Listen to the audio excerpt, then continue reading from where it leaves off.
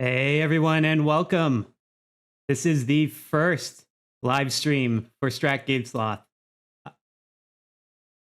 This is so exciting. Thank you all for joining. We are coming in with some action pretty heavily here. All right, thanks for confirming you can hear me. First time jitters, everyone. And expect a lot of that on a first live stream because there is a lot of technical complexity going on. I know we're coming into the action here, but just so you get a sense of exactly how many things are going on behind the scenes, check out our control room. And we've got people coming in and out over the course of this event. So yeah, I might have to troubleshoot some things, but please let me know if you see any slowdowns, any frame drops, anything like that. But otherwise, let's get into some action.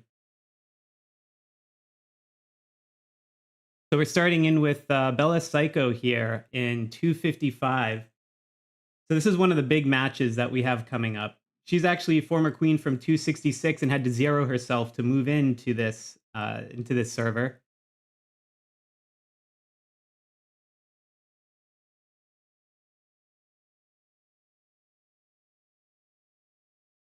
I also just realized you guys would probably want some music. Let's get going.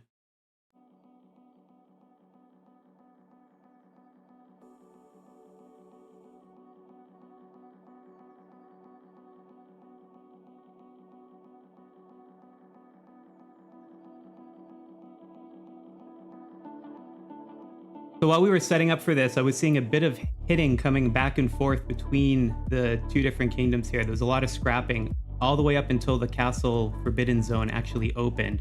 And even now you can see they're trying to reinforce.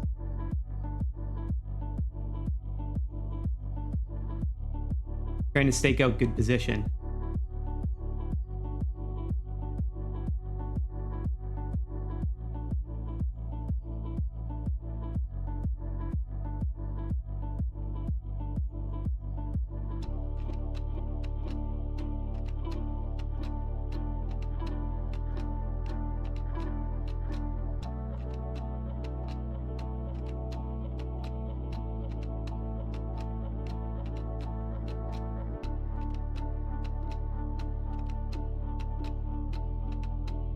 So I actually don't have coverage for 945 versus 965. But let me know in the chat what's interesting about that one. I'm pretty sure my machine can only handle feeds coming in from 6 different matches at once on top of encoding and live streaming. But good to know in the future if there's some other kingdoms we should be on the lookout for.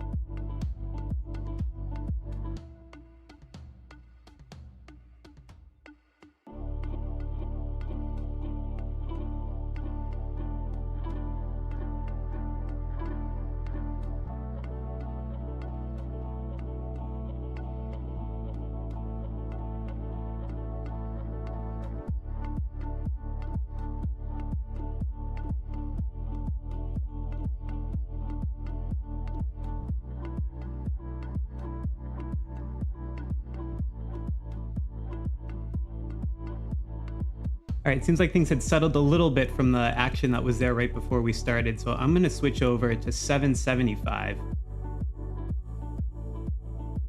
We have Colonel Sanders, one of the two folks streaming from 775 today, and he has a whole bunch of chests he's going to open up for good luck right before the castle battle starts.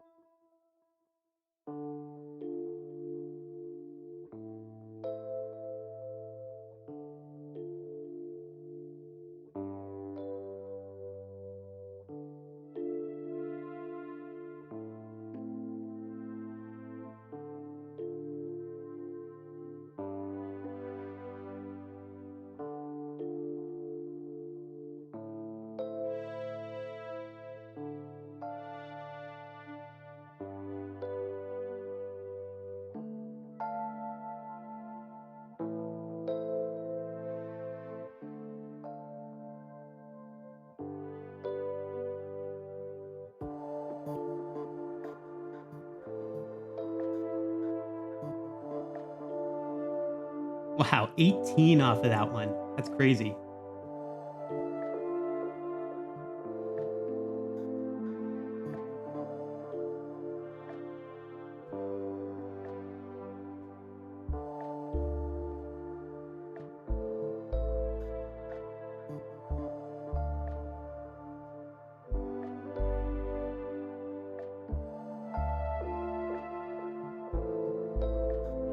Yes, as a matter of fact, we do have some top whales fighting in this one. So that 255 and 240 match that I came in with, that one actually has SR on the 240 side, who's the top ranked player. So that one's going to be a pretty crazy matchup. I'll tell you some more about that as the castle battle gets started and more people join in. There's a lot of interesting stuff going on in that one.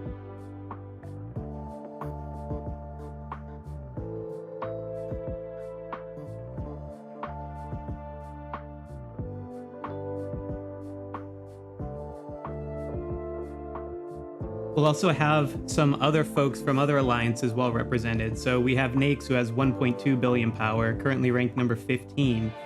He's going to be on the 268 battle. We'll have Mags as soon as he joins in live streaming. For some of the big players, we wanted to just give them, the opportunity to be fully focused. So many of them have partners that will do the live stream, follow with them, open up some of their battle reports. They'll keep sending it to them. But that way they don't have any delay or lag on their signal.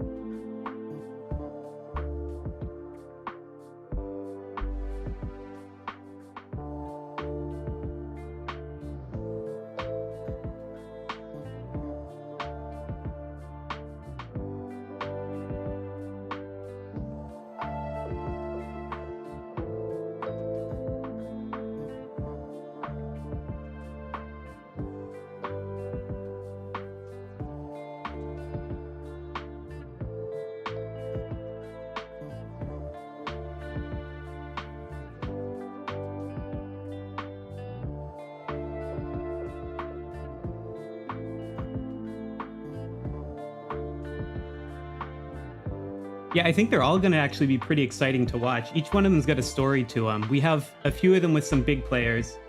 I also left out 354, which has Havoc.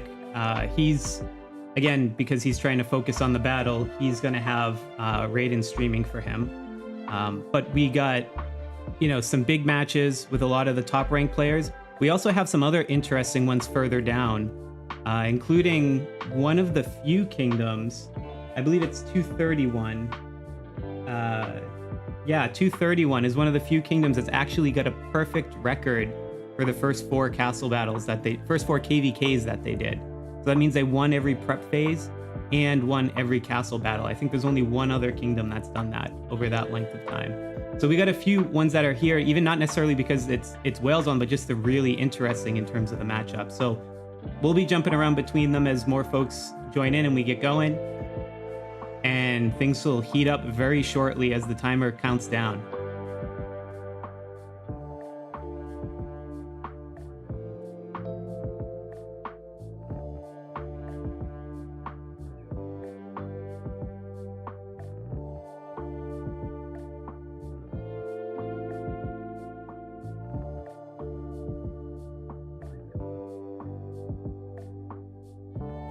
And also, while we're waiting for things to get going here, I just want to thank Raphael KS649, who purchased the membership even before the live stream opened. And for those who do it, it's actually supposed to pop up on the screen, but he did it beforehand and sent me this really nice message on Discord, wishing me luck and wanting to support. So give him a shout out now, since it won't pop up on screen for him since he did it so early. But very much appreciated. Thanks for the support. Hope you're watching.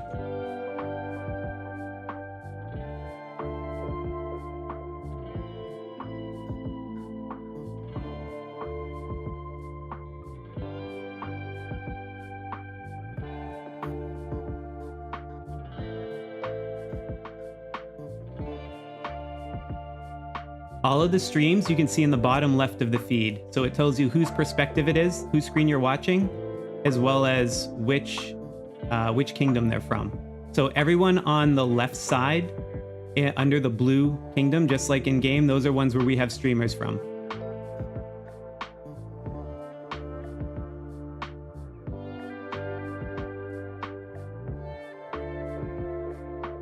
Yeah, happy to cover.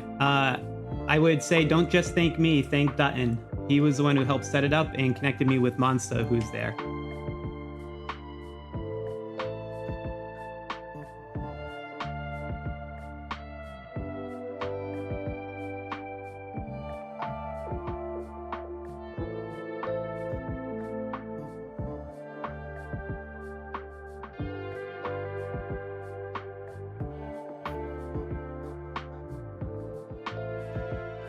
All right, let's flip back over to 255 for a moment.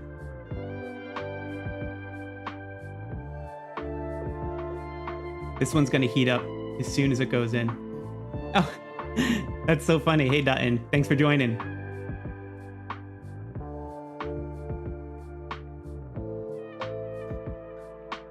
I don't know if you've actually only used that name on Discord or if it's just this thing that's going on with all the YouTube usernames. They've switched them. There's like an actual sign-up name, and then there's the handle that you pick, and in all the systems they flipped it. It's hard to keep track of who all the members are, but thank you for joining.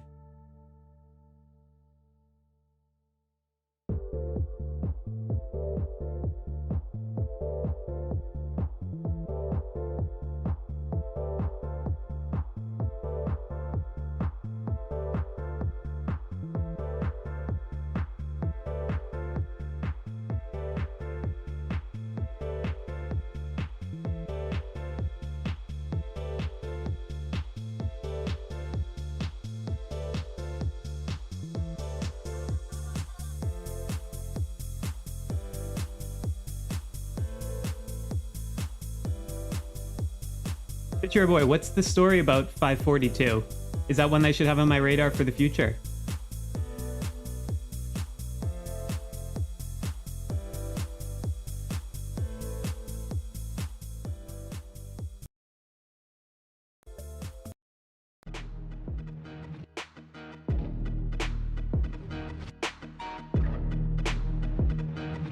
All right, this thing's about to open. I was switching to some more appropriate music.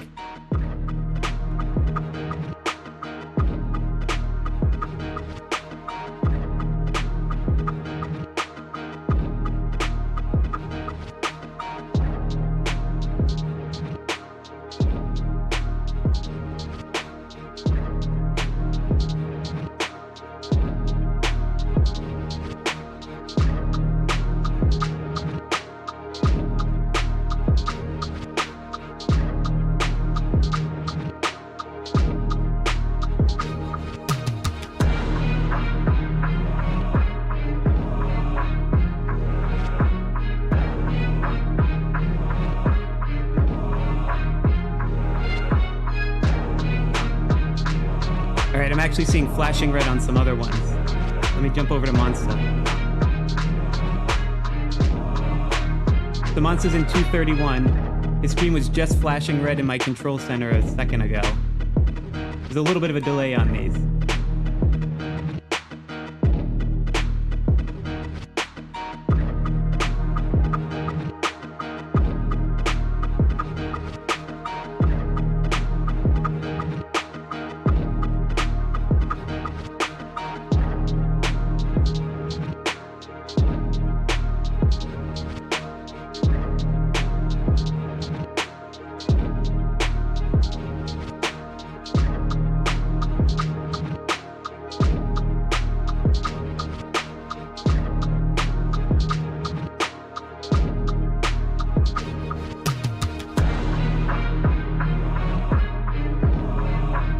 Yeah, I figured this would be an appropriate song for the start.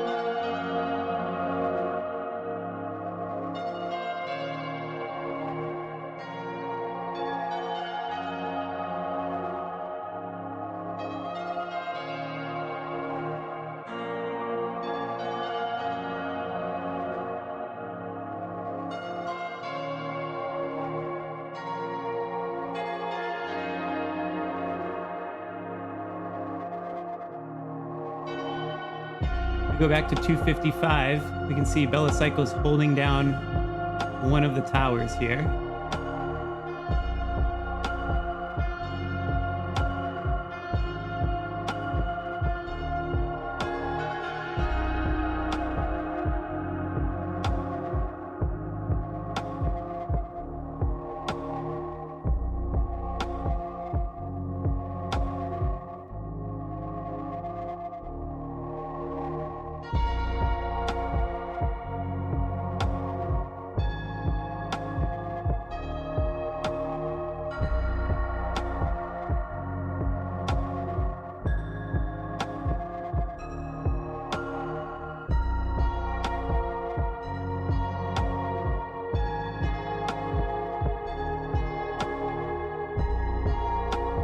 You know what, actually what I'll do is I'll switch over to my own sky cam.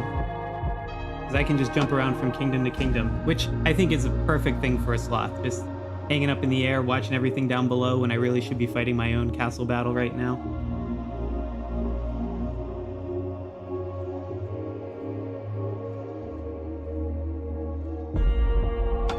But yeah, it seems like Doc's got there first.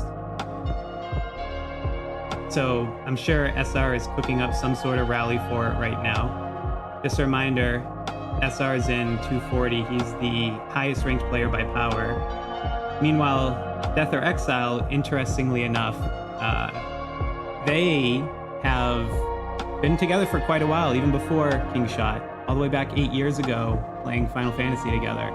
So they've been whale guilds in a number of games and focus a lot on strategy and competitive tactics and really trying to drive stuff. So this will be a super interesting matchup to watch out for. Can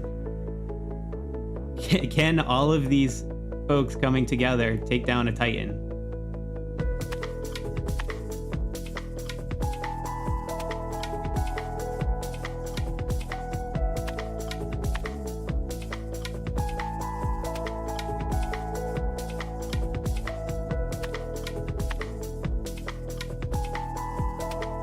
And guys, just look at the amount of skins that you see here that have some sort of either challenge of getting from needing to be a top rank, or, you know, just altogether have to have really insane VIP levels.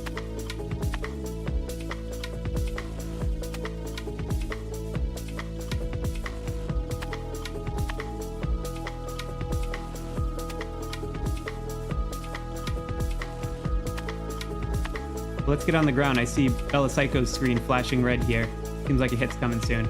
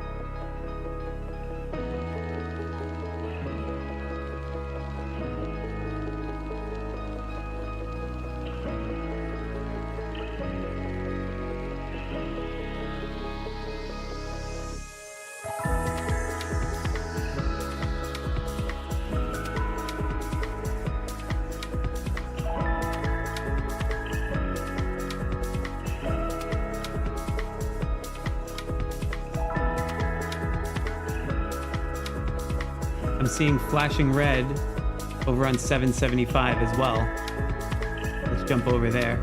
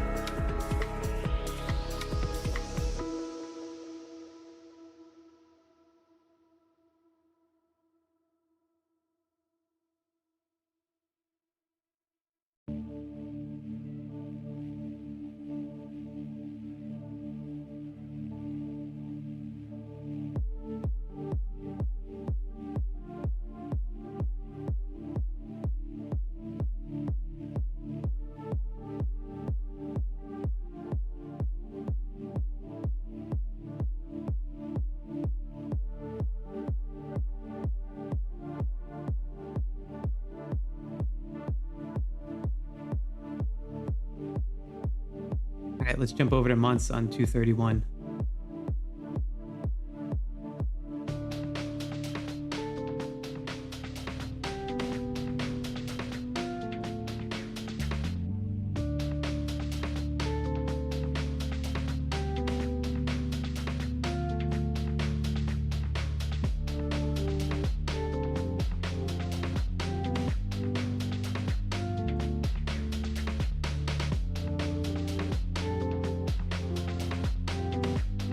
All right, I gotta flip back over to the sky cam. SR just took the castle.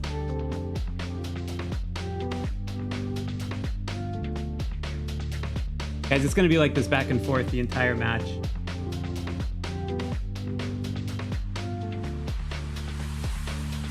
Just to give you a sense, I mean, SR's power level is so much higher. Like, just in relation to everything else.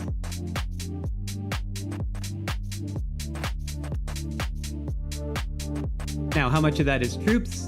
Hard to say, but so when that big walks in, that's a really hard garrison to hold up. So I think what we're going to see is SR coming in, taking the castle.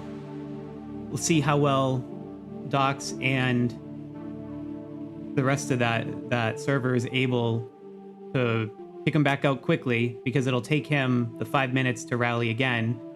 They do enough shadow rallies properly, enough waterfall rallies on the attack, it's possible that they could still come out ahead.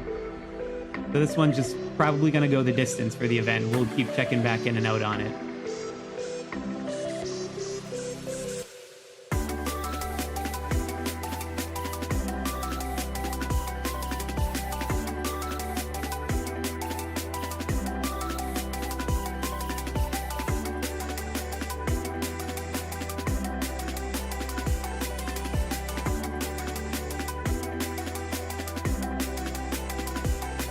See some turret rallies being formed. Batch hailing, of course. And batch hailing, by the way, in increments of 2,000, which is pretty wild.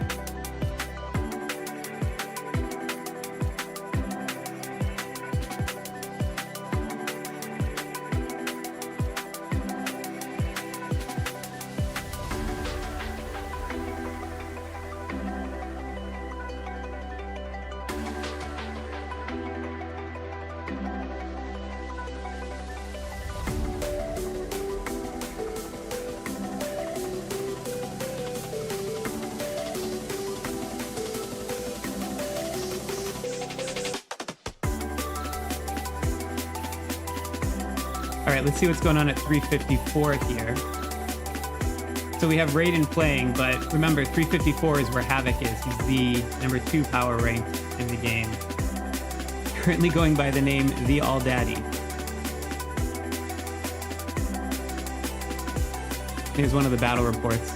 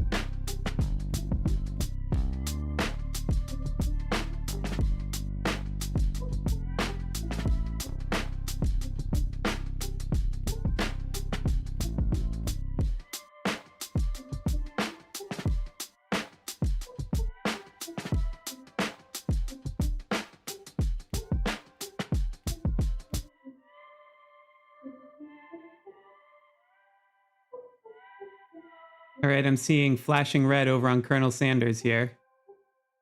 Let's flip over there while Raiden does the batch healing.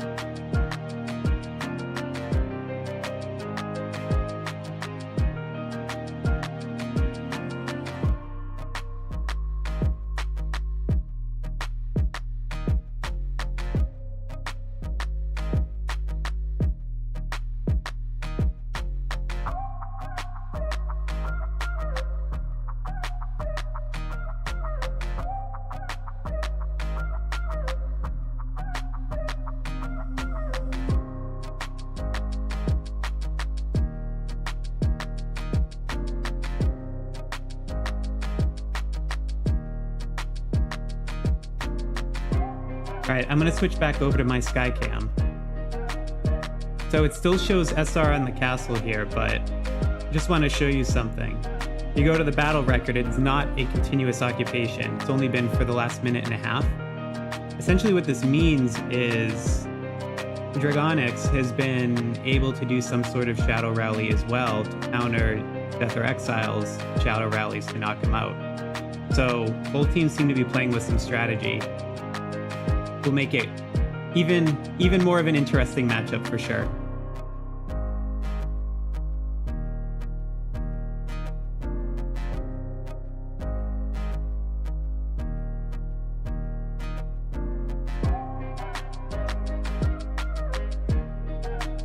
For those of you actively watching, please do let me know in the chat how the quality of the feed is that's coming through. As you can imagine, we are processing a lot of data. Not only all the feeds coming in and encoding it into a live stream, but also the individual players who have devices overheating or trying to mirror the screen to a computer or play on emulator. And in some cases, a couple of them are playing multiple accounts right now, like Bella Psycho, for instance.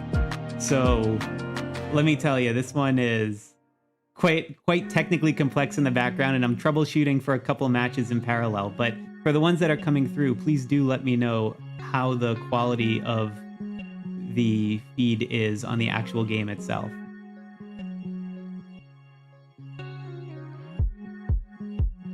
Hey, Nomadic Nerd! Thanks for joining, and thanks for confirming.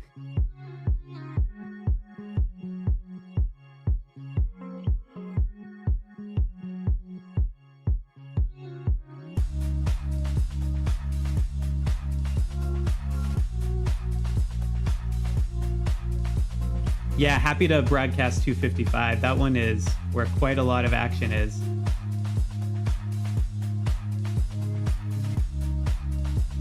And there was almost a preview to this matchup too, because Docs had played against SR's Alliance in Swordland over the past weekend. And SR's Alliance managed to win, but barely squeaked it out with about 7,000 points only, which is a pretty close Swordland matchup for, two armies of that amount of power. So these, despite what the power rating would suggest on the actual totals, this one, I think it's going to go the distance until it's decided.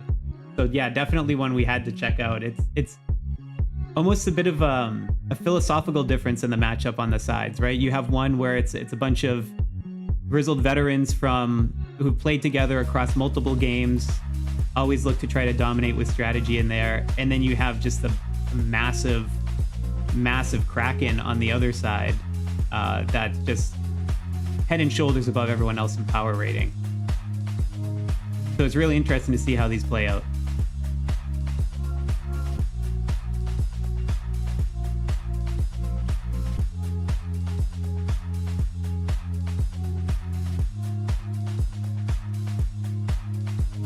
Oh, 5.5. Sorry. I must have had bad intel. I was told 7. So it's going to be even closer than we thought.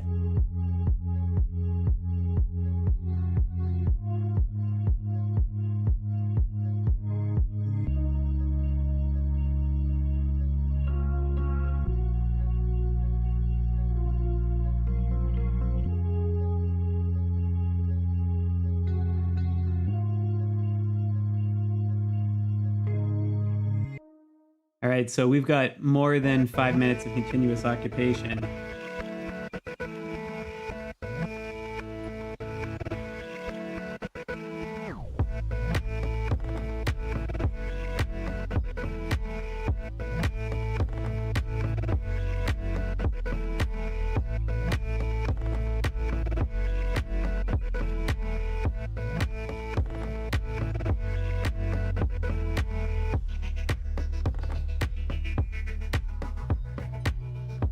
Oh, hey, and I just saw in the chat too, someone's joined in from the Philippines. Welcome.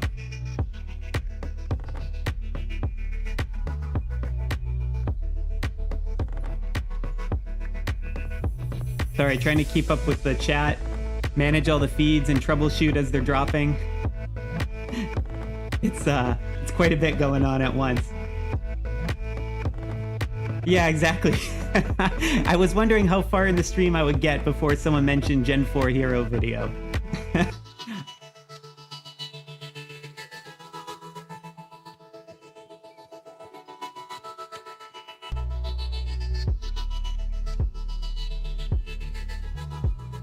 I am working on it. Promise.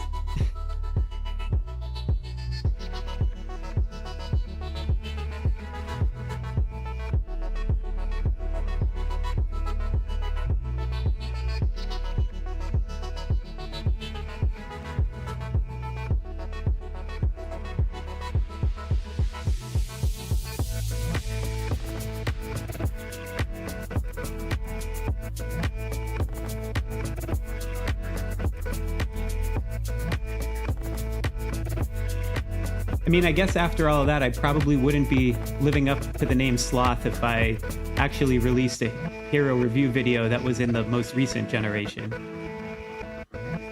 Been kind of, you know, keeping the pattern of N-1. It does help us understand the investment case, though, which is a very good excuse. All right, let's jump out of my Skycam view and check out what's going on in another location. Let's jump over back to raid in 354.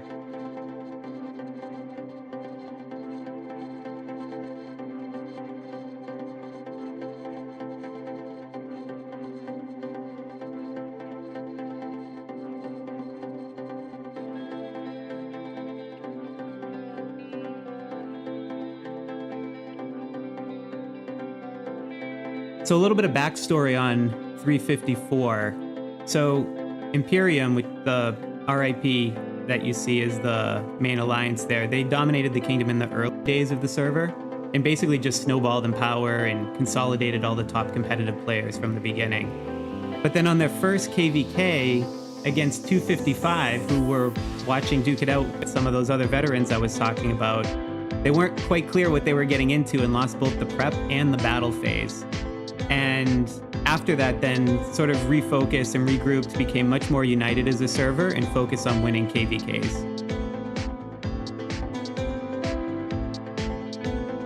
And what's also interesting, KvK, as we were saying, is currently going by the All Daddy right now. He's a veteran of war strategy games for many years, going back to Game of War. And he was king there for many years, super active in politics. but also got a little bit tired of the politics there.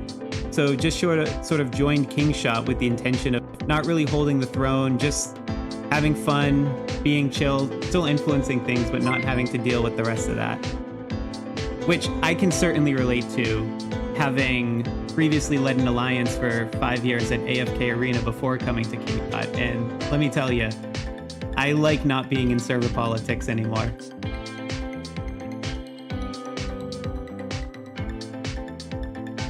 Oh, Nomadic Nerd, thank you so much. Really, really appreciate it.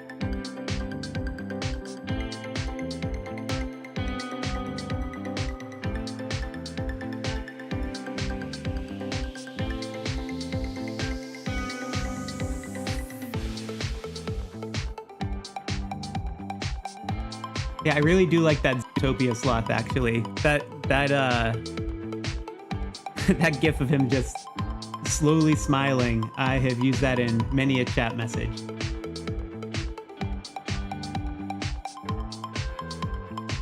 Oh no, so what happened in 241?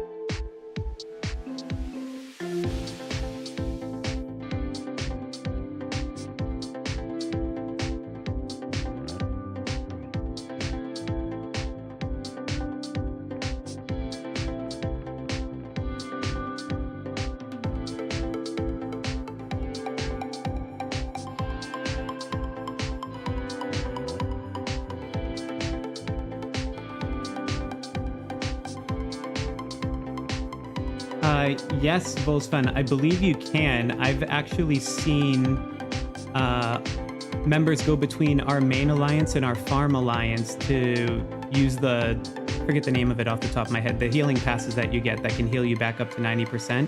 That way you can get more assists. So people will bubble up in their farm accounts and the farm alliance, make sure they don't get hit.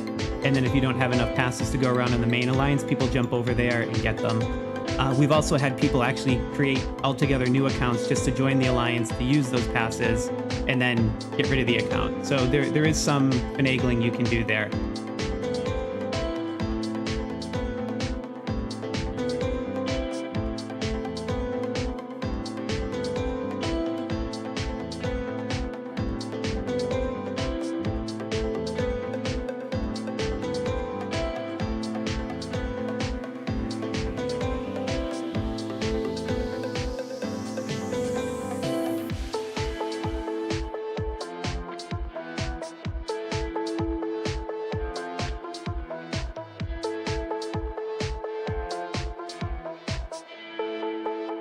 Yeah, I'm just reading some of these stories in the chat. Pozo, Nomadic Nerd, that sounds really rough to deal with. And Nomadic Nerd, if she's looking to transfer, trust me, definitely worth picking her up if you get the opportunity to. She's one of the folks who helped me with that Tri-Lines Clash video. I basically had one shot to record everything and make a guide before the second time it came around, and she, as well as Mugiwara, who we're hoping can connect here on Kingdom 444, they both recorded their Tri-Alliance Clash footage to help me get out a guide in time, and I think I got it out probably about 12 hours before it flipped over, so thank you, much appreciated.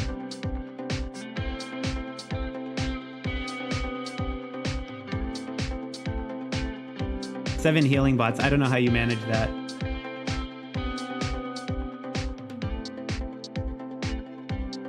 You know, I was talking with Bella Psycho previously, and I'll flip over here because of that. She's at one KvK had played 4 accounts, and they weren't just like healing accounts. It was her own account, an Armory account, and then has been known, if other folks can't join, to jump in and pick up to 2. I think she said never again. 4 accounts was a bit much to juggle, and I mean, I feel like that's professional esports territory.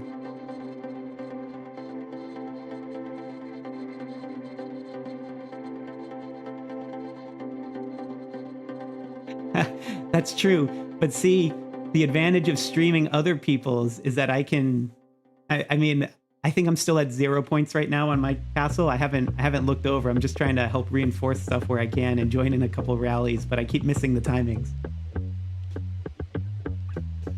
I feel like this is a good enough excuse though. It's like a public service, right?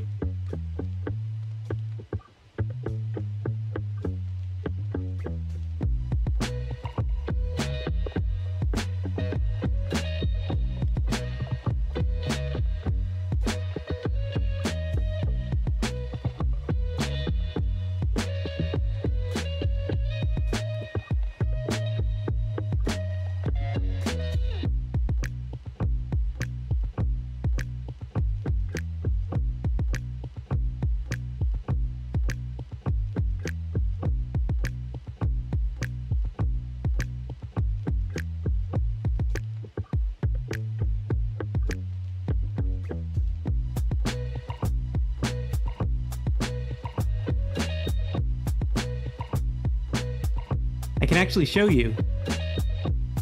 This is what it looks like on my end. And I have another one who's trying to connect right now that's having a technical difficulty on problem solving. So I'm just jumping around between all of these.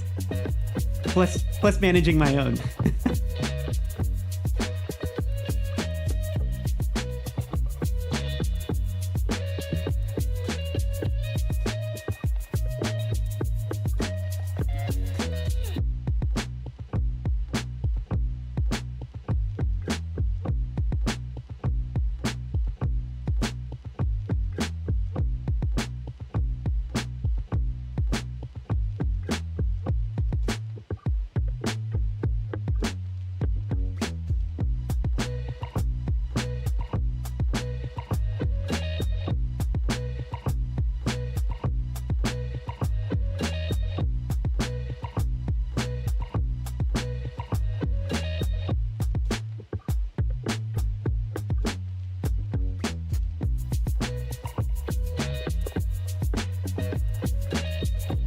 I have been using BlueStacks. I'm actually not for this. I'm broadcasting my own phone and the Skycam one through the system, the relay I have set up here. But I did just get a capture card, haven't fully set it up, so that'll help me a ton. Hopefully I'll be able to play much better because I do not do well on emulators. But I have been using BlueStacks. I've heard other viewers say that it's quite heavy on system resources, and they recommended Mumu. I think it's by NetEase that actually makes it, so I would imagine they would know what they're doing given all the mobile games they make, but that one I've heard is much lighter on system resources, but for me today, I'm actually not using either of them. How's ID Player been? Oh, really? ID has Remote Link. I wonder if that'll help solve some of the challenges here, because my computer is essentially the host right now for 7 different feeds coming in. It's not like Zoom or Teams or something like that where it uses a central server. Fortunately, it's CPU, not GPU, so I can load balance with the stream here.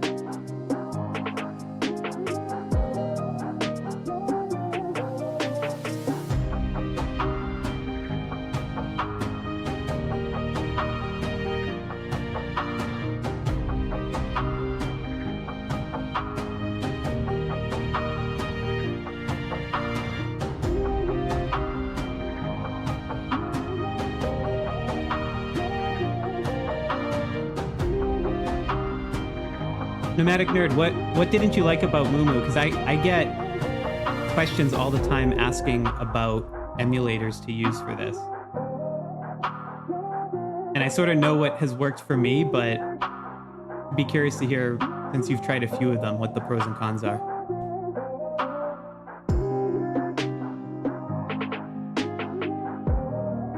Five accounts on BlueStacks, Boso? Wow, you must be running a beast of a machine.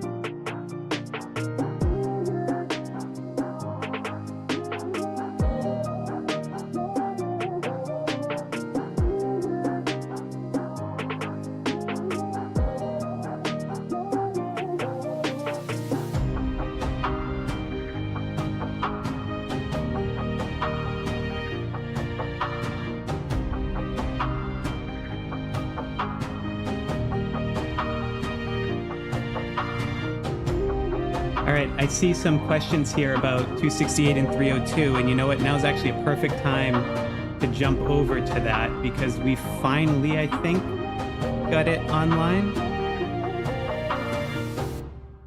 Hey, there it is.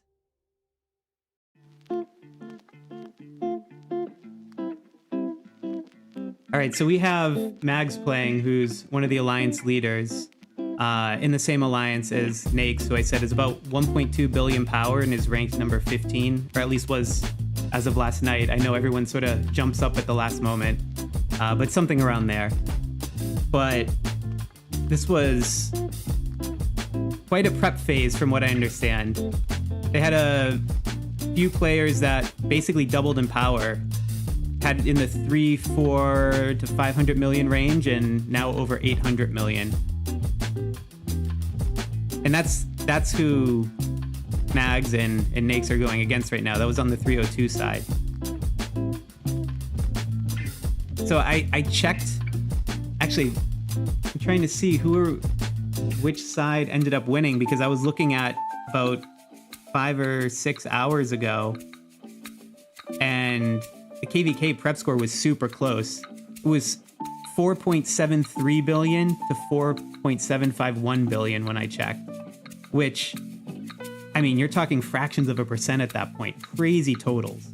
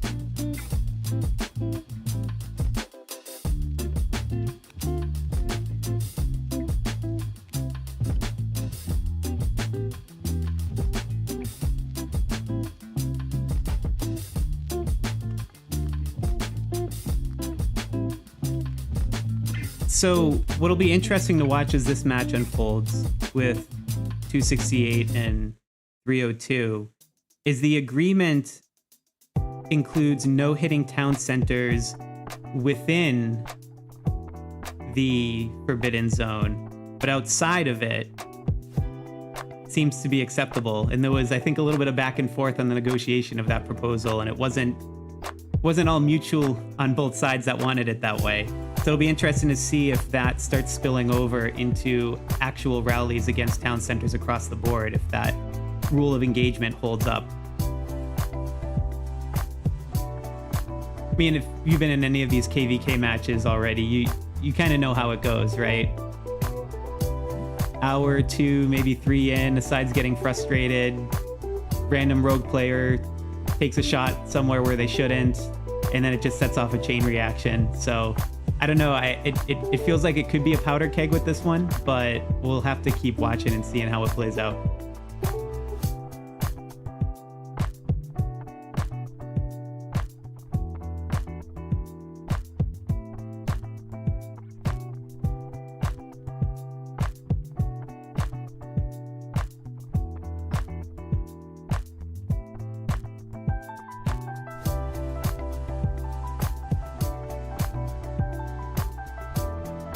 Oh, and I just got a notification on Discord. So they were clarifying that 268 did indeed win on the prep phase.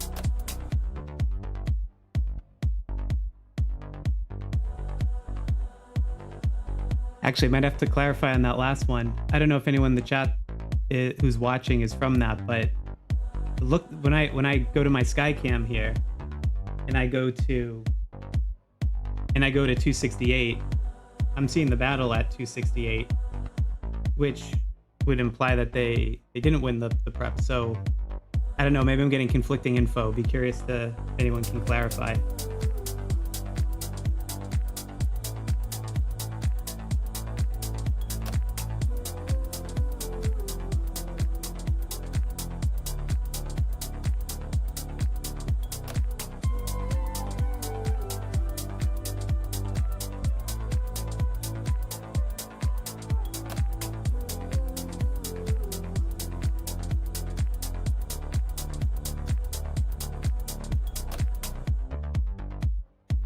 See how things are doing back on 255. Thanks, Lever Gaming. How close was it? Did you end up seeing the final score?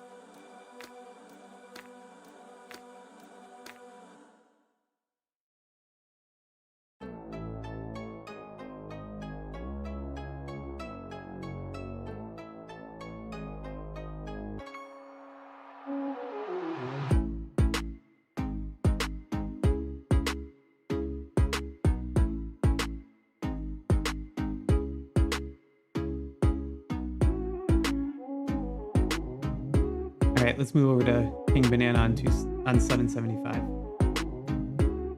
Oh, might be having technical difficulty there. Let's try Colonel Sanders. Feed dropped just as I switched over. That's the fun of doing it live, folks.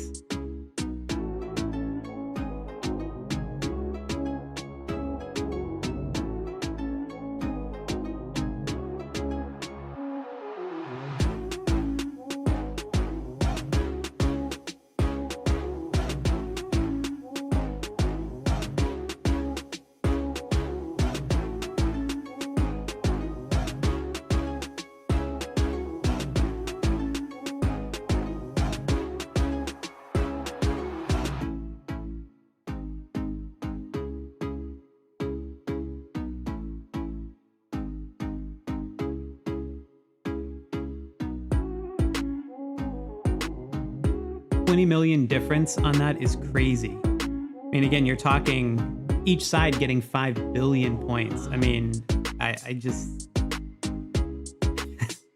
that one hurts to lose that closely at that point. I'm sorry, that's rough.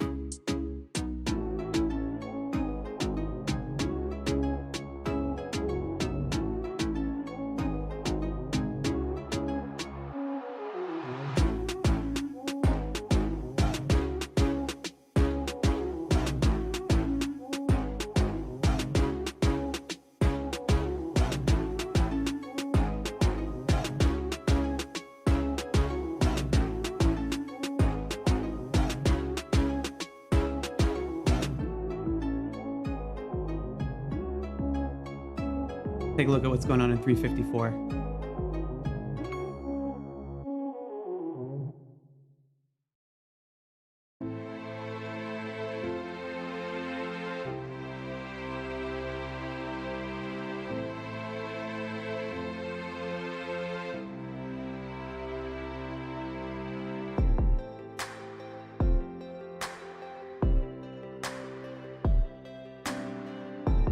Zero, who's the 1 billion whale on 373?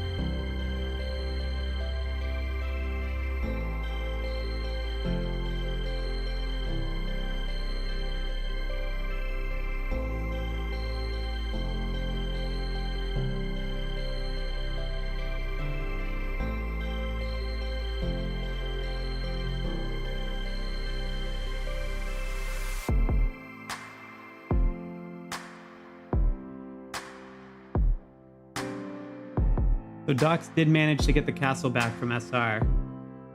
If I pop over to my Skycam, I got the holding time up right now.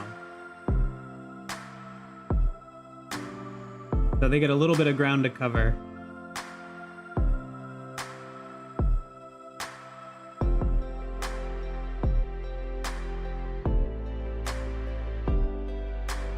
Go back to Belopsycho's perspective.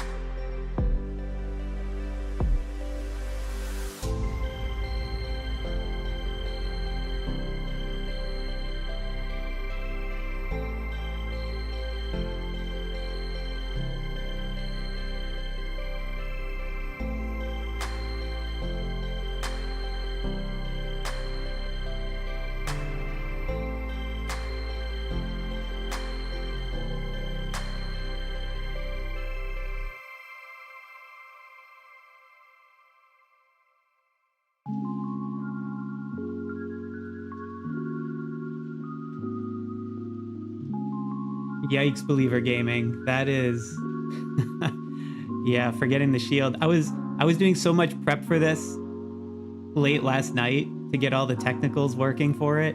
I almost forgot to shield myself. So glad I didn't. I mean, you do get a lot of it back, but yeah, you're gonna be tapping for quite a while to get those troops back.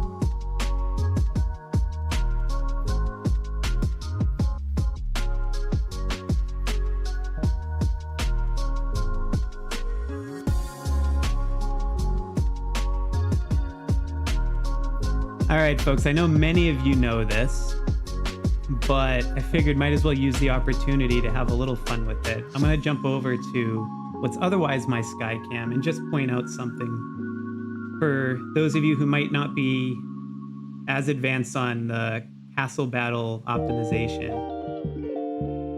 But basically, you can score a ton of points really easily. So you'll see right now I actually don't have any because I've been too busy solving technical difficulties and jumping into various matches and trying to comment on it. But we're gonna fix that real quick. So I know this sounds silly, but honestly, if you just attack, you will see exactly how quickly a full march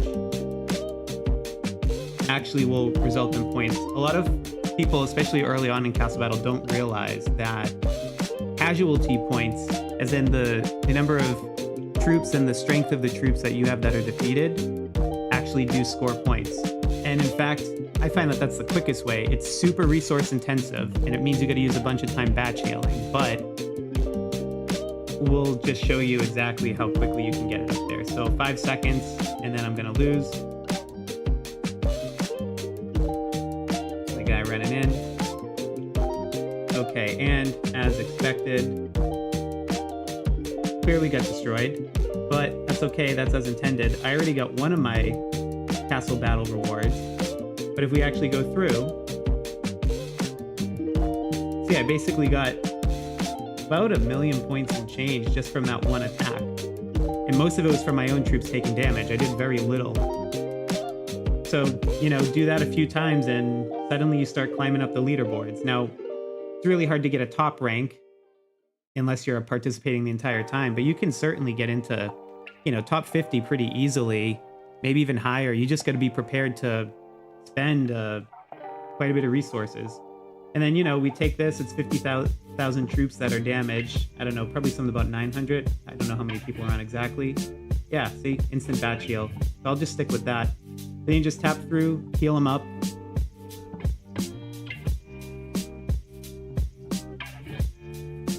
And, you know, you can do it pretty quick if you got a bunch of folks with the auto heal on. But like I said, you know, if I do something like this to try to pad the score after the outcome's a bit more determined, I'll probably burn through 300-400 million wood and food each, and then a proportional amount of the other resources. But it's a good trick, and if I wasn't doing all the multitasking right now, I would potentially send multiple marches back and forth even while I'm healing. Just more efficient that way, but you got to make sure you don't overflow your infirmary capacity. But anyway, let's jump back over, check with Colonel Sanders. See what's going on here. I saw some red flashing a moment ago.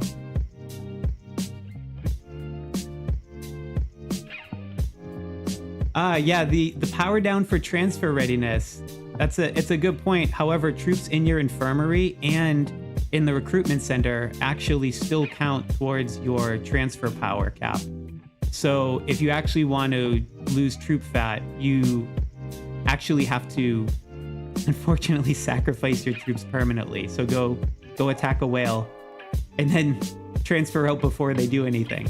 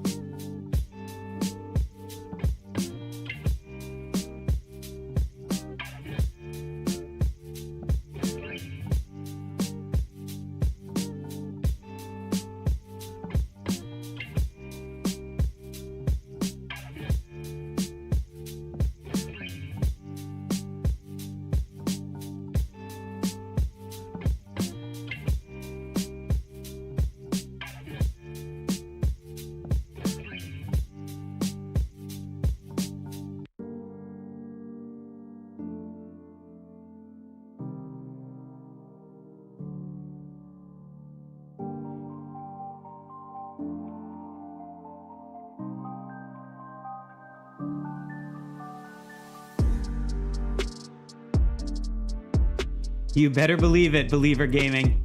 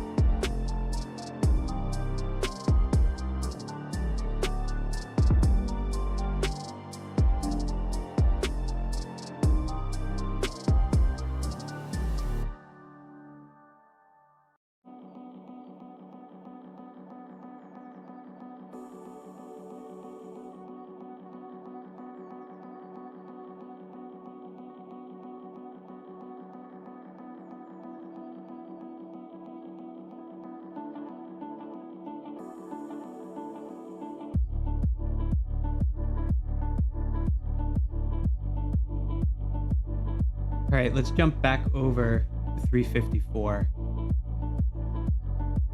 Looks like KvK is about to launch a rally at the King's Castle.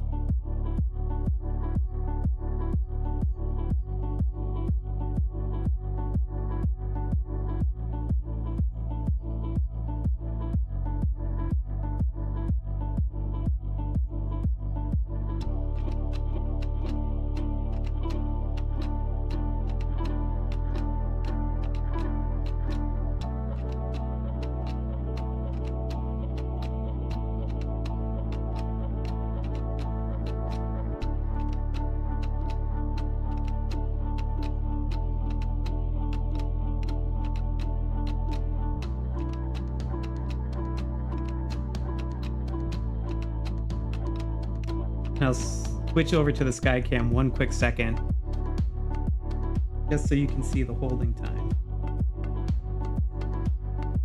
Let's go back to the action.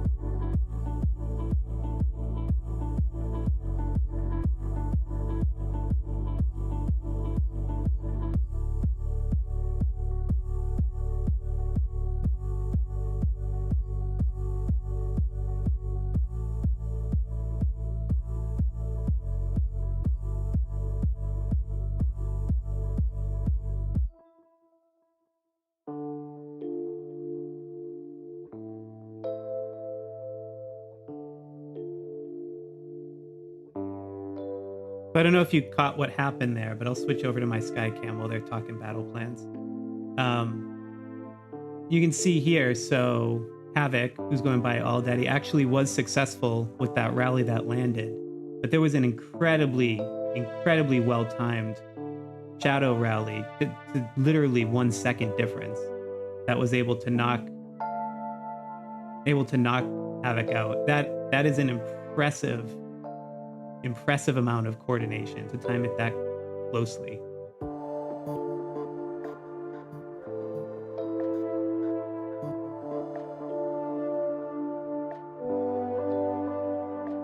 And you can see too, what's interesting here is for the defenders from 341, they have two different alliances that are both vying for occupation.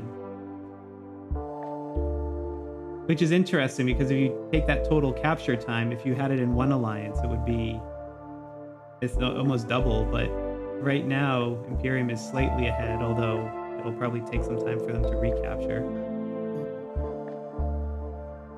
It's an interesting strategic move, but very, very good play.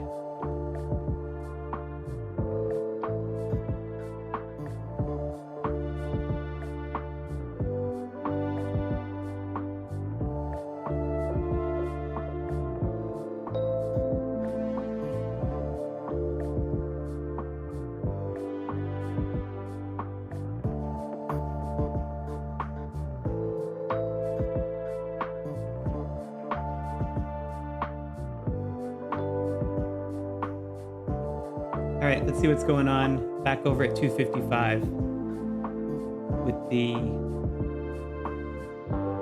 the team of whales taking on SR.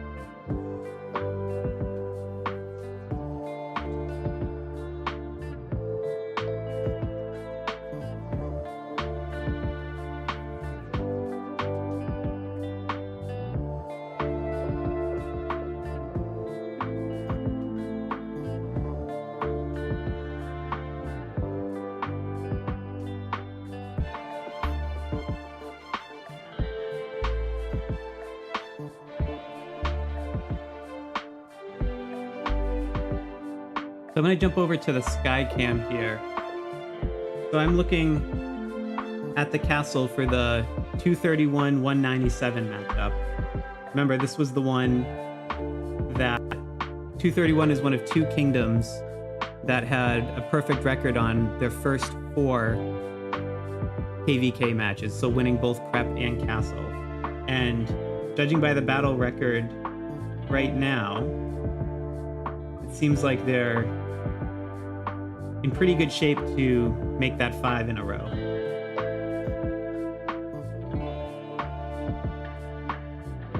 But I'm gonna flip down to the monster right now. He's on the ground in that match.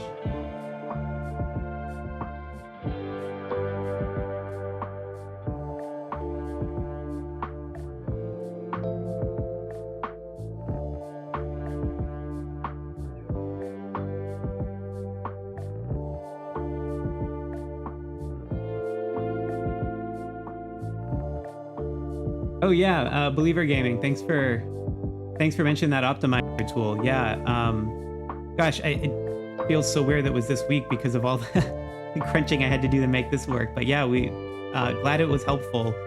I don't know if Z-Brave's in the chat here watching along, but I mean, he did just a ton of heavy lifting on all the coding and everything on the background.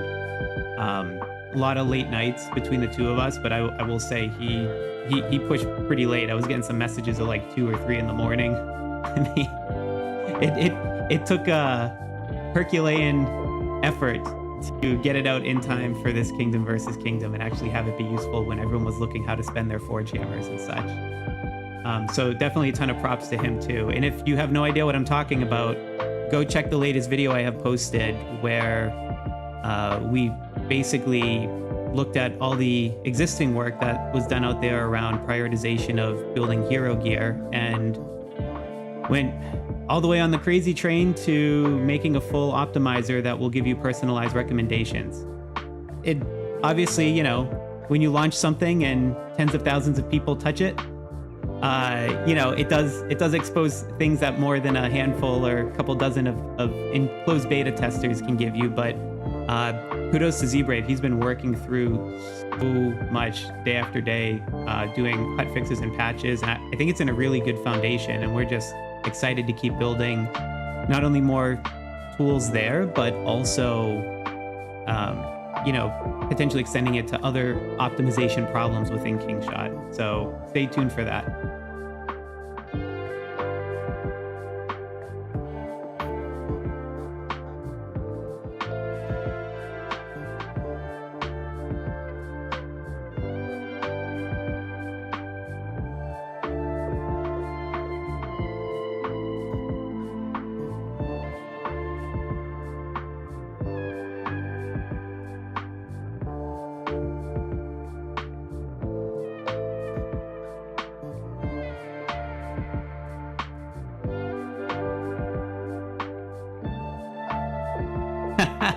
Yeah, you know, I have a love-hate relationship with Artisan Visions.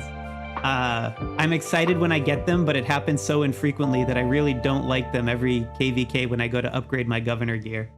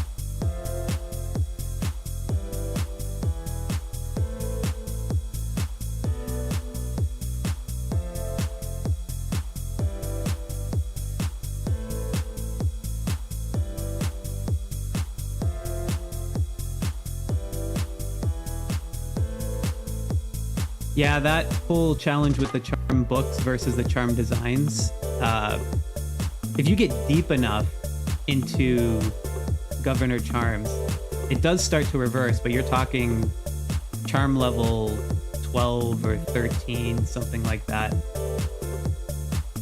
So it's not a problem I'm going to have anytime soon running short on charm guides. But for some of the folks playing here, certainly I think the resource load starts to balance out a bit more at that level.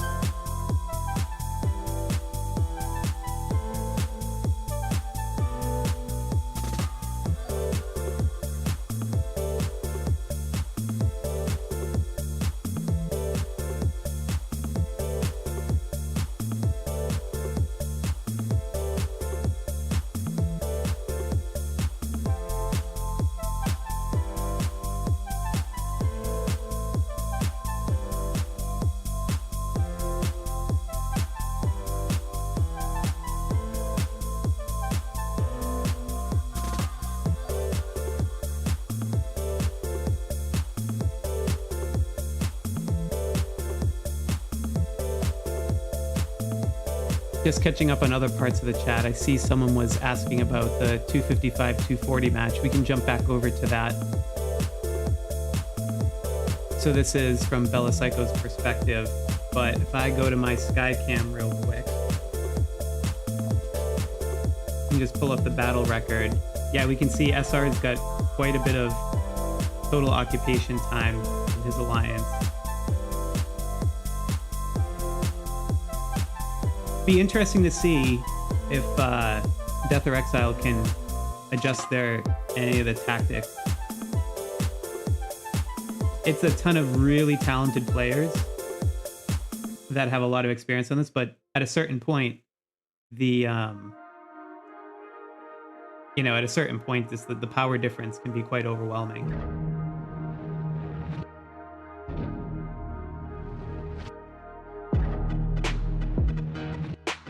Go back to Bella's view.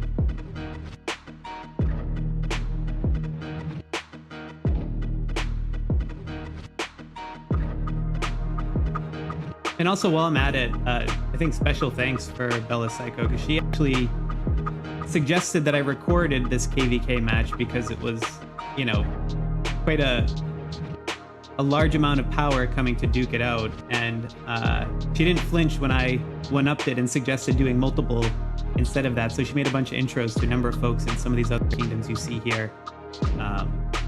Just really, really thankful for that.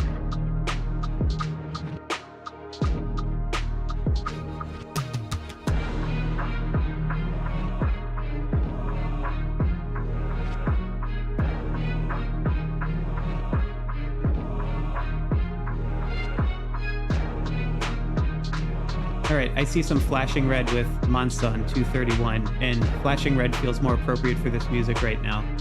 Let's see what's going on over there.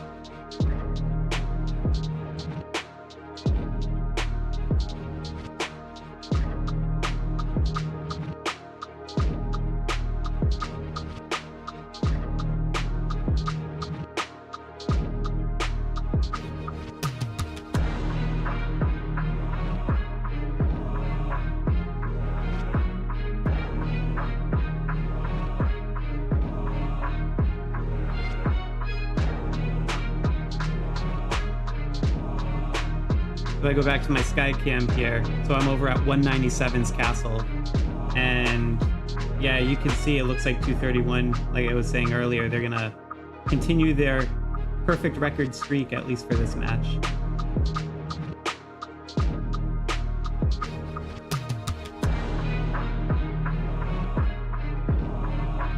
Flip back over the monster.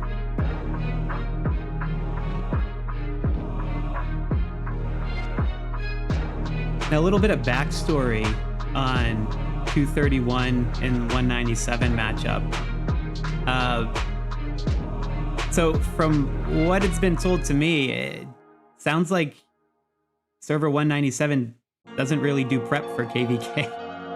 I saw some of the scores ahead of time, and it was, I don't know what the final number came, but when I saw it like 12, 14 hours ago,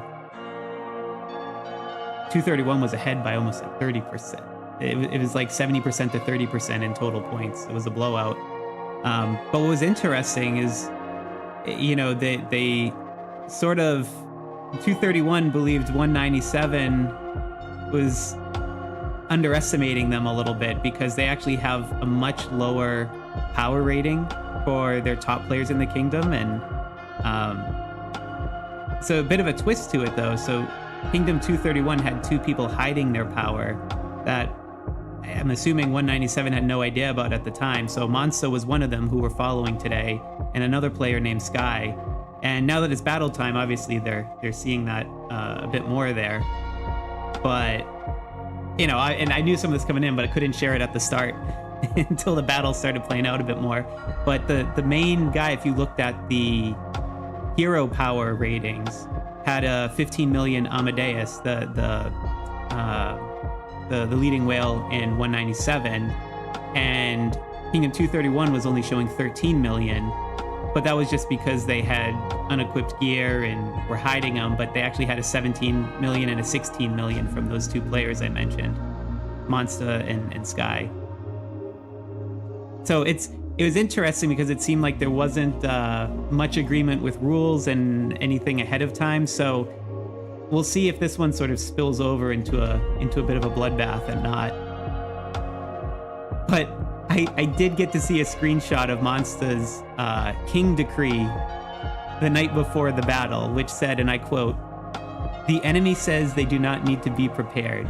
They are correct. Prepared or not, oblivion awaits. May God have mercy on their souls, as we will not." So this one might be finishing sooner than some of these other matchups, but I have a feeling we'll continue to see a lot more action to keep jumping back to.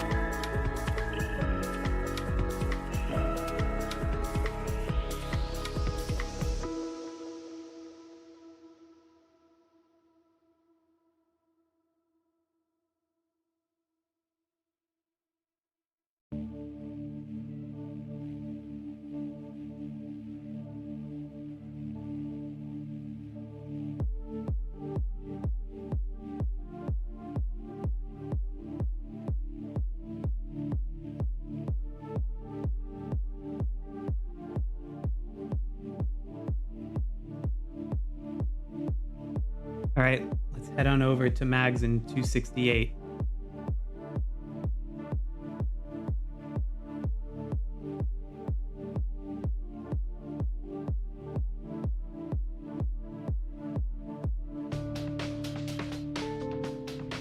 And you can see too, a lot of these folks who are streaming in, this is a bit of a challenge. You can see the simplified battle mode trigger on the left there. That these machines, when you're trying to play Kingshot and stream out a signal, they're putting in some work. So Mags, thanks for flipping that off so we can get a more fun view here than the simplified one. But I hope your device isn't overheating.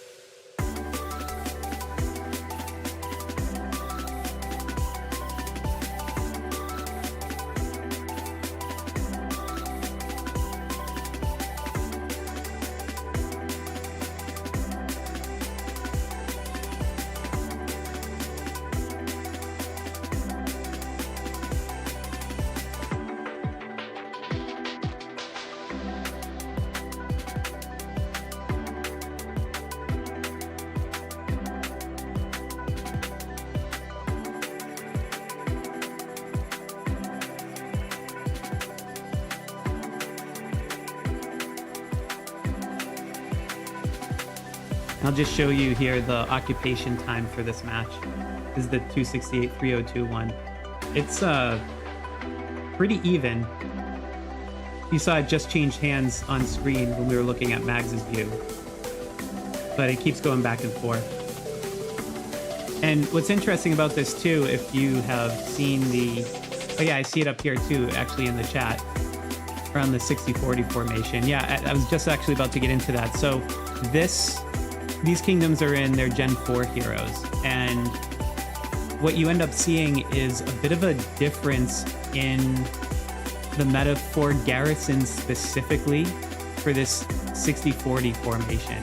And it relies on a combination of Elkar and Margot's abilities, at least as far as Gen 4 goes, and the fact that both of them have defensive widgets. So for a garrison, you know, it kind of sets up this asymmetry in Generation 4 where the defender has a bit of an advantage because the latest generation heroes are the ones that are more defensive oriented. So if those widgets are built, you get the multiplicative impact on the stats. And just the way that the stats are aligned, they're more well suited to essentially make the infantry be able to deal quite a bit more damage and the cavalry attack archers more effectively. So you have those two things happening together, and that coupled with the fact that in the battle mechanics, infantry attacks first, followed by cavalry, followed by archers, you kind of have basically a chance to wipe out the enemy archers before they can attack. And your infantry suddenly start doing a lot more damage in addition to being able to take a lot of damage. Then you throw in all the bonuses and stats on top of it, and it sets up a really strong... Oh, yes, and don't forget Saul as well. Yes. You throw... Because you don't have any archers in the formation, you can basically throw any hero to get you the best abilities. So you throw Saul in the 3rd slot because you don't care that the archer stats are 4 generations old. You are essentially playing it for the abilities that are going to buff up the infantry and cavalry troops. So it's this confluence of factors that makes this formation so effective. And, you know, if you look at it from an attacking standpoint, you know, you got Rosa with the lethality widget, offensive widget in Gen 4, but, you know, for cavalry, you would have to go to Petra for Gen 3, and then for offensive widget hero, you're still looking at Amadeus all the way back in the 1st generation, albeit his stats put him somewhere between, you know, like the 2-3-ish range, depending on the hero. So it's just very asymmetric.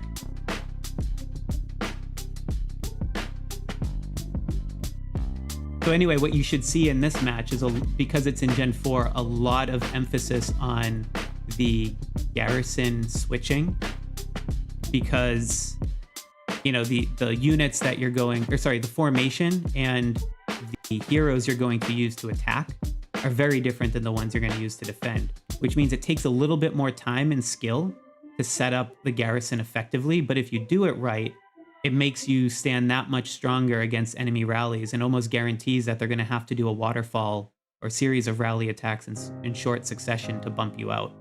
So the dynamics in this match are, you know, quite a bit different than, say, some of the other kingdoms further down on the list that are in Gen 3, where this dynamic isn't in play.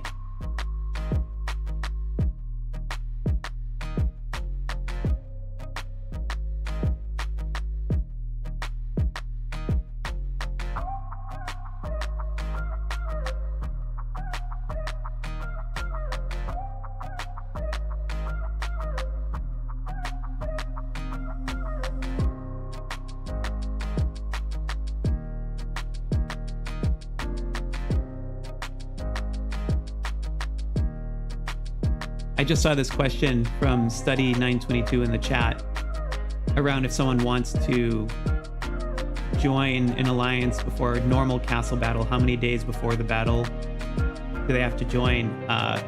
0.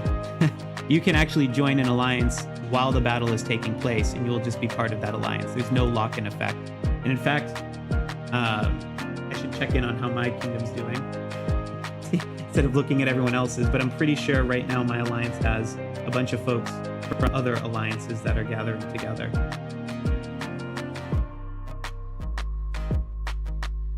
Yeah, we're moving a bunch of folks around.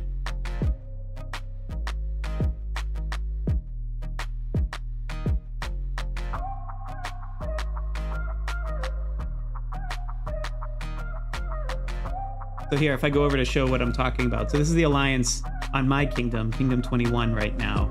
And the person in the number 3 spot, Nomad, is normally in another alliance, for example, along with a few other ones here. So this, and they changed after the battle was already going and I was already here live streaming. So you can do it at any time, Study.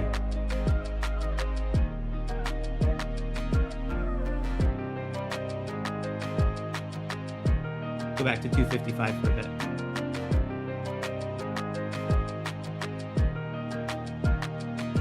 Oh, hey, Razvan's in the chat. Hey, buddy. Thanks for joining. Razvan also covers this game and in another mobile game as well. And he just hit 3,000 subscribers fairly recently. I think it was like last week or something. So congratulations for that. I think he's got some giveaway he's planning to celebrate. So you should definitely check it out.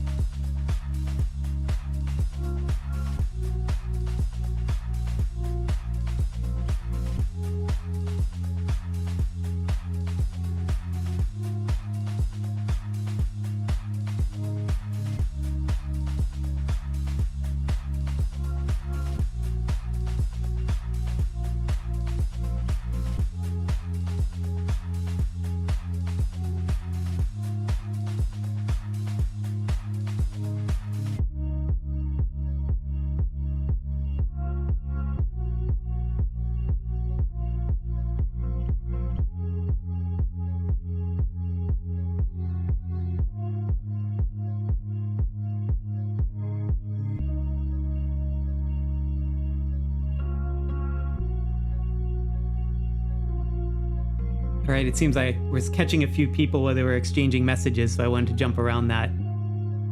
No, but here we go with Raiden back on 354.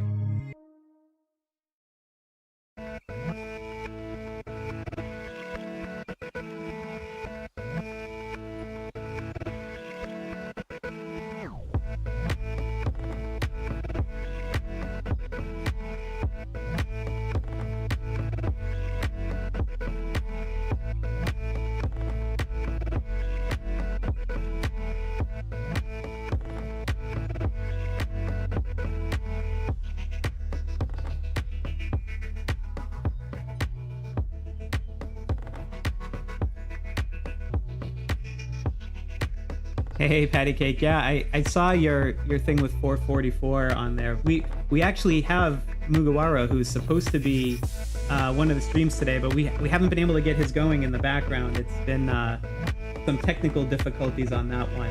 But I think it sort of varies a bit. You're making a strategic trade-off when you put all the whales into one alliance. If it can be sometimes more helpful if you have a lot of whales that are distributed across a lot of evenly strength alliances in a game, and you're just temporarily switching them in for the battle. I've seen that used to good effect before. But it can also backfire if you have all the strength in one alliance and the other alliances can't really participate in rallies, because you can only have so many high-level troops filling all the rallies in one alliance, because everyone can only join one at a time. So what ends up happening is, there's sort of these two strategies that emerge back and forth where, you might decide to consolidate power if you need to strengthen up so you can have a strong enough rally to, say, knock out someone that maybe any one of the alliances on their own wouldn't have been able to, because you want to, time them well together. But then there's sort of the reverse, where if you're going against one really, really strong player, and again, that's why I keep going back to 255 with their battle against SR.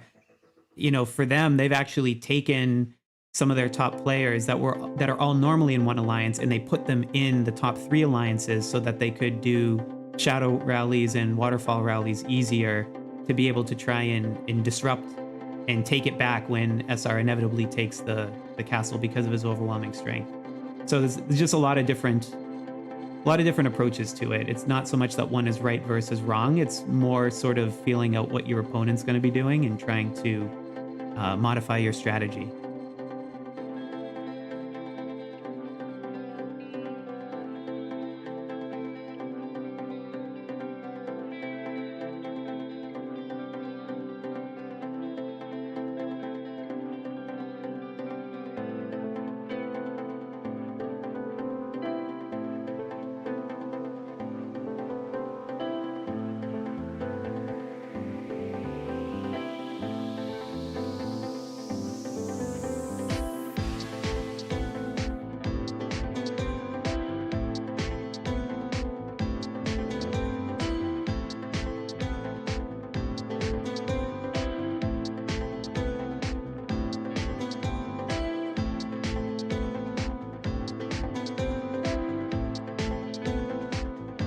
Just if you want to see the stats on this castle match at 354, I mean, this one is going right down to the wire. Literally a couple seconds separating each of the 2 alliances from each kingdom. Now, if you look at 341, they have a lot of time held between the 2 of them. That's another interesting strategy, right? Potentially one of the drawbacks of distributing your power too much between alliances, per our earlier conversation.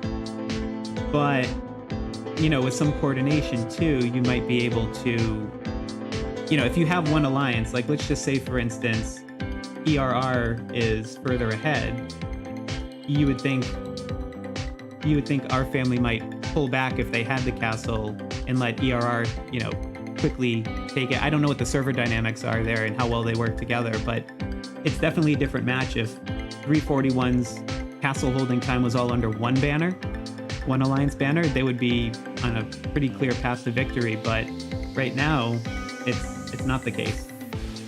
It's still anyone's match.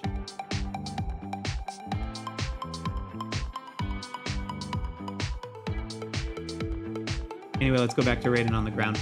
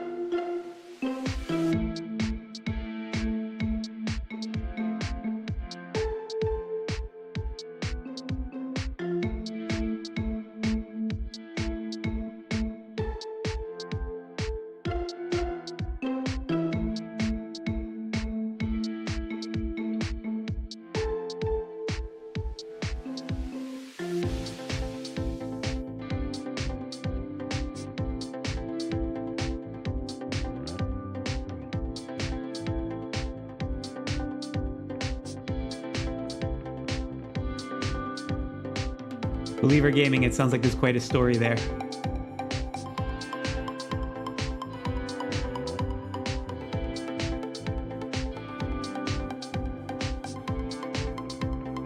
Hey, Clarity JJ, thanks for joining.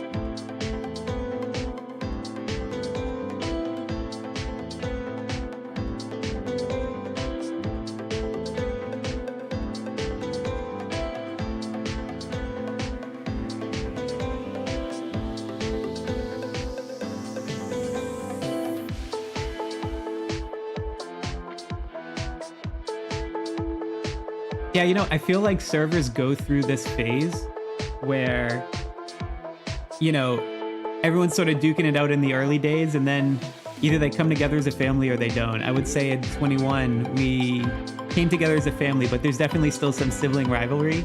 But usually during KvK, everyone comes together really well. So it's always fun to see the dynamics at play.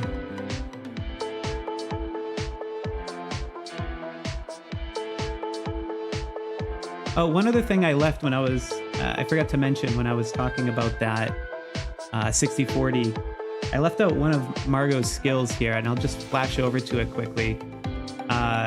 You can see there's also this dodge ability, which is a new skill in the Generation 4, and I know we already joked about it, but I'll get that Generation 4 Heroes video at some point soon. But that's another key thing that helps this work, because the dodge against the attacks from enemies in expedition mode really helps quite a bit on the defensive side when you can just bypass damage being taken. So you couple that with all the other perks we talked about, with infantry and cavalry both having a much higher health pool and defense to begin with than archers do, and this is also one of the other key enabling parts that I overlooked.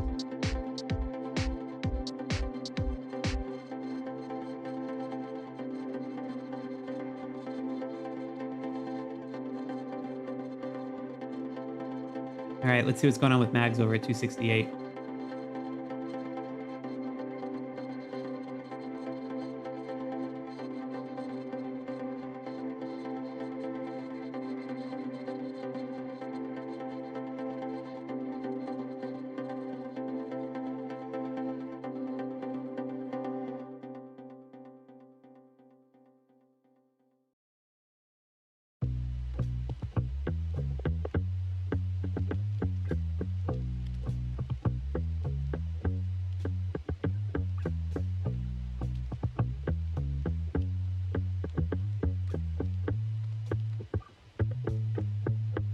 It might be hard to tell because of all the comets flying everywhere here, but there are so many different rallies happening, and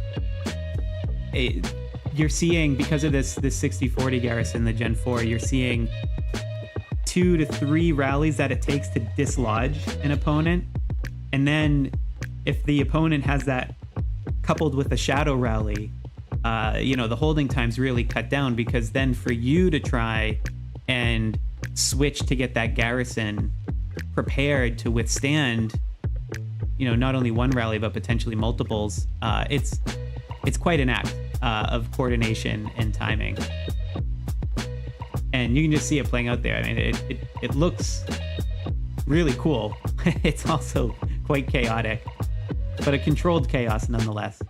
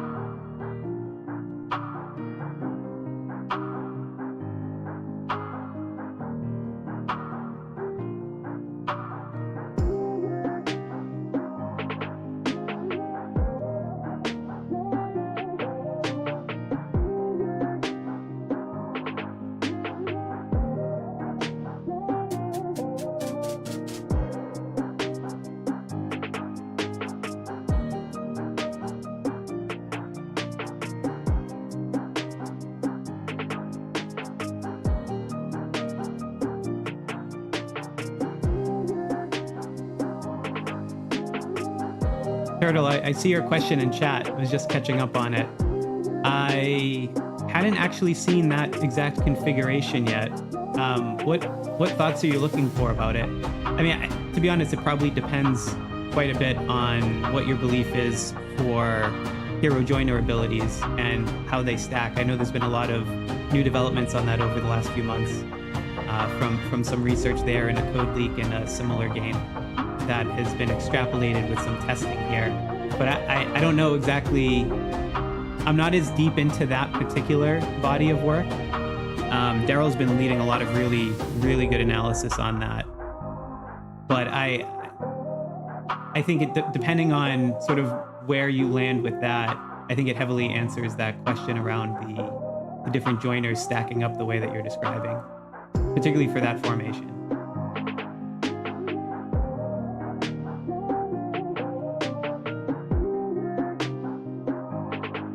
Yeah, Rascal, it's a good question.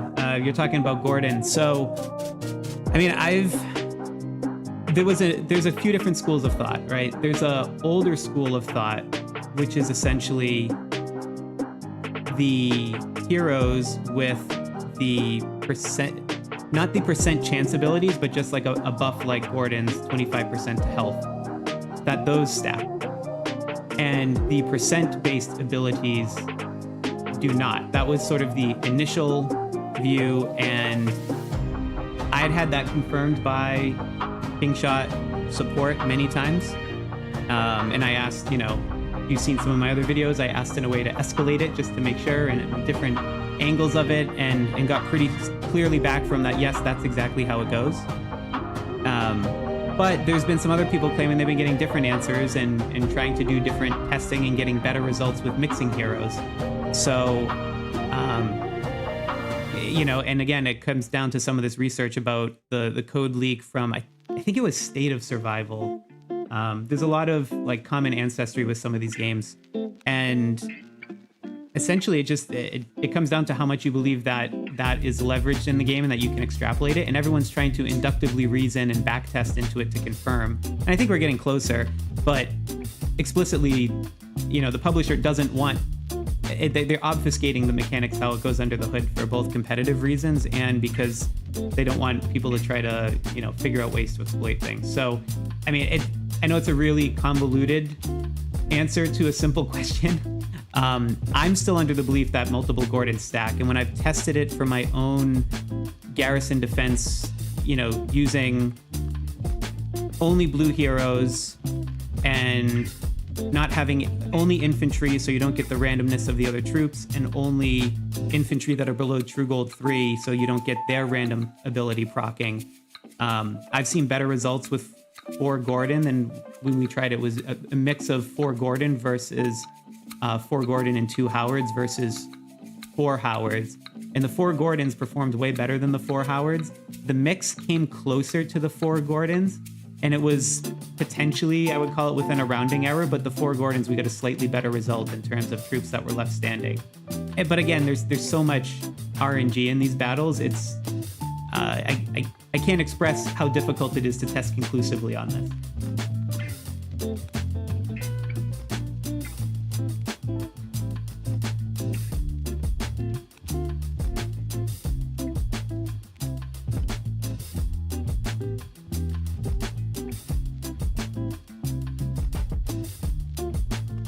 You have to be careful with those skills that say 40%. Sometimes they activate per attack, and sometimes they activate per turn. And it seems like those are different things under the hood. So like, for instance, if you ever look at a battle report, and here I'll switch to it on the sky cam, but if you ever look at a battle report for Elkar, you'll see this reducing hands ability. Oh, this one isn't the percentage one. Never mind. This is a different turn-based one that we were testing. Apologies. But some of them, what we realize is that they will affect per turn as opposed to per attack. And the attacks are broken up with infantry, archers, and cavalry. Well, infantry, then cavalry, then archers. So abilities that will go a certain amount of turns, like you see with Elkar's here, you will see them activate less frequently than the abilities that are per attack. And because of that, if you have a percentage base on top of that, you might see a different number of activations than you would expect when you look at the battle report.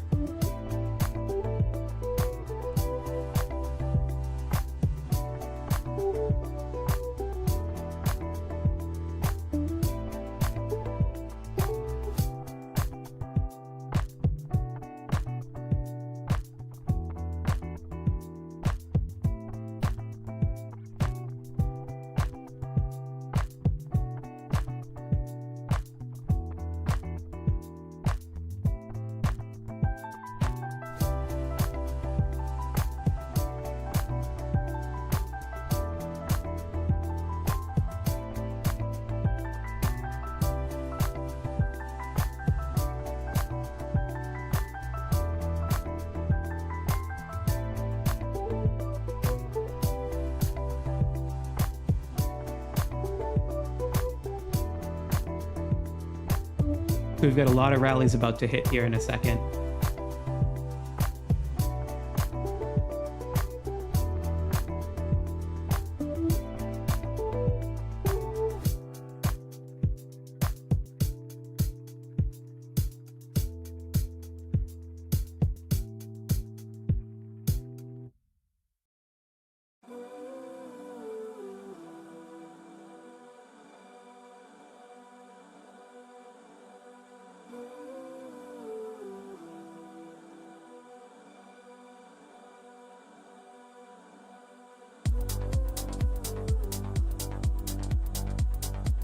A little bit more than that. I'm actually going to work that into the Gen 4 Heroes video that I'll be releasing soon.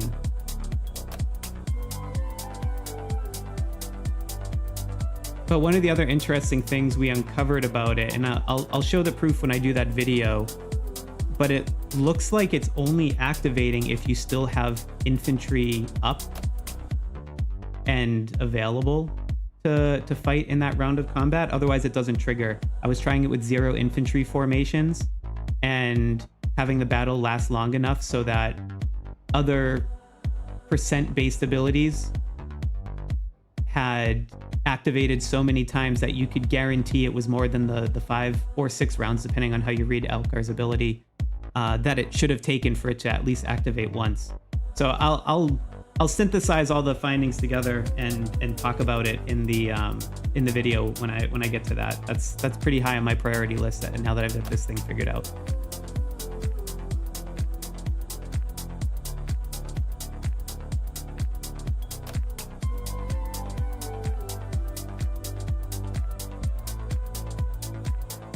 Yeah, like Nakra, I'd be curious to hear more about the 50-0-50 formation you're talking about there in chat to counter that 60-40. I mean, just the way some of the battle mechanics have gone on all the other generations, the best counter against strong infantry has tended to be more infantry, right, wrong, or indifferent. So curious to see what you've been testing about. Yeah, so you saw the same thing when you ran out of infantry. I have to double check. I saved the battle report, I recorded it, but I'm pretty sure I have a battle report that has something like that 20% cavalry double attack ability, the one that's native to the troop itself.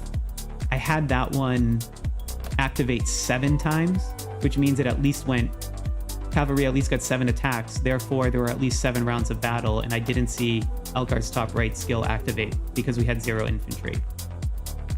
And I also tried sending it with 1 infantry, and then, that infantry would be the first to get wiped out. And I also didn't see it then. So it wasn't like it just wasn't active because I didn't send any infantry. So it's really fascinating because it opens the question of how many other abilities might be like that we've sort of overlooked and just assumed were activating. I don't know. It's a rabbit hole once you start looking under the hood of this game sometimes.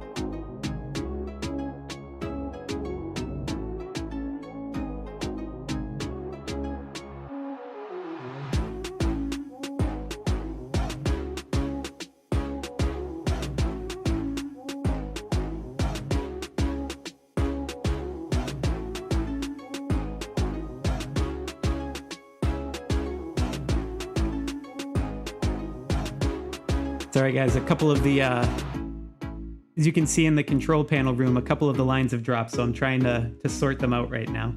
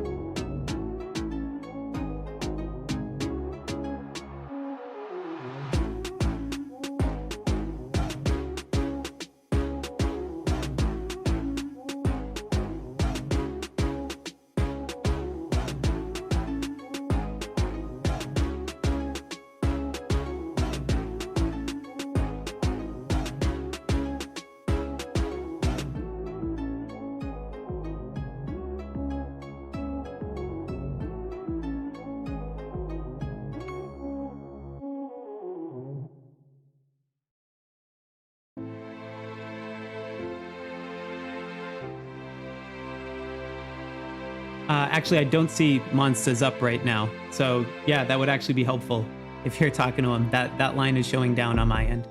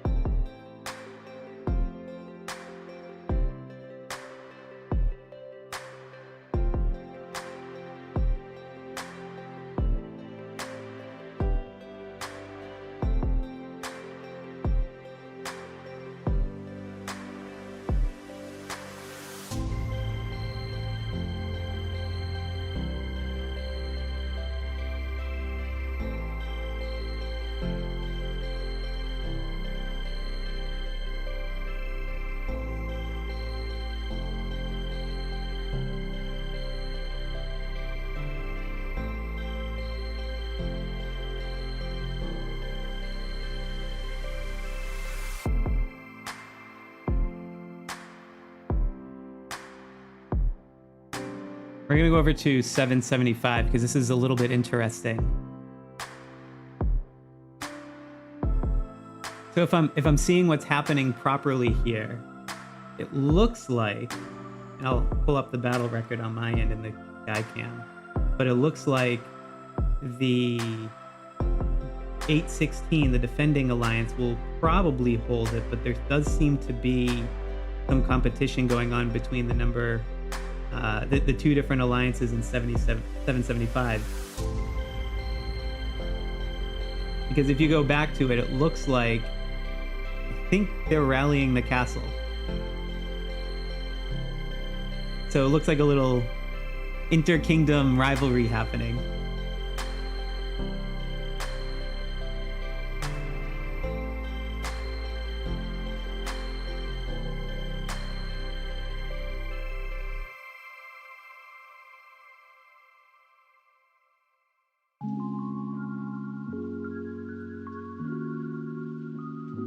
Yeah, I want to switch to 444 versus 423. I have Mugiwara who is going to stream that one for me, but we haven't. His feed just isn't. It's not coming out of his iPhone. It won't broadcast to it. So that one's unfortunately down. So I was all excited when we expanded to 6 last night instead of 5. I updated the description and the thumbnail and everything, and then wouldn't you know, I was right the first time, I guess.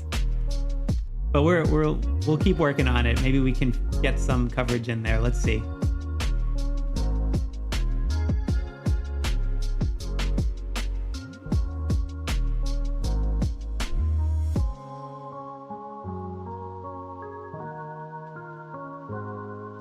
That makes more sense for 775. Thanks for clarifying. It's just setting up a shadow rally or something. This is what happens when you multitask, folks. You read in quick and you don't want to send the wrong messages here.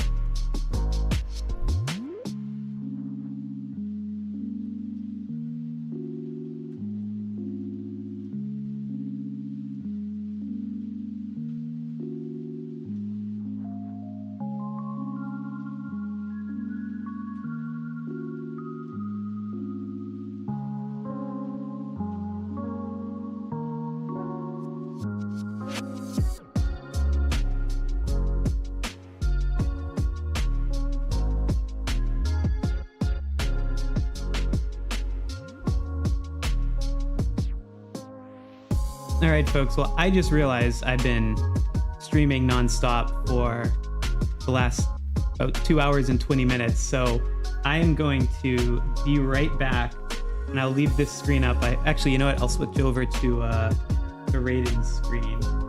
It's been a little bit since we were over in Kingdom 354, but I will be putting up my little be right back sign and back in a moment.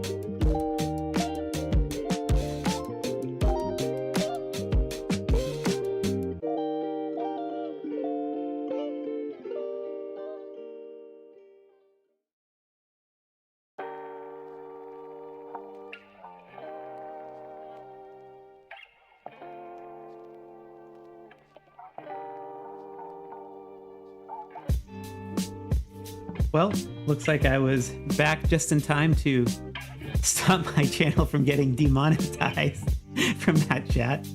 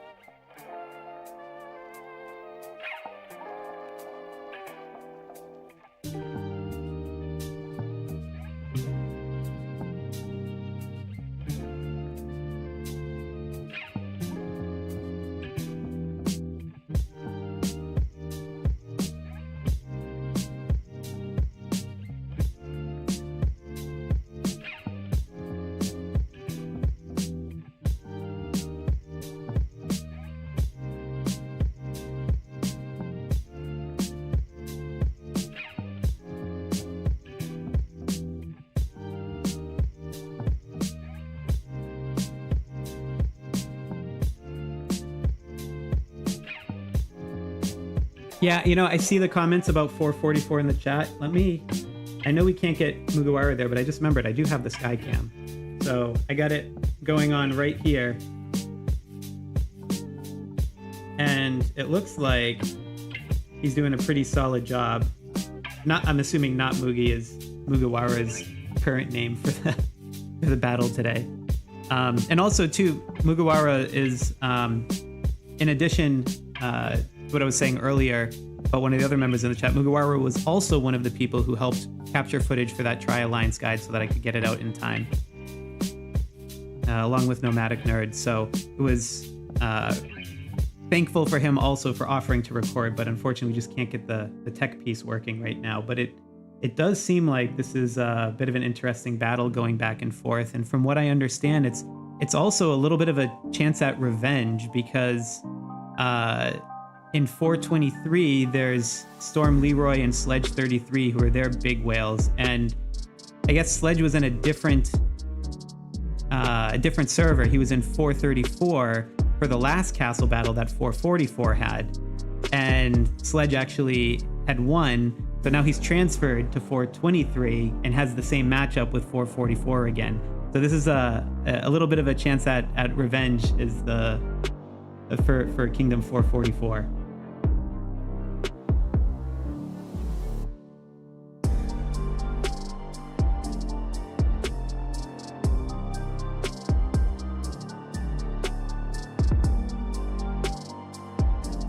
Yeah, he's holding the castle right now in the middle. Good for him. And guys, sorry for the simplified battle mode here, but this phone will overheat. I've tested it without it.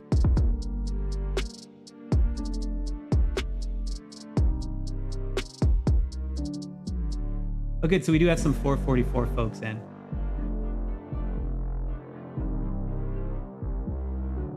Yeah, I heard the prep phase was absolutely insane with 444, and honestly, when I talked to Mugiwara last night, I'm surprised to see that you guys pulled it out. He was telling me he'd spent 1,100 days of troop speed ups alone, and you were up at the end to bring ahead at the end of day 4, and you were still slightly behind on prep phase. But it's really cool to see you pulled that one out. Congratulations. And yes, Rascalot, I do see your question in chat. Sorry if I missed it before. Quite a lot of info coming in at different channels right now. But the question that you have around promoting, look, at some point you want to promote your troops, and the sooner you do it, the better. But you unlock new troops so fast in the early game that, you know, it doesn't make as much sense if you haven't unlocked, say, like tier 6 to 7. Once you get past tier 7, you start slowing down and unlocking new ones, and then it makes sense to promote the troops. So if you've already unlocked tier 7, then I would definitely recommend just continuing you just promote. You'll be better served by doing that. Of course, try to time it for KvK or something if you're close, or at least an equivalent event if you haven't reached that point of server maturity for KvK yet. But definitely it's worth promoting your troops, and usually by the time you've unlocked tier 7, you'll probably have more than enough troops for 1 to 1.5 marches. If you still have less than the amount of troops to fill a single march, then just keep training new ones and promote them after. But if you're over your march capacity, then feel free to promote them all.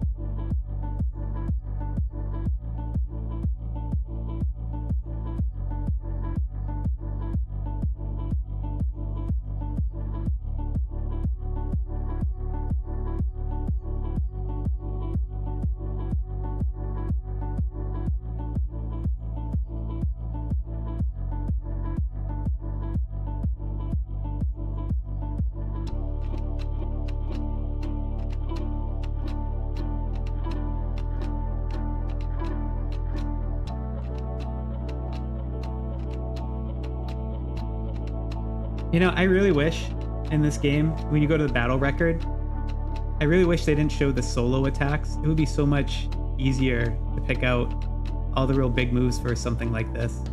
I mean, I guess solo attack if it wins somehow, like if it's a whale doing something at the last moment because the garrison's weak, but then yeah, include it. But if it's a solo attack that doesn't change hands and it's just people farming points, I wish they would suppress it from here so you could see quite a bit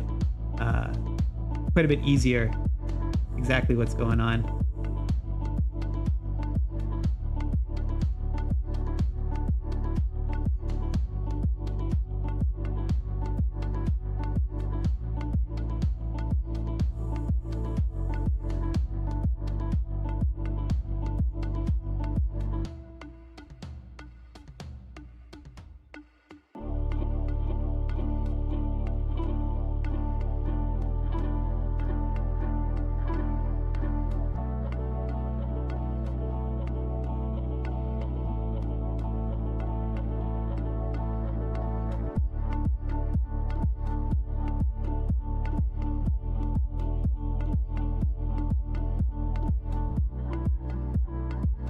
All right, let's see what's going on with Mags over at 268.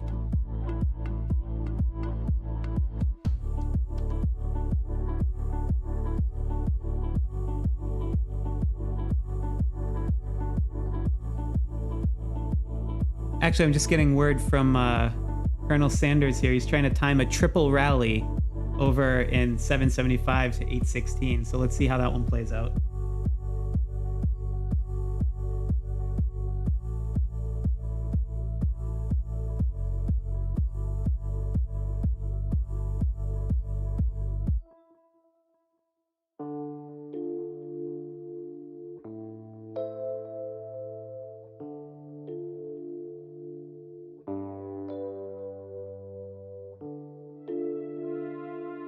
Hey Bennett, good question. Yeah, sorry, I can answer that. The idea here with something like a shadow rally is basically you're anticipating that your garrison will likely lose against, a well-timed series of rallies coming in. And what you do is you have a second alliance that, while the first alliance is holding the castle, the second alliance will trigger a rally against them that's timed to arrive just after the enemy.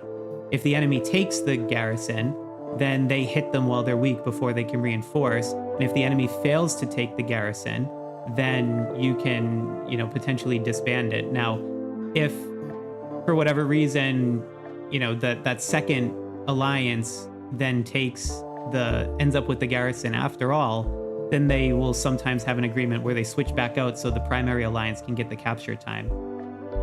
But that's just one of the tactics that you do, and it works particularly well if, I think we were talking about that 255 and 240 match, right? They have a lot of their players spread against a few different alliances to take on SR, who will almost assuredly take the castle when he rallies.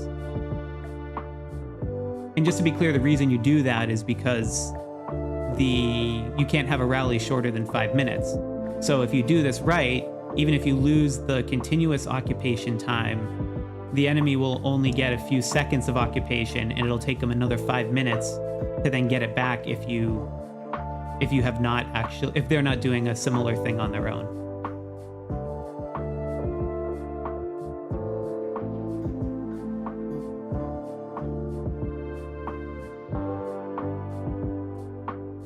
Samuel K, what's 746 709? What's epic about it?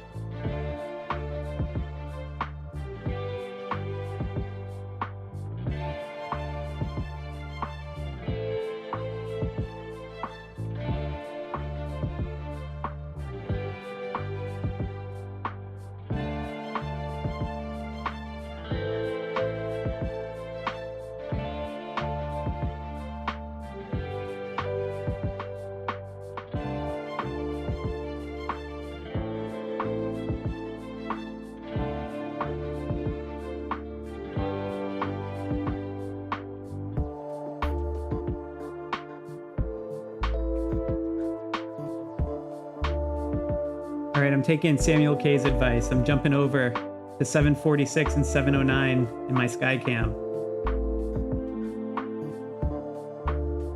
Oh yeah, this does seem to be close indeed. Oh, and it just changed hands. Yeah, this one's gonna be going back and forth for a while.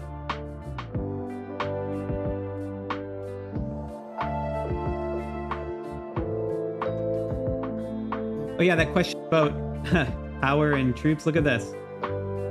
My power is basically all troop fat. So, you know, you would look at and see, oh, I've got over 200 million power rating.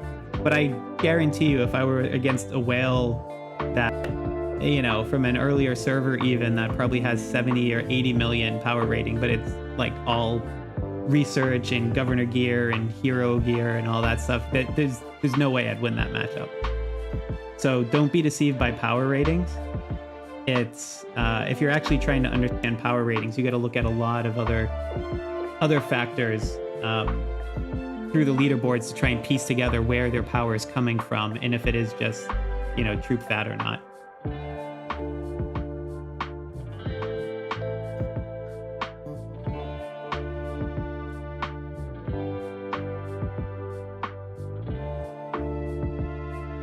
Like, no, sorry, you're talking about Monza? I think I see him back online here.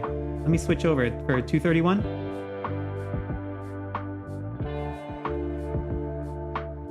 Oh yeah, it's a little throttled. I think his machine is just cooking. All right, maybe I should help out with the Skycam. Let me go to 197.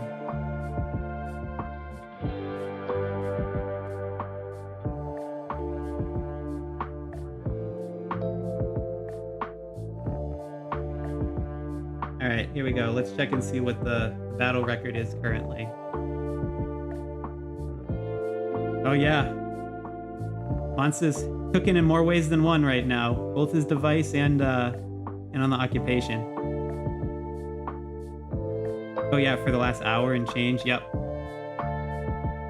This is why you don't underestimate an undefeated kingdom.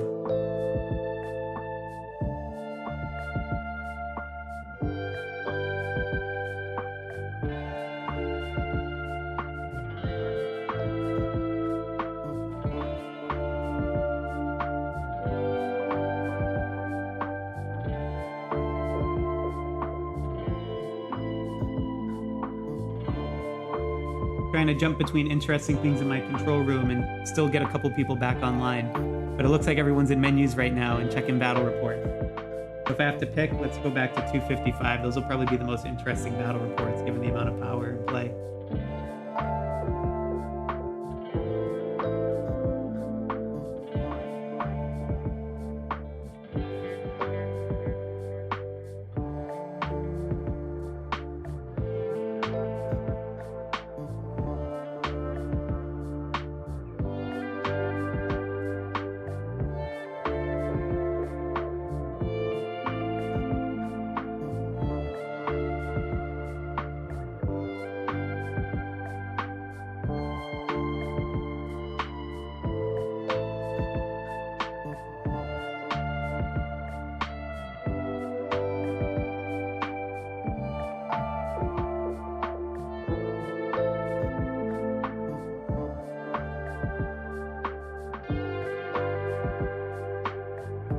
think I'm seeing some action back over on 775 here.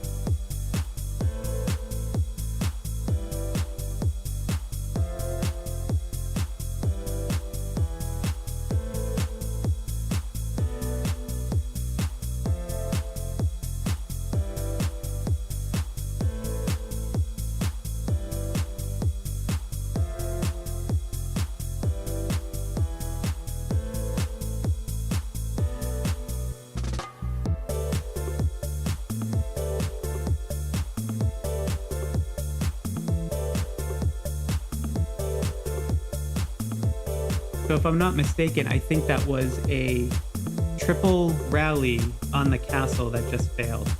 I'm going to see if I can get over there and see the reinforcements on it. Maybe I can help out with the sky cam.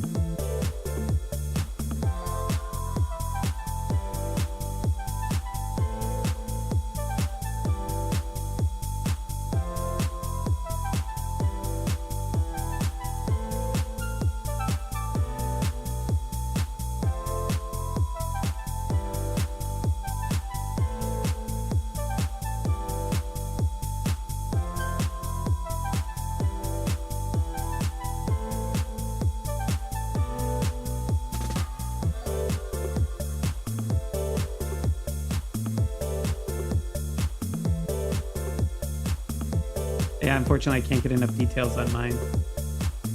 Can't go back far enough in the battle record. I wasn't on that server when it happened.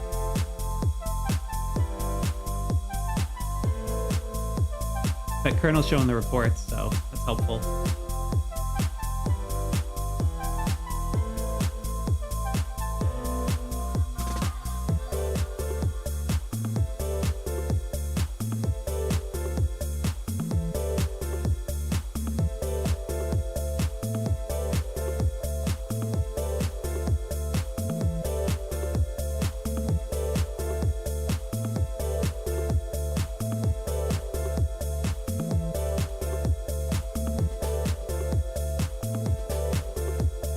Let's see what's going on over back in Kingdom 354 with raiding. Oh, it looks like I got there just in time to see Havoc take the castle.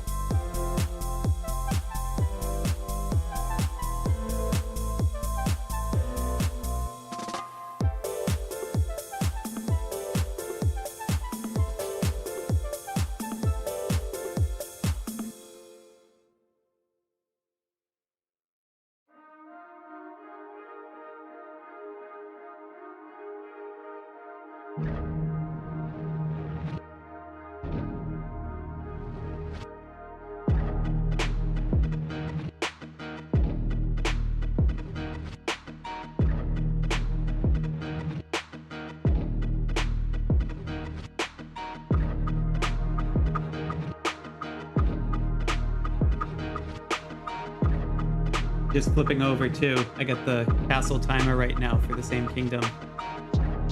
And it is neck and neck.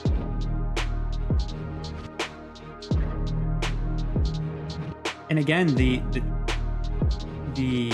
3 41 kingdoms are not sharing time, which is leaving the door open for Raiden and Havoc to get back in.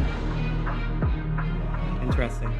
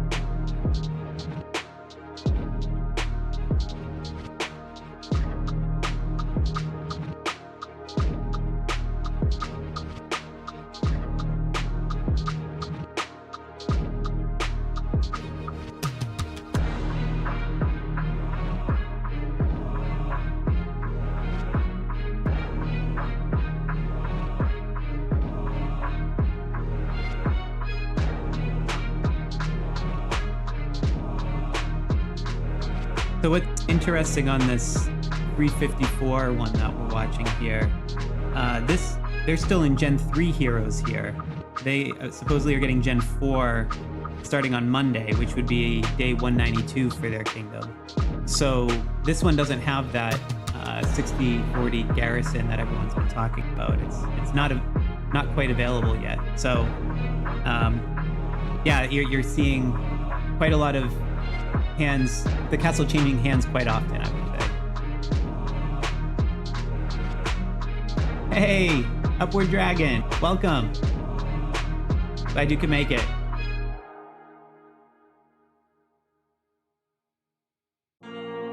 Guys, Upward Dragon was one of the folks, if you follow my channel way back in, I think, July, August timeframe, I was getting constantly asked to do a Swordland guide.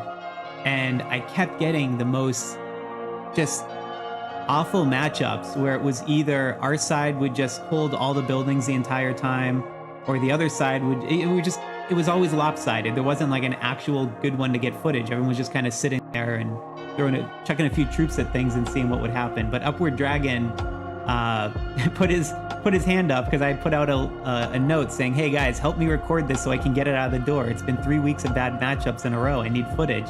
So he raised his hand, and wouldn't you know it, the same thing happened to him.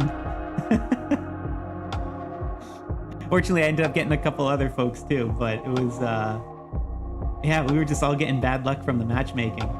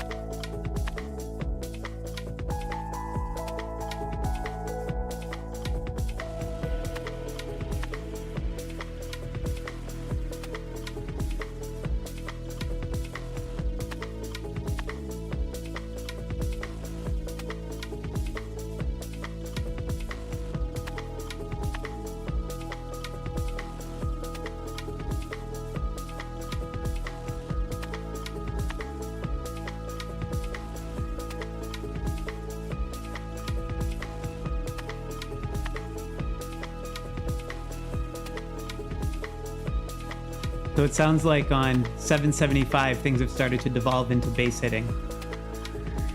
Taking out the supply lines. I know it's a little choppy, but it's, as you can see, there's a lot of town center rallies going on.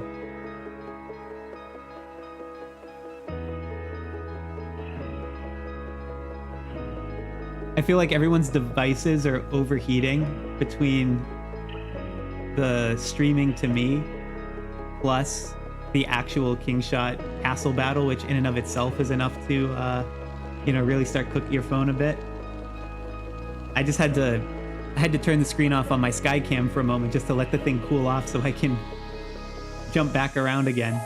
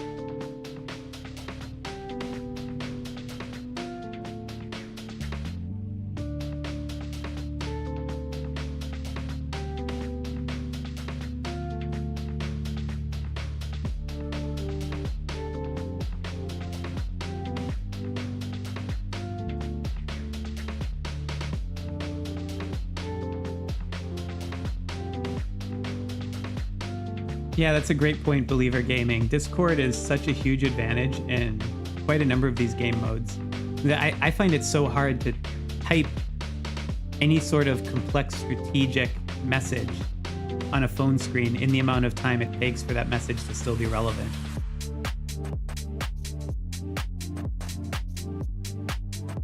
Yeah, just having the voice chat it's such a huge advantage, particularly for something as intricate as timing rallies down to, a couple seconds.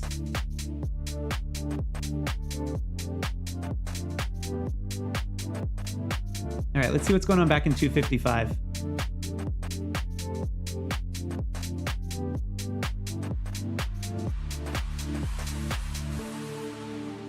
Ryan, get my Skycam back on again.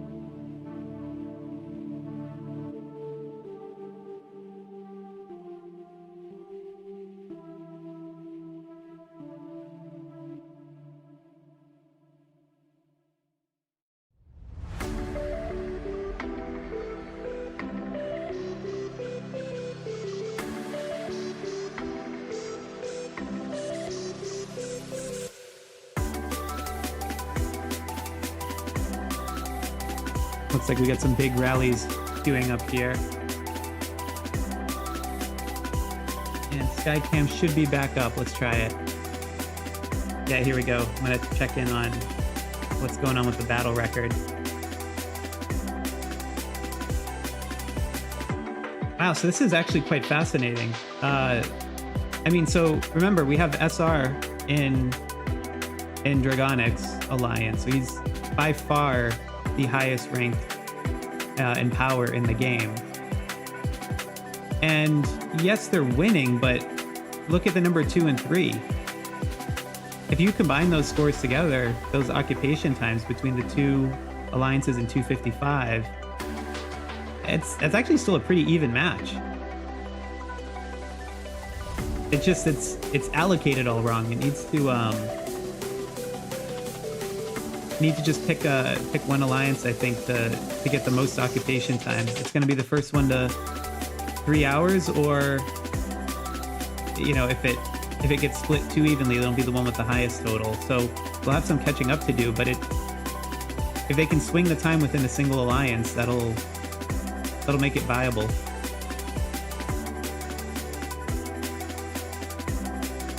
Anyway, let's go back to Vela.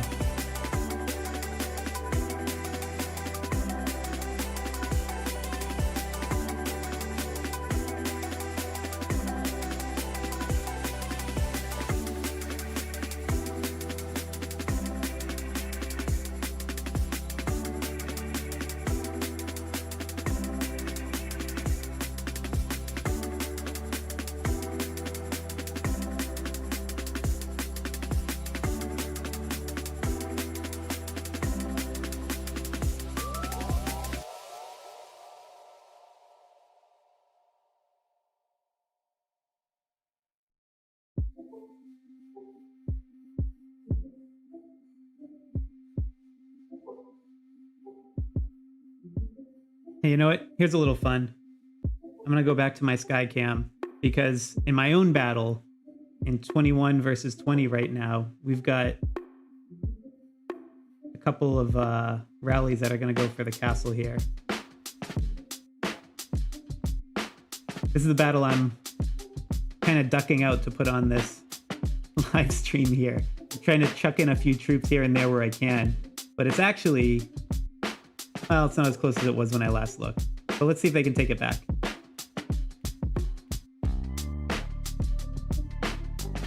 That's a well-timed rally.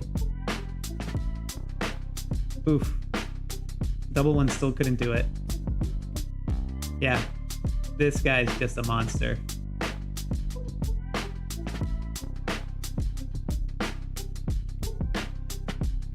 All right, let's go back to some other interesting ones.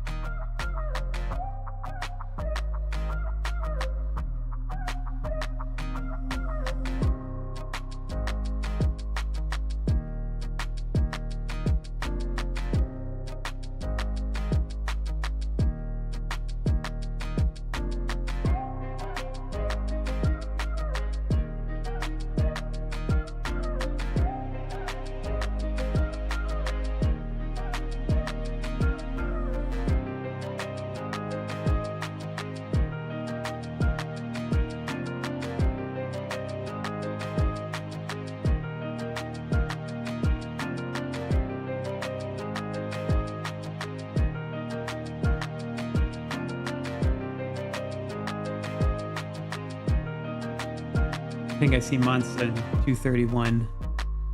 Got some activity going on here. Oh, no, he's having a hard time on his relay. He must be overheating. Let's jump over back to Bella.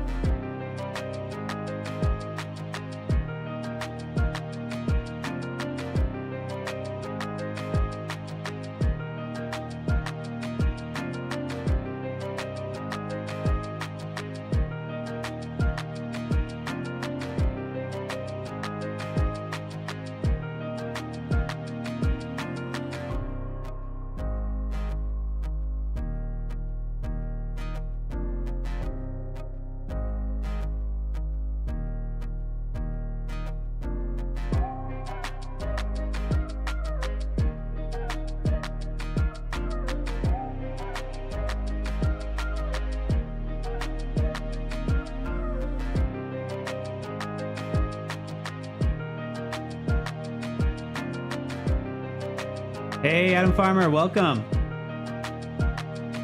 Thanks for joining.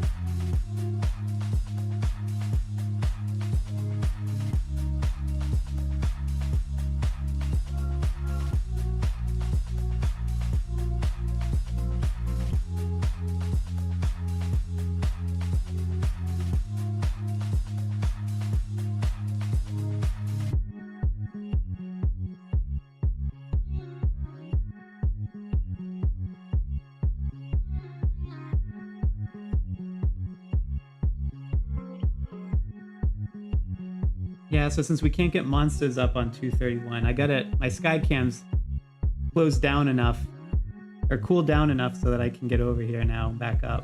The oh yeah, it looks like this one's almost assuredly. I mean, yeah, an hour and 40 minutes of continuous occupation, so it won't end right away, but in 20 minutes, it's a foregone conclusion.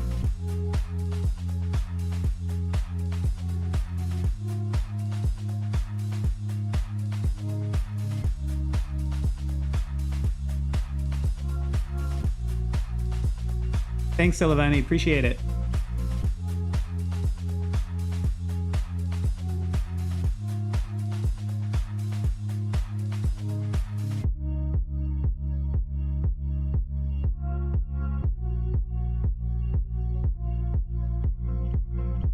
Let me go see if I can jump back into 255 from the Skycam. See how things are progressing here.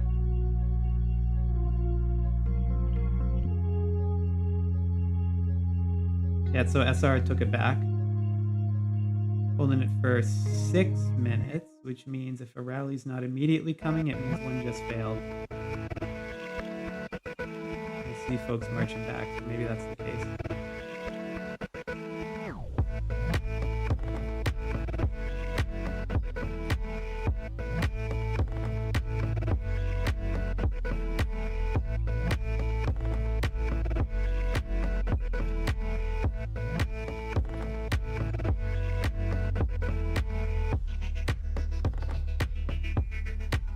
Seeing who's holding the turrets. Yeah, it's 2 and 2 on the turrets.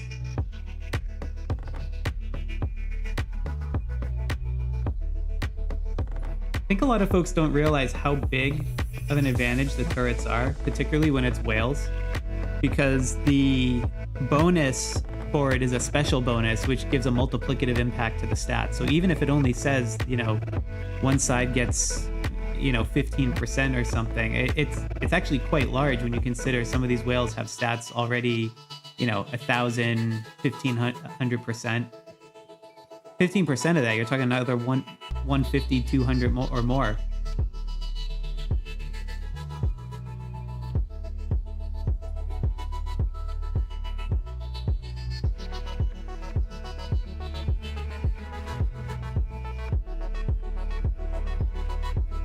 So many of these globe skins in play.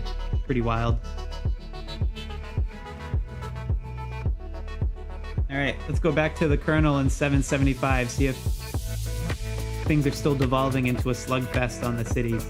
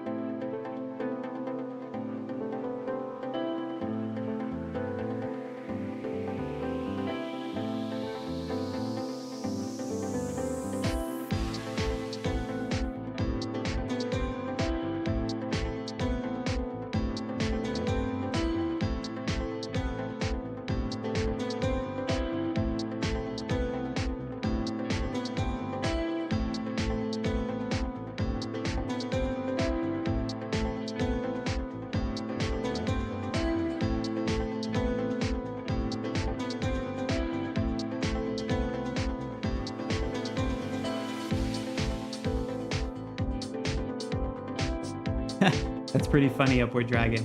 Yeah, the difference between a live stream and playing Final Countdown on Discord is that might be quite expensive if I did that. I'd probably get copyright strikes.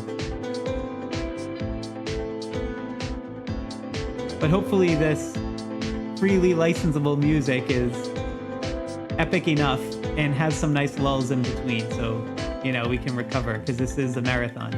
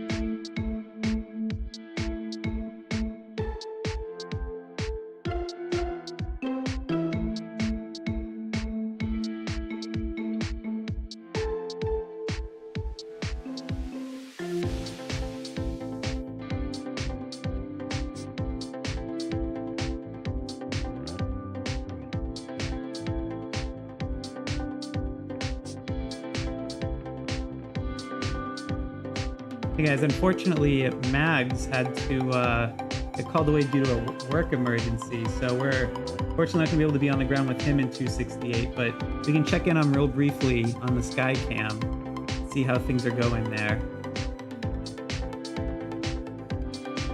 Oh yeah, it looks like 302 has the upper hand here.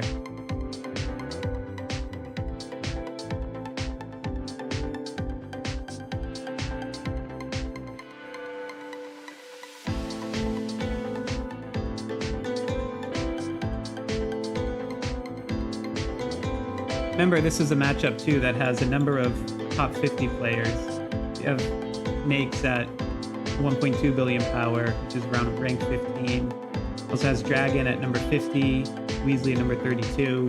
There's a few big players here duking this one out, but it looks like the side with more whales that are slightly smaller than Nakes might actually have the upper hand here. They seem to be holding the castle pretty continuously.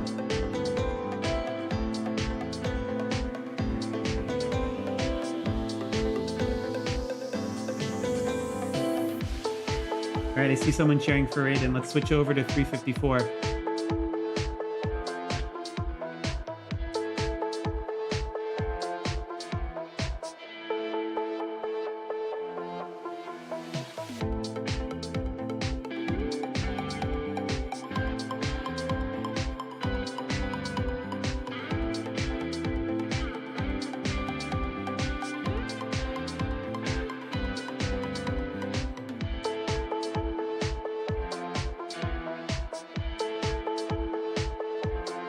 And this still continues to be a pretty close battle, but you can clearly see Imperium making use of the, I don't know if it's the Farm Alliance or Shadow Alliance or what they want to call it, to assist with that quick shadow capture. Hold on to it.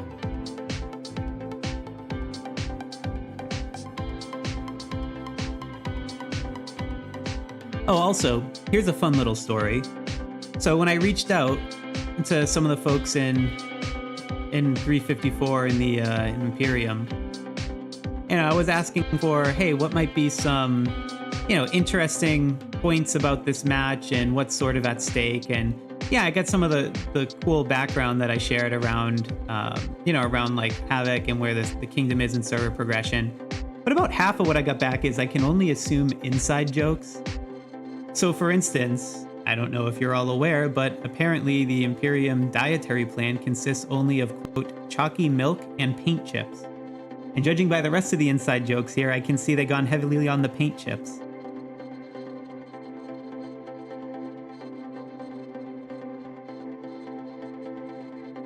We got someone named Luna wearing a duck as a hat, Jag wearing a tutu upside down, Lehman sneaking bites of peanut butter at exactly 9:03 p.m. I have no idea what the significance of that is. And also, they host a petting zoo of toads and goats with free admission every second Tuesday of the month. This is what I got when I asked about the kingdom. So hopefully, for all you 354 people watching, you can take a moment from rolling on the floor laughing at your own inside jokes and give me a like or a subscribe for actually reading that out on my live stream. Thanks for sharing.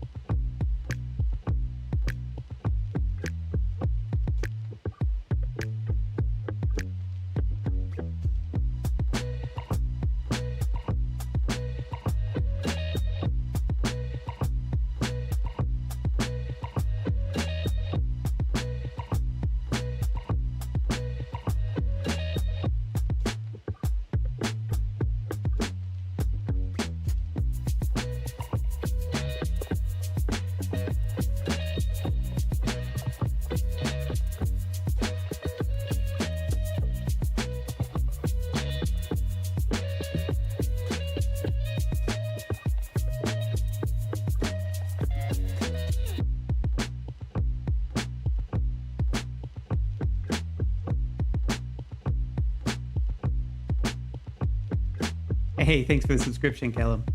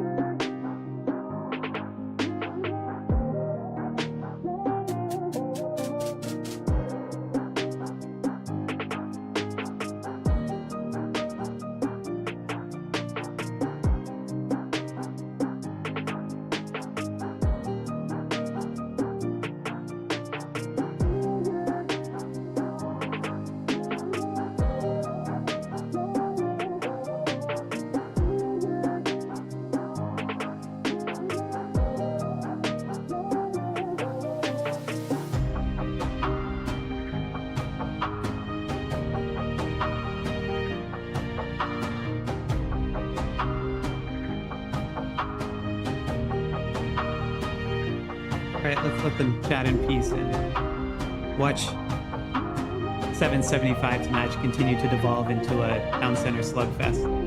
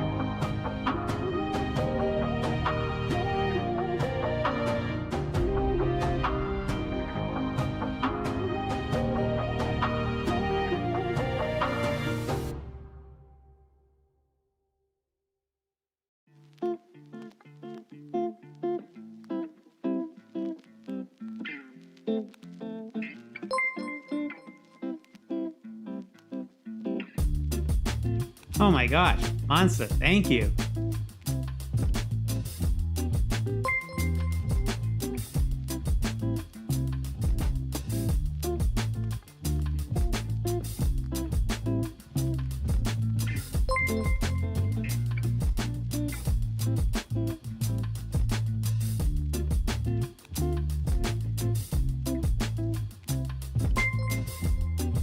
Hey, Bella's on the chat too. I don't know how you've managed to multitask another thing, given you're running a couple accounts there already.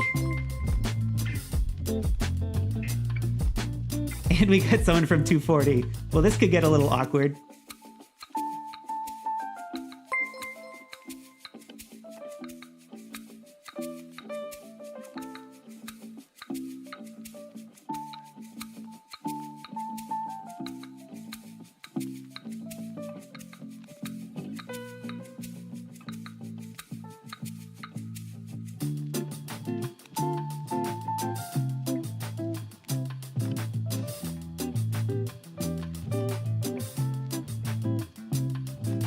Yes, the paint chips from 354.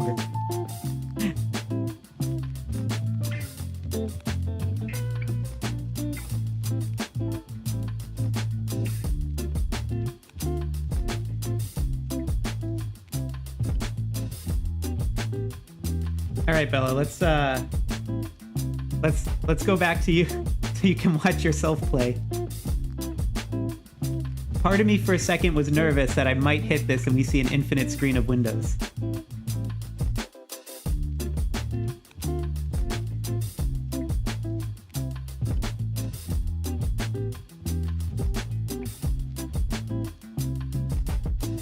Yeah, and Monsta, thanks again. I really, really appreciate you getting 5 different gift memberships for random folks on the channel. That's very much appreciated by me, and I'm sure by them.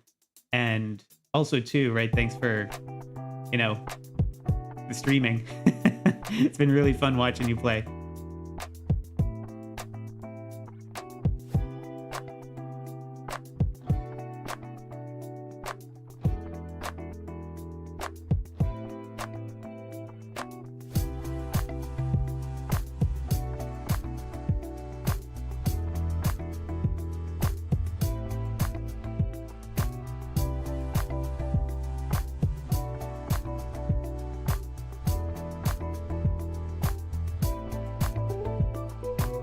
Right, while we're waiting for that rally to set, I'm just gonna bring us back over on the Skycam for 354, where we have Raiden and Havok fighting there. Havok, who's currently going by the All Daddy. They are still holding the top time, but it is still very much anyone's game. And this split of time between the two 341 alliances, it'll be interesting to see if they can manage. It might be that no one gets to 3 hours and this thing just goes all the way to the end. In which case it's up for grabs.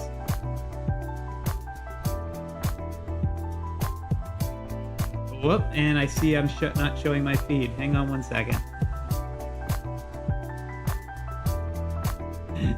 The fun of doing it live, folks. I gotta reset my own connection.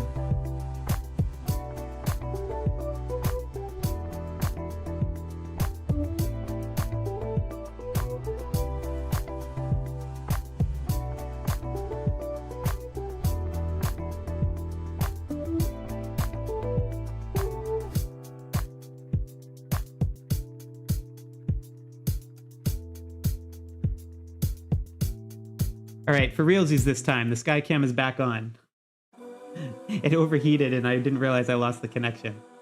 So here's what I was talking about. So we have Raiden streaming on the ground for us, and we've got Havok trying to get back to building very shortly. And they're currently in the lead for it, but like I was saying, I don't know if anyone's gonna get to 3 hours on this match, so this might just go all the way down to the buzzer, and whoever gets the most time by a few minutes, really. This is all going to come down to very detailed execution, getting all those shadow rallies and timing properly. And, you know, one win or loss on the castle could actually change the outcome when it's this close.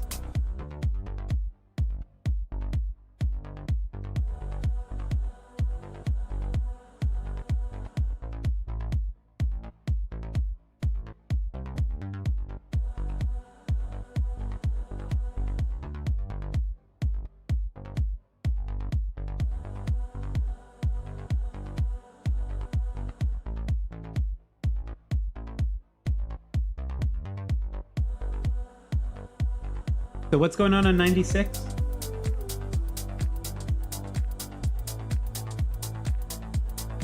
I see someone talking about it in the chat here.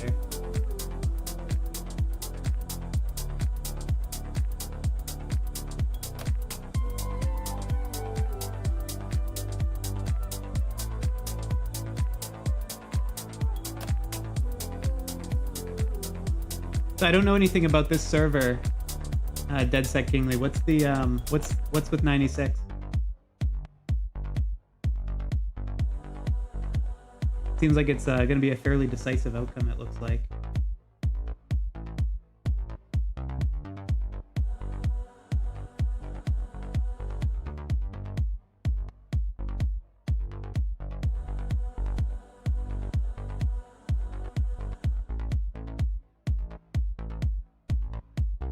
What do we think of 775 and 816? I think it's dissolving into just a bunch of towns attacking each other at this point.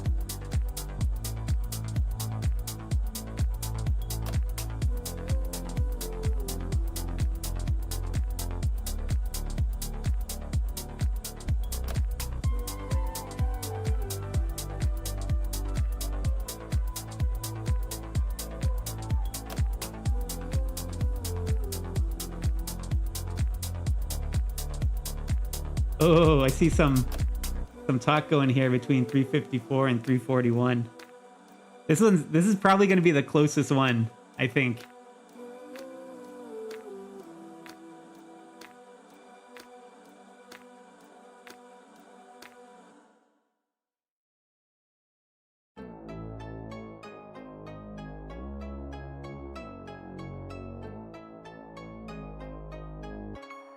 I feel like it's a halftime in a sports match, and you can watch the players, you know, talk about their strategy for the second half and how they're going to turn it around and how the other team doesn't know what's coming. I'm seeing it play out live in the chat here. This would be great if I had on-the-ground reporters, too. It would certainly make it easier for me to keep track of all the stories.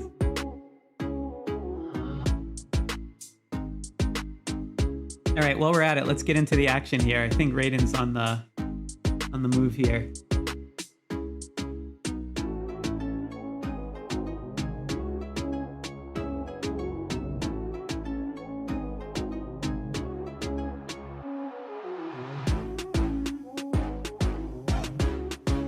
.231 is one, to answer that question, .231 is one of the handful of kingdoms that has a perfect record, having won every single KvK and the prep phase as well. So both castle battle and prep phase, I should say.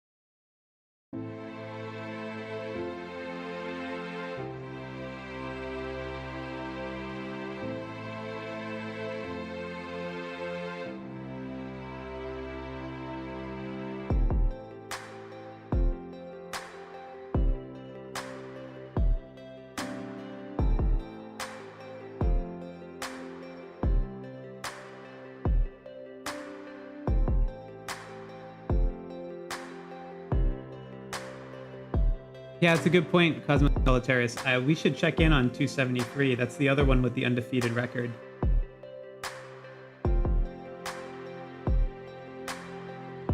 Let me see if I can pull up that battle in the sky cam.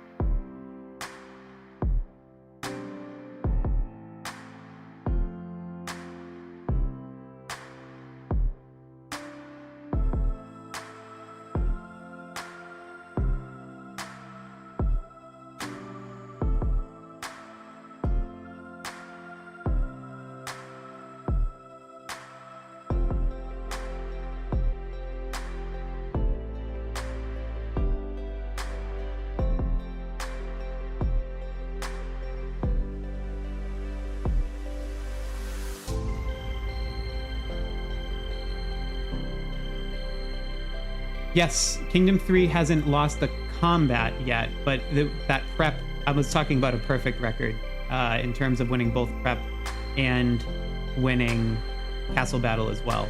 But man, props to you guys. That last castle battle you had versus 45, I was watching that live stream on Supe's channel. That was incredible. You guys did amazing.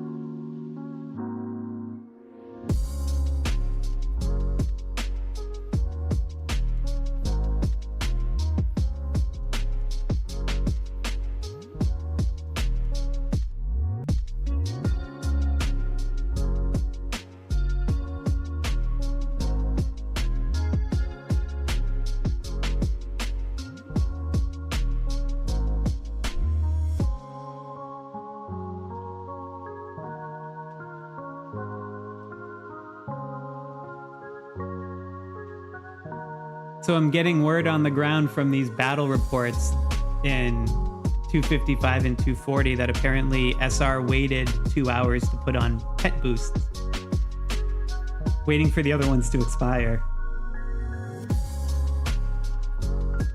So if we look at the current occupation timing in there, that's going to be tipping it more in 240's favor. That's going to be hard to overcome.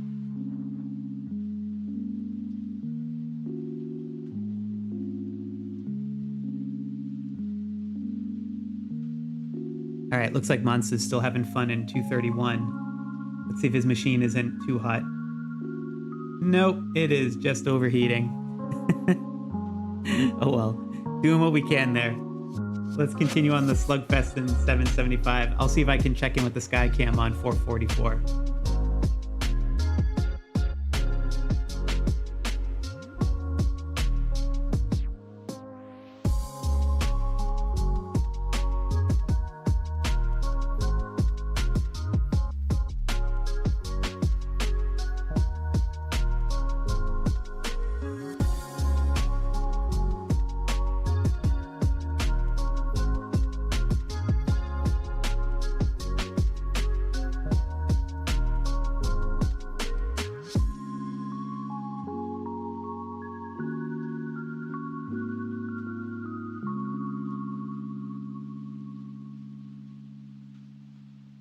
Right, switching to the Skycam, I am on the 444 and 423 matchup, and as of right now, 444 is still in the lead, with Mugiwara holding onto that castle for an hour and a half, but they are very, very close behind with 423. It's only about 15 minutes separating it, so this one still has some time to play out. And I'm seeing here in the chat, someone said 231 actually won already. Let me confirm that.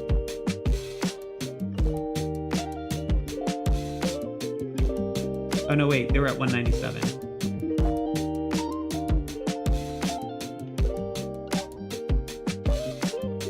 As you can see, my phone's having a tough day.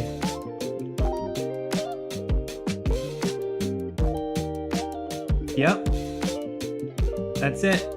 231's got it. All right, folks. Well, I've been waiting for one of these.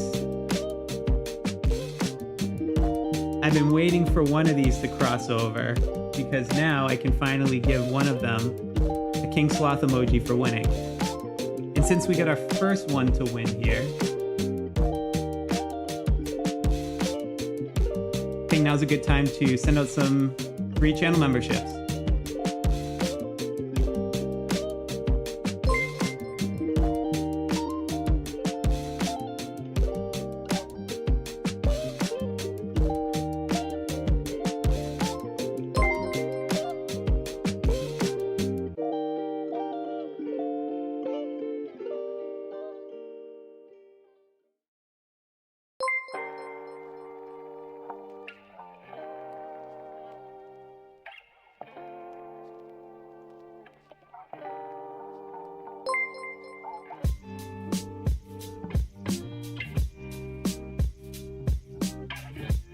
Hellsent, I saw your comment in the chat. I have not seen the battle report from the Havoc rally that you're talking about.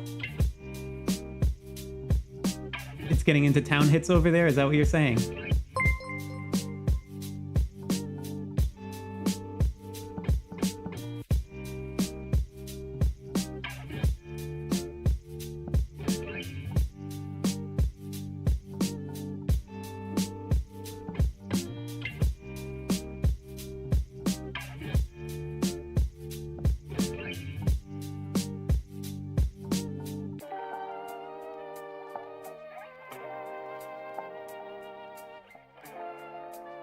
Yeah, the 268 to 302 one. Like I said, we lost our streamer on the ground there, Mags.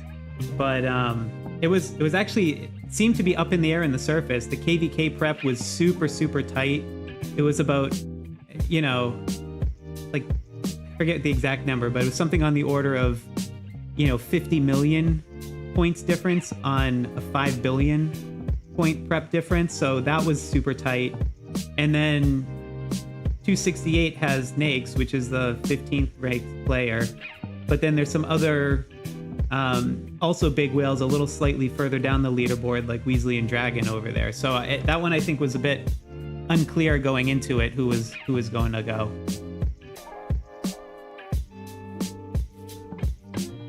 I can check in on that one too and see the latest now.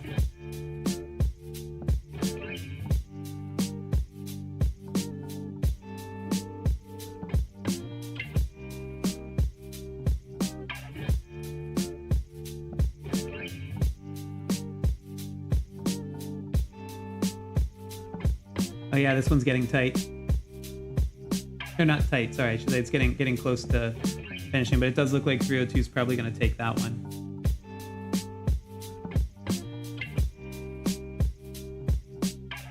Yeah, I've seen Dragon park there the whole game.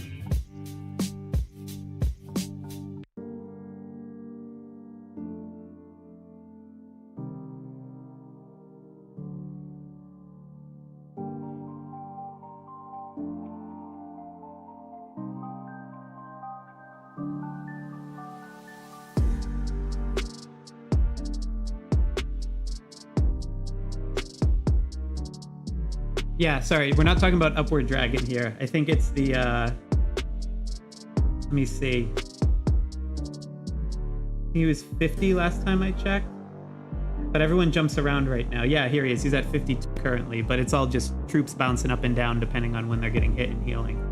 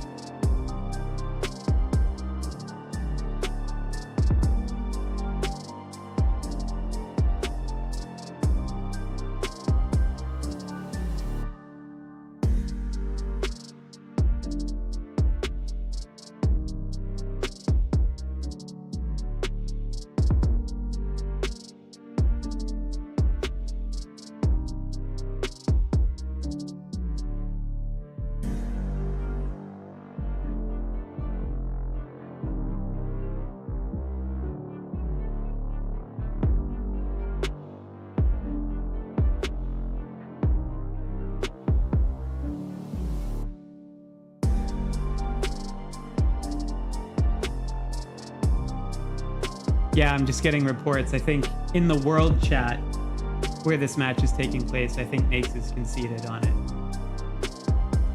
So this one's almost all but wrapped up.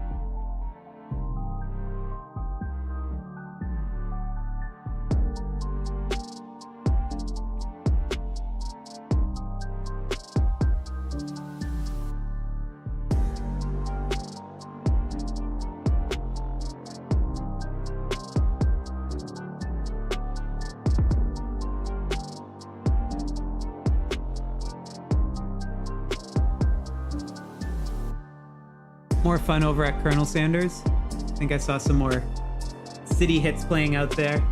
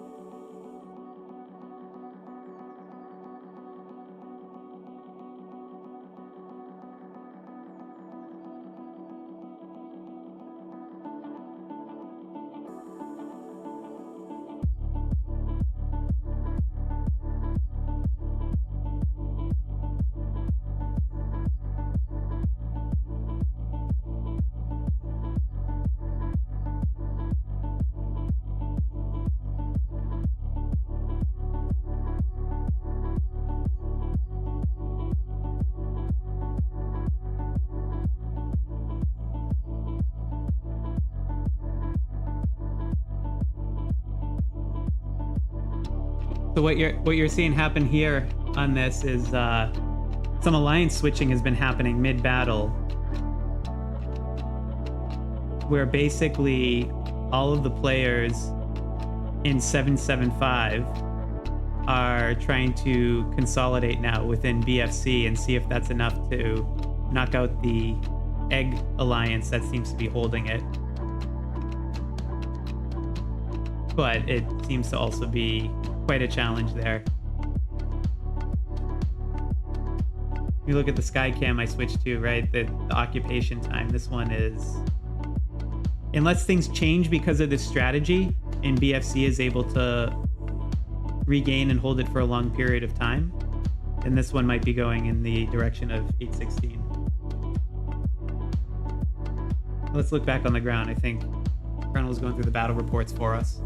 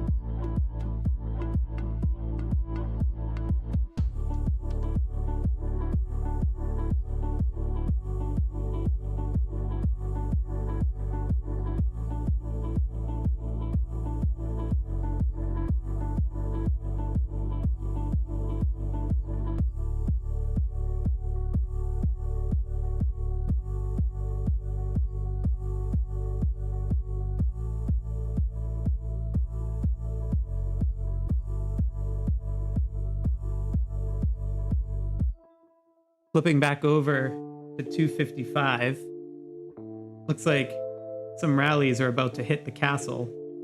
And I got my Skycam showing it right now, so SR still holding it. There have been some times where they've been able to take it away from them, 255 that is, but the time is not on their side right now. But let's see, we'll watch it from Bella's perspective, see how it plays out.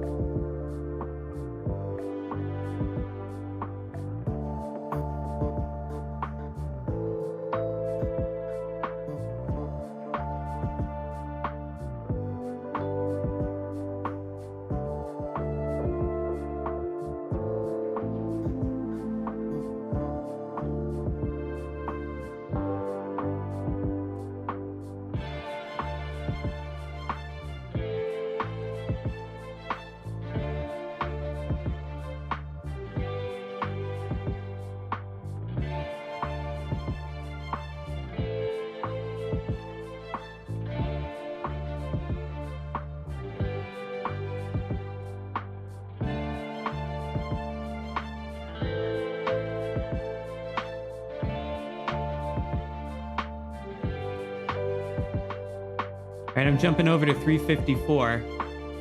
This one is looking neck and neck. I think this is the one that's probably going to go the distance of all of them.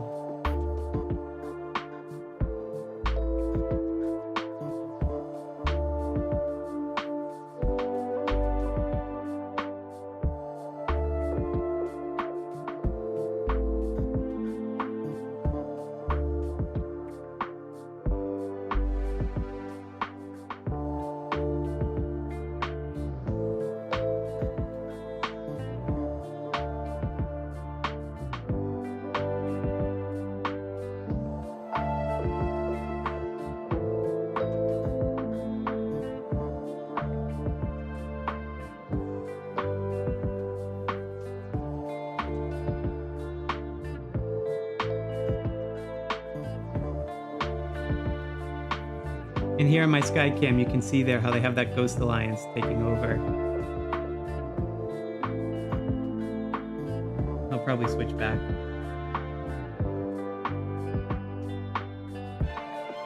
Oh, maybe I should stay in the Skycam for a moment.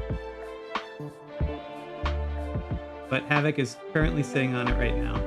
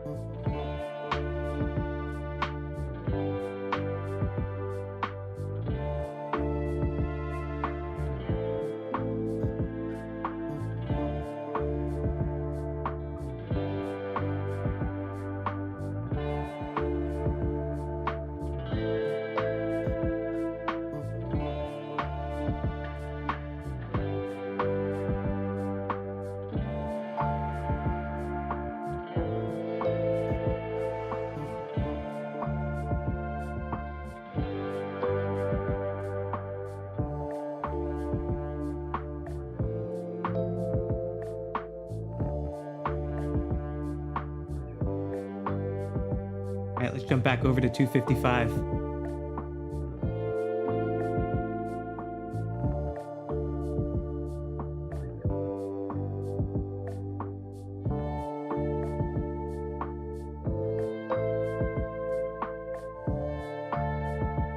We've got lots of rallies coming up.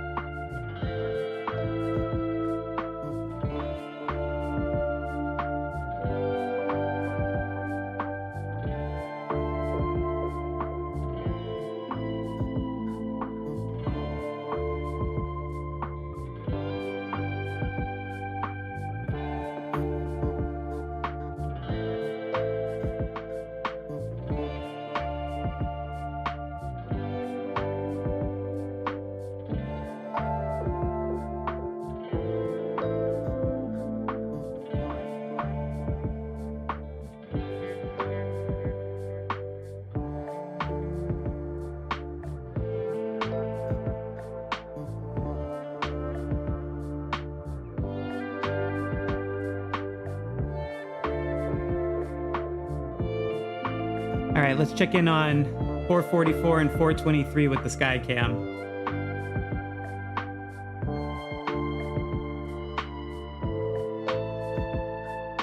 So remember, this was Mugiwara was supposed to be able to stream for us, but couldn't due to some technical difficulties. But his alliance right now is seeming to take a slight lead here, but it's still a pretty close one. Occupation time's super low, and they're kind of eking out about a 20-minute delta here. But part of that's only because the time split between the two alliances in 423.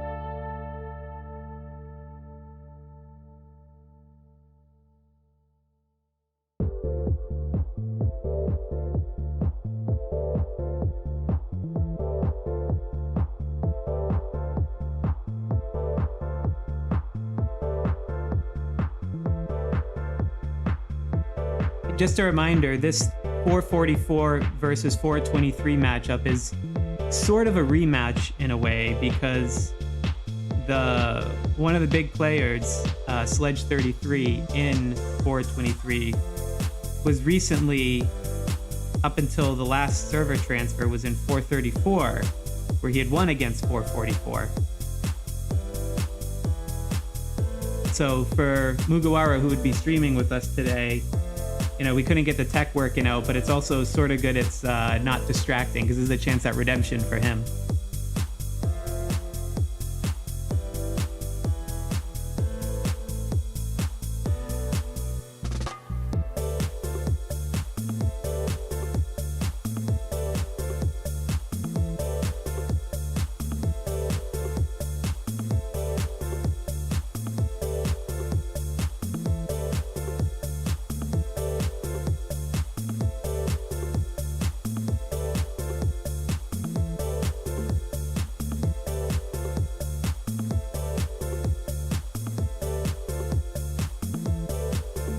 Oh, Pewter, which server is it in?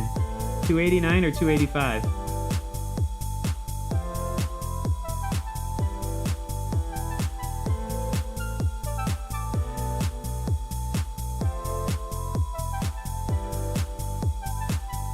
Yeah, 289. So you're saying we're getting town hits going around here?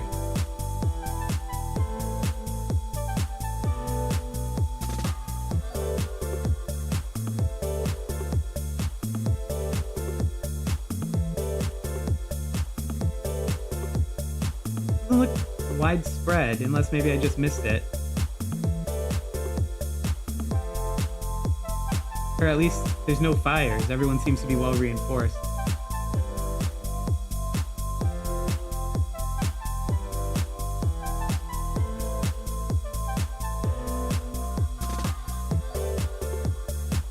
Alright, I think there's action going on at 2:55. I hope we're not too late. Just came in on the tail end of that, and SR held his ground on... I don't know if that was the first rally.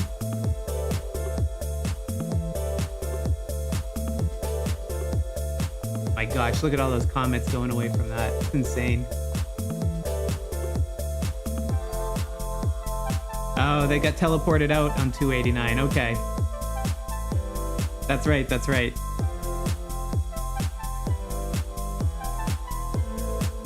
So all the empty spots were the hits.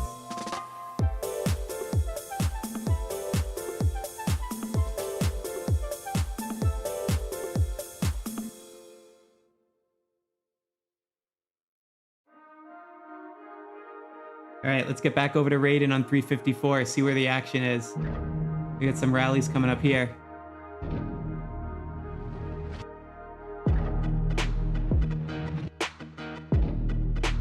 And you can just see these, like, how hard these machines are all working to try to bring this to you. It's even having trouble loading the graphics on it in some cases. And again, thank you to every single one of the streamers who participated or attempted to participate. Getting the technology sorted on this was not trivial.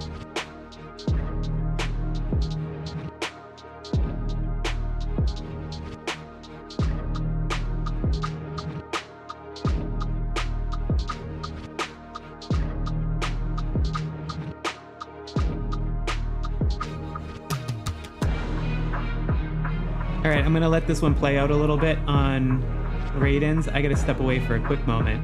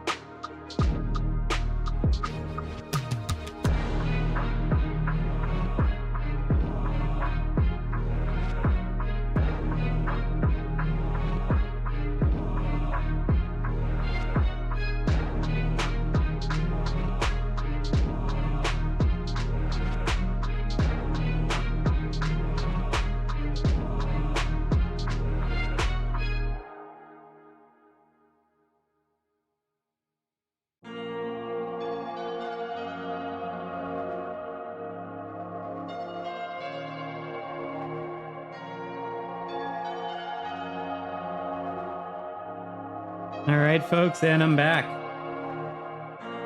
Let's go see what's going on 255.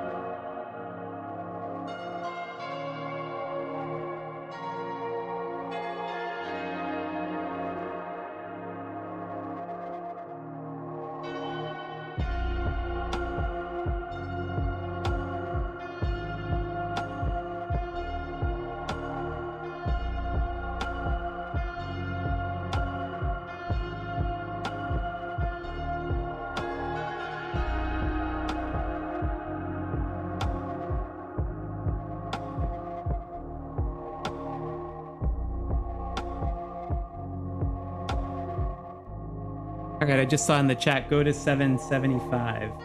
Let's do that then.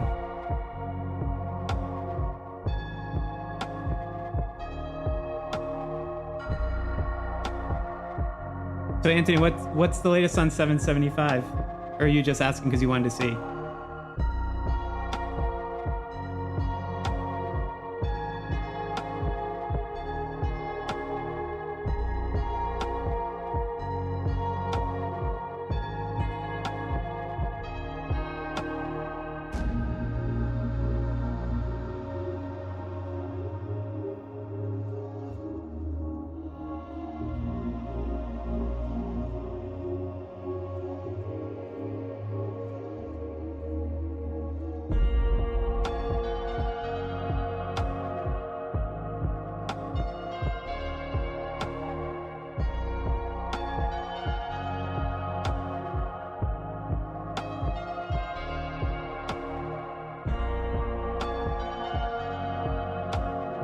Yeah, it seems like they're going for the supply lines in addition.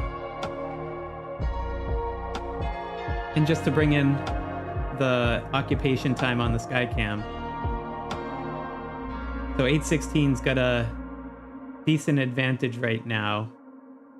I'm trying to remember where we were before when we last looked, if 775 is starting to close the gap at all, but it's still more than an hour to cover, which is quite a lot this late in the game.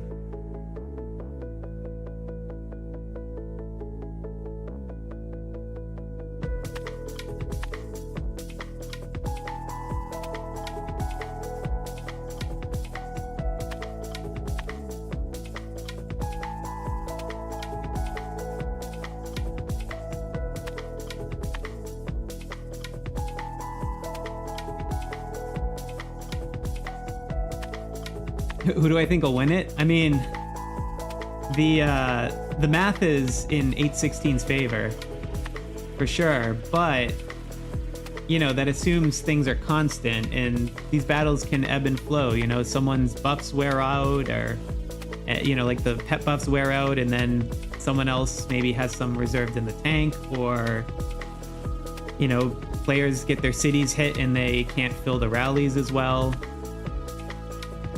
People change alliances, alternate their strategies. I mean, it could still go either way, but I would say it's probably like a 70-30 chance in favor of 816 right now.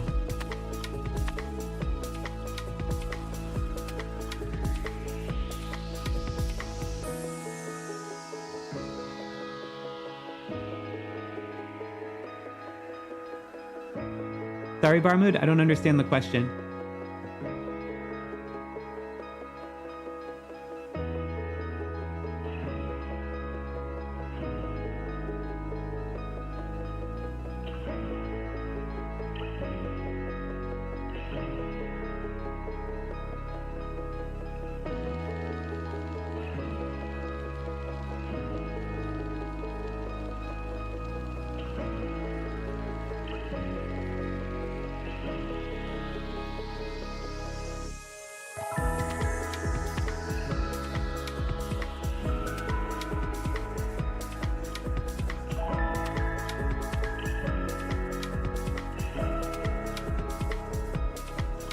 Oh no, Barmood, I would not be able to play this many. I can barely make my own account work while I'm live streaming. I am woefully failing in my own castle battle right now because I can just barely do it, let alone playing all these accounts. No, I have a relay set up across a number of different oh, the thing changed here. Let me adjust it real quick. Well, That's why we don't do this live, folks. 1 second.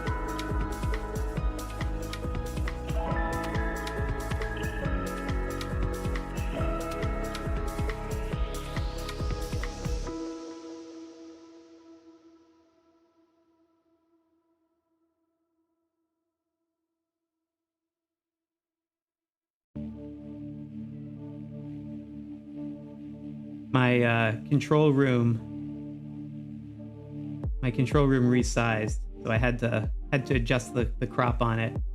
But I'm down to 4 now, but at one point we had like 7 or 8 connections in here, and this is just me jumping across all the different my own Skycam plus other people who are there, but some of them had to drop out, some have had tech issues, but we're tracking all of these different ones. But I'm not playing, I'm actually playing in none of these. I'm in Kingdom 21.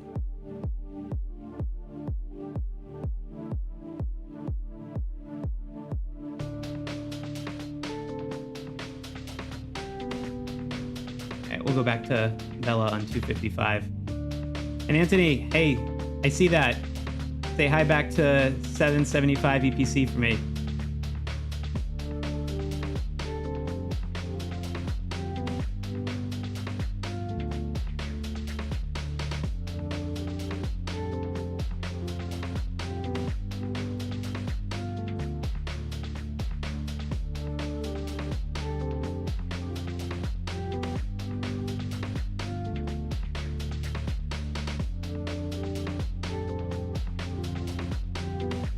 Nope, no one's giving me the accounts. It's a separate relay that's set up to a room that I'm hosting on my machine.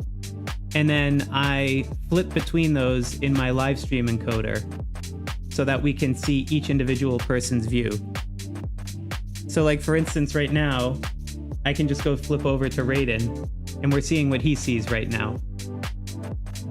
And then at the same time, I can use my own Skycam to go into the same thing and check out the battle records, see the stats, what's going on there, and then just flip back over to him. That way I'm not interfering with them or anything, and let them cook.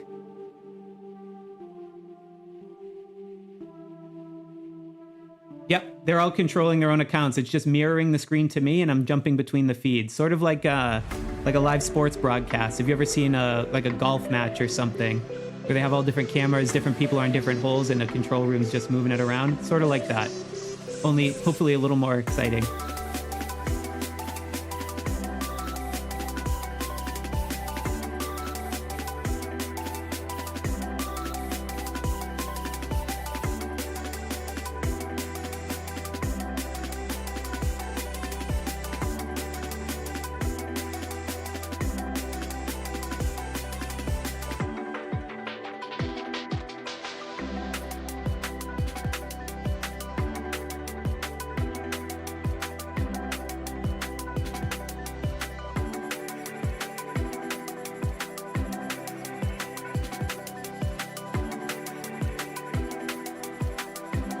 Was that a solo march that took out the remainder of the rally? I missed the hit. I just saw the battle report.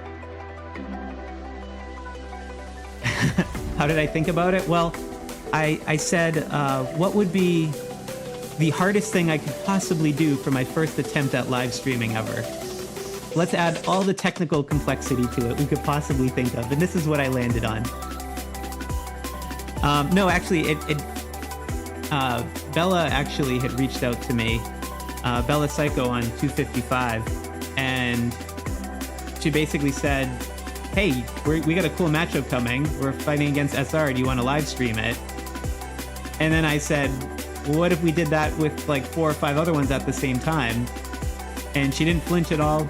She went and helped introduce me to a bunch of other folks over the last couple of days. This literally came all together starting about 3 days ago. So hopefully next time we can, assuming there is a next time and people are into it, we could definitely do, you know, I don't know how many matches my machine can handle, because I'm the host server on all of these relays. It's not like Zoom where it's a remote server somewhere. But yeah, maybe at some point in the future we could do different matchups, other ones, if other people want to get in a rotation. I'm open to seeing different ideas where it could go. Yeah, and also, what's this I'm seeing in the chat with this K3 and some of the MI6 members moving around? What is that just a rumor, or is that a thing that's happening?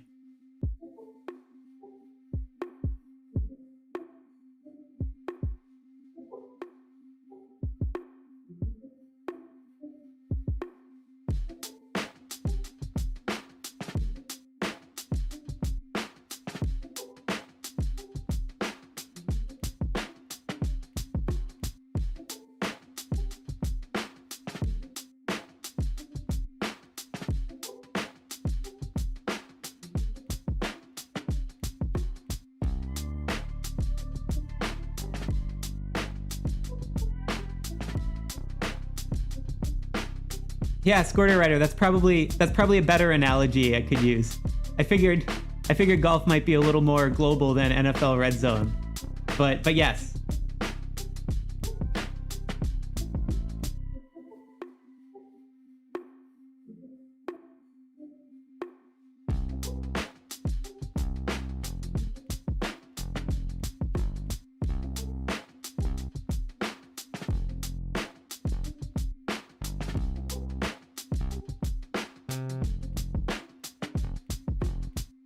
If we go back to the Skycam here with Havoc's match, they have regained control again. This one is still staying neck and neck, folks.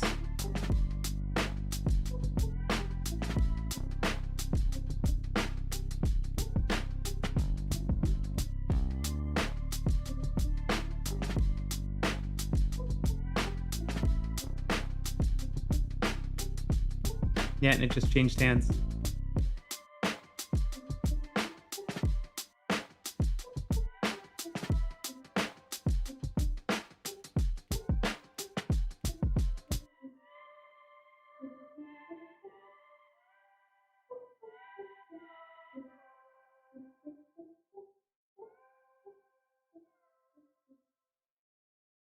Let's see what's going on the ground here.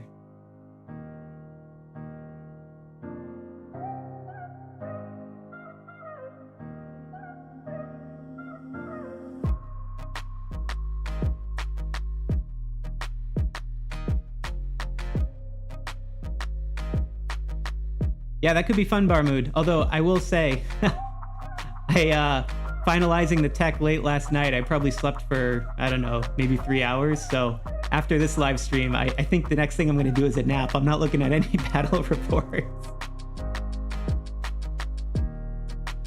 But yeah, that could be a cool follow-up.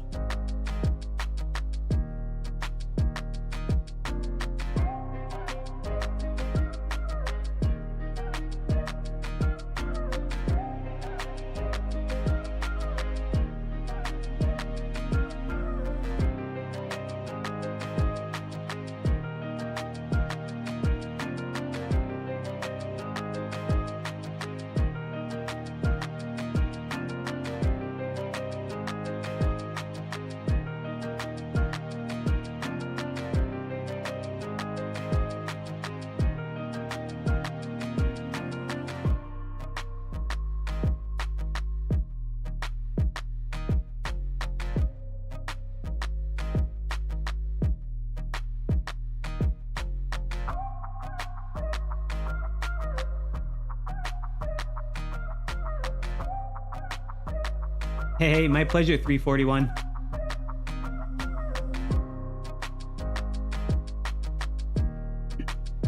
Yeah, easy. Happy to talk about that with the Vikings piece.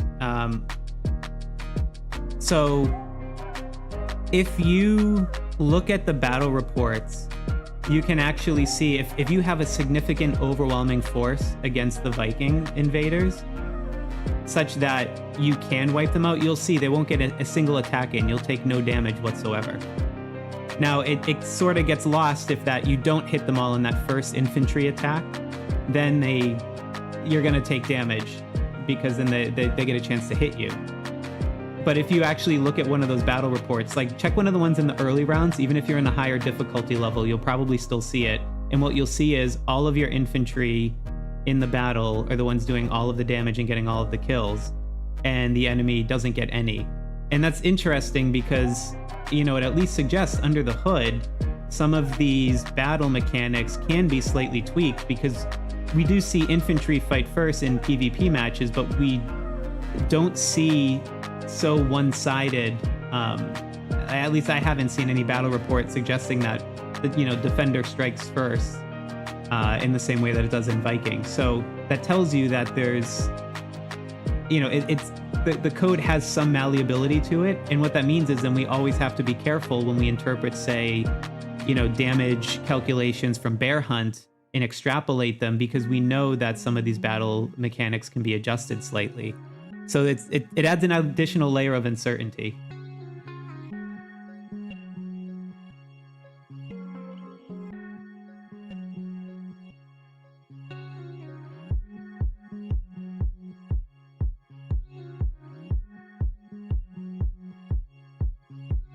All right, let's jump back to 255. I see a lot of rallies showing up in Bella's window here.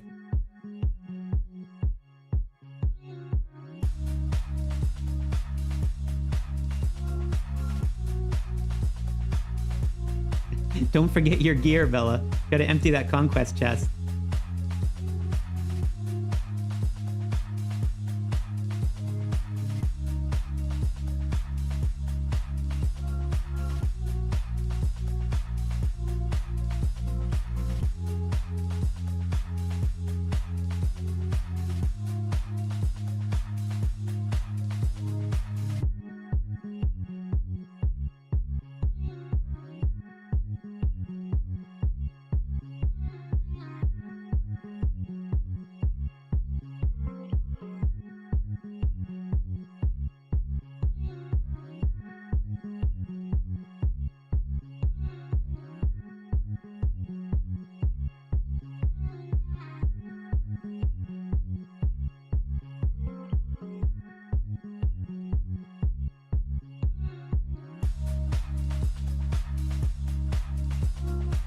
All right, folks, so I'm going to cut away over for a quick moment to the sky cam. So we're back at the 268-302 battle, and I know it said Nyx had already conceded in their world chat, but now that the timer has flipped over, we can officially mark this one in 302's favor. So we're putting another King Sloth up on the board.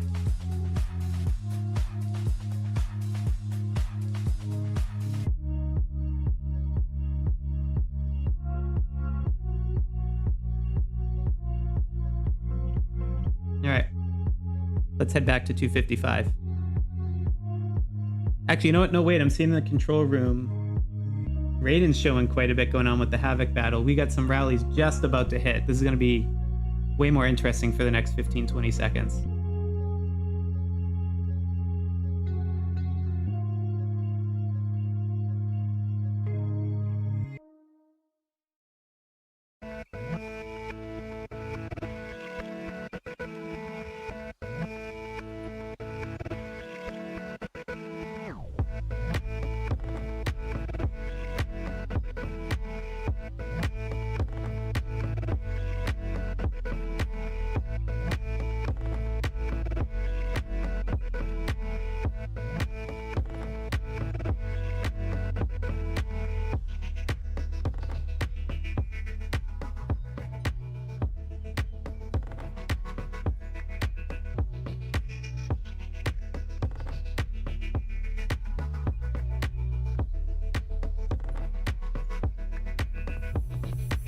Yes, Joel, I see your question in the chat. 240 is currently winning.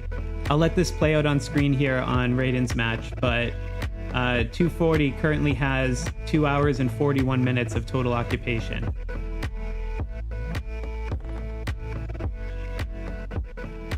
And it's a significant advantage. The next alliance, the number 2, is only 48 minutes.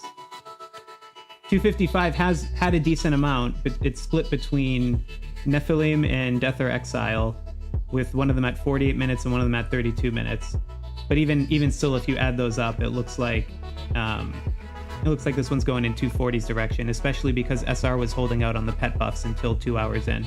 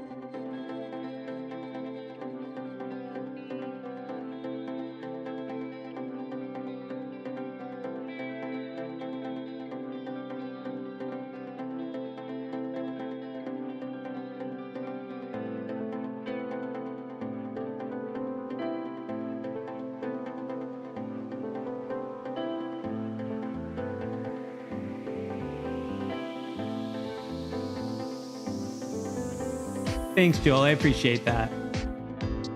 And Barmoot, I don't have the report of SR battles directly, but I know Bella does, and actually I think she has them up right now. So there you go. Ask can you receive.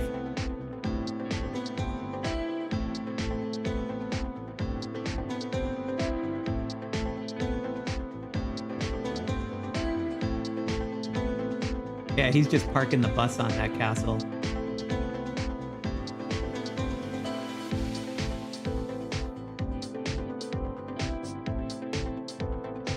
Yeah, Cosmo, the math sure looks that way at this point.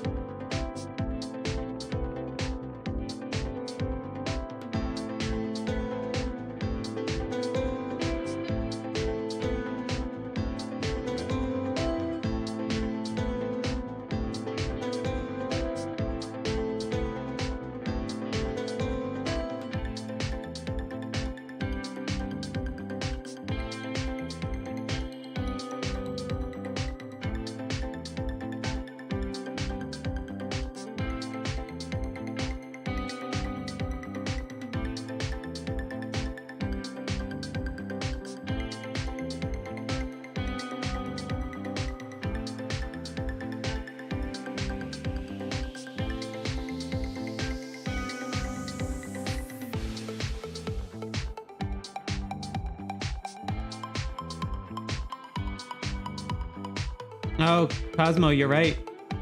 Yeah, I think it's a mathematical impossibility.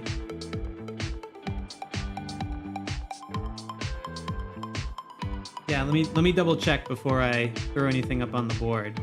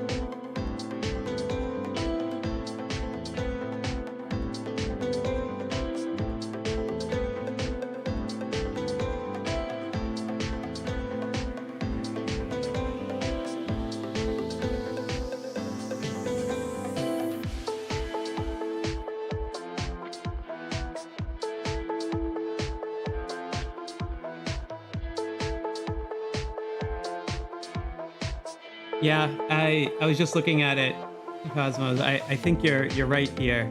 It took me a second to get my Skycam over there because my phone's overheating again. But I think if we do the math, if you add, let's be generous, say an hour and 51 minutes, I think that gets you to 2 hours and 39 minutes at this point, which would still be less than 248. And that's if they held it continuously and didn't lose. So I think it's a mathematical impossibility.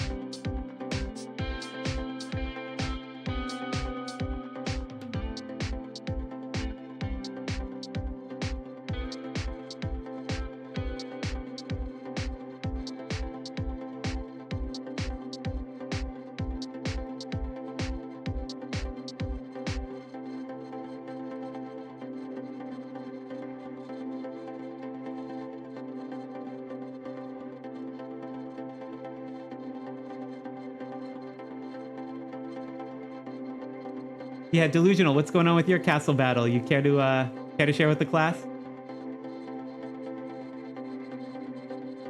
I can zoom into it quick if you want.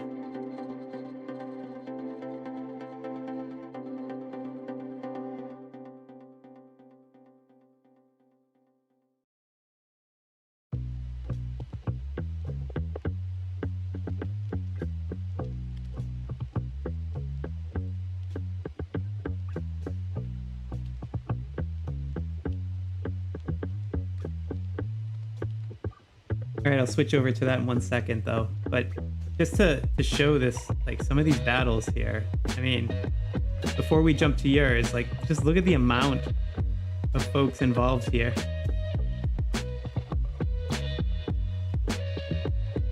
And also too, like, look at all the skins, just the levels that they're at.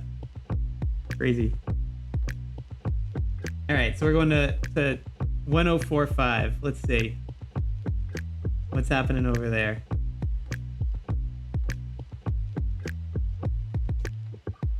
You can see my phone is really struggling right now.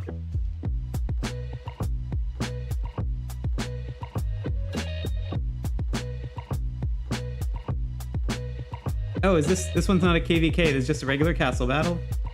Are you guys in KvK yet?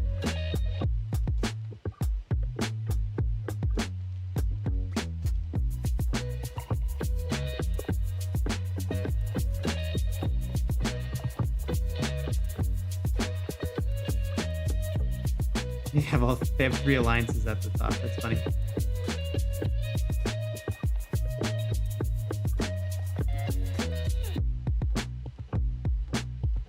Whale skin on 1000 already? Oh my goodness. I believe you. Actually, you know what? I think I'll jump back to 255 here while I switch over to something.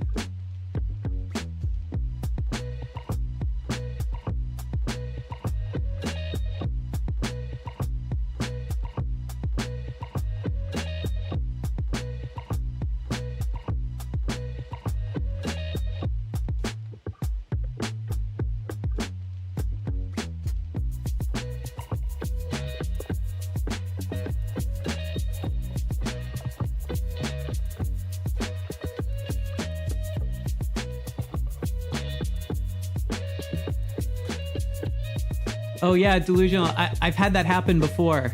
When I was recording my guide on that big free-to-play mega guide on Hall of Governors, KvK, all of that, I actually did it. We got a bye week on KvK because we couldn't have a suitable opponent in 21.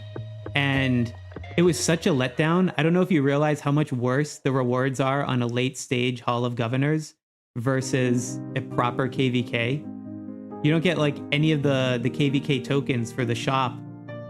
And I'm trying to remember, I don't think you got the island decoration stuff either. Or maybe that came with the mail that had the KvK bye week or something. But yeah, it is possible. It's the only way you can get Hall of Governors late in the game.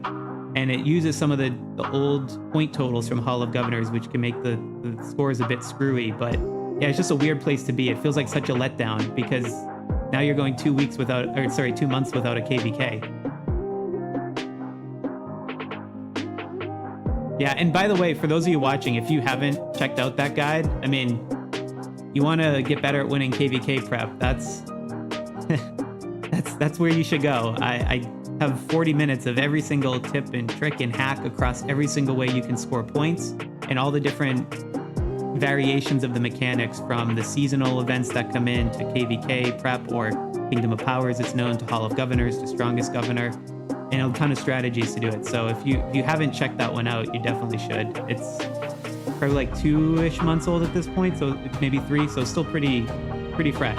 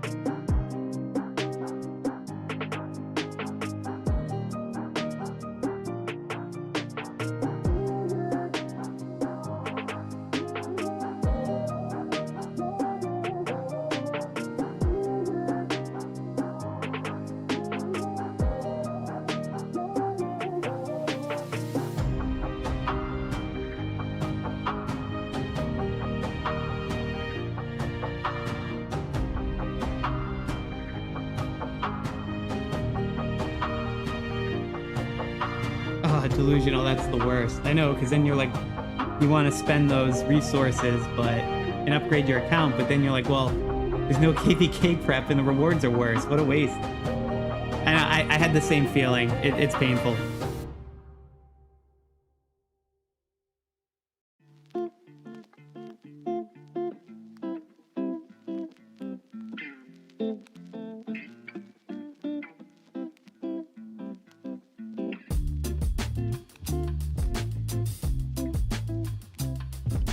And apologies, folks. I got a little distracted because Castle Battle just finished in my kingdom, and I was teleporting out of there and getting my shield up so I could focus more on this. But I got to close the other loop here, going back on this 255 and 241. Yeah, it's a mathematical. We could have called it a little while ago, but it's mathematically impossible at this point. So I'm gonna have to put this one for 240. Hope you're not mad at me, Bella. They get the King Sloth.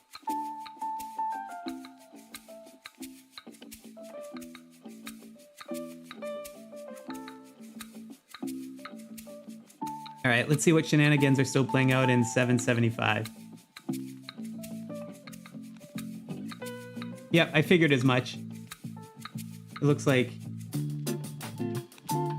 it seemed like 816 was on the path. I know they're trying some other strategies there to see if they can turn it around at all. They realized they could take with double rallies, and then while they wait, they're swapping ownership to another alliance to call rallies on that and hopefully minimize the time hold. But I mean, it's such a tightrope at this point.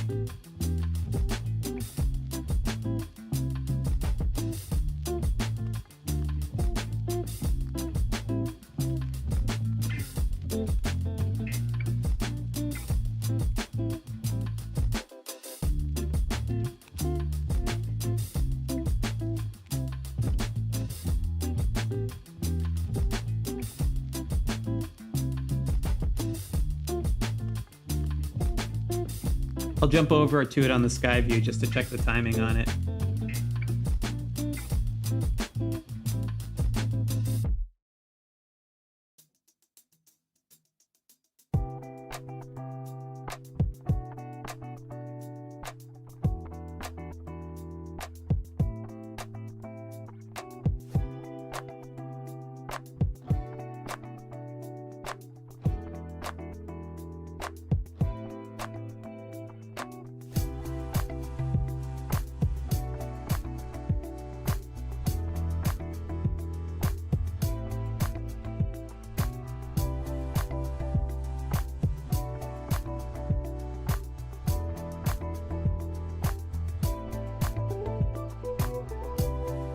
Let me pull up the current castle holding time for the 775 and 816 match on the Skycam.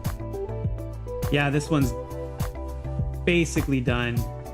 Anthony, I'm sorry, I don't know all the YouTube usernames to people in game off the top of my head, but it sounds like you're from that kingdom.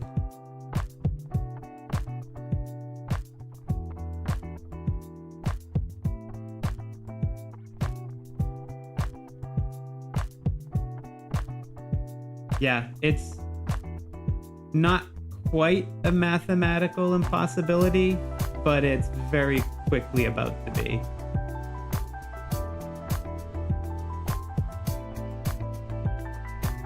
We'll give it another 5 or 10 minutes before we call it, just to be consistent and polite. You never know.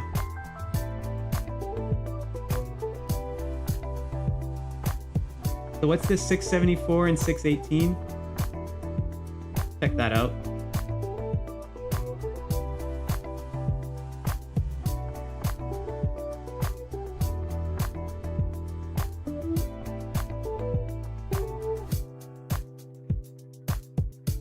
All right, let's try 618.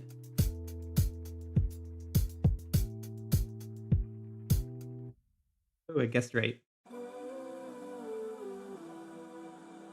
Oh, wow, you weren't kidding. 674 and 618 is extremely close.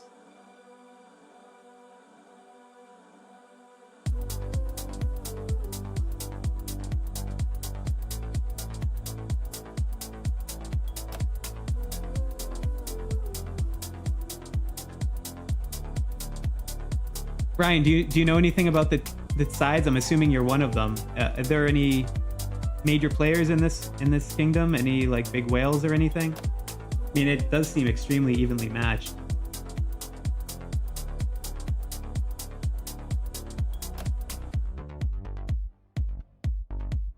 Invaders got a slight advantage on the turret. Nope, never mind. Turrets are evenly split. The battle time is evenly split. Yeah, this one's going the distance.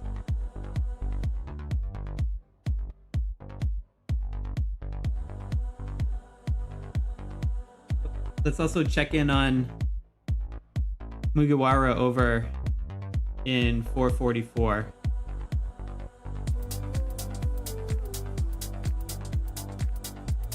Was it? I'm trying to remember if it was his kingdom or the other one. Let me check. Nope. 423 it is.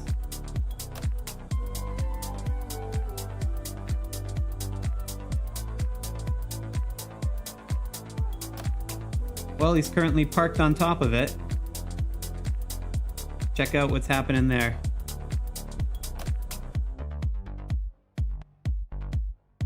Still staying ahead, and still this strategy between the 423 alliances of splitting the time evenly.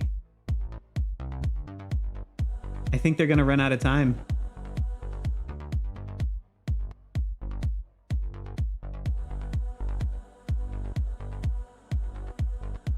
I remember Mugiwara saying Q&A was, I think, number 2 alliance on their regional kingdom power leaderboard.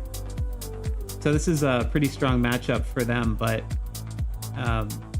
yeah, I mean, if those times were combined, this would be a whole different battle. This goes to show you, we were having this conversation earlier with some of the folks in chat around, you know, splitting strength between alliances, and there's actually quite a bit of strategy here. All these different trade-offs, but yeah, it looks like things are looking up more for 444 right now. Let's see how it continues to develop. All right. At some point I do need to switch over to someone else's screen to give my phone a rest, but I'll check 57 quick, but I can't keep taking more requests from the chat. Let's see, we got quite a few black holes is what you're saying. There's one.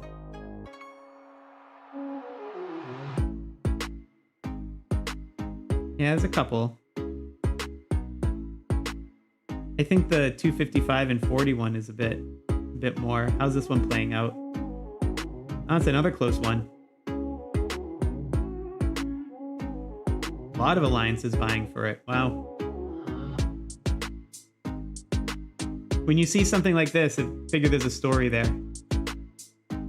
Multiple alliances from multiple kingdoms with significant holding time.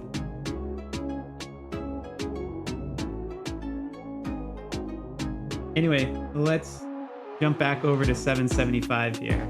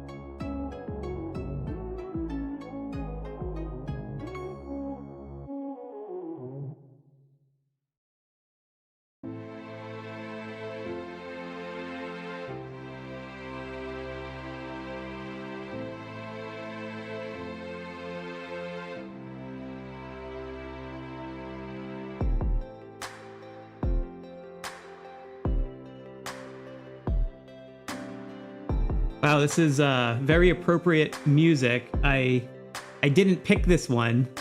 I prearranged the playlist last night, but this is probably the right music for what I'm about to show you here, because if I go to my Skycam, for the battle we're watching here with 775, it's about to become a mathematical impossibility.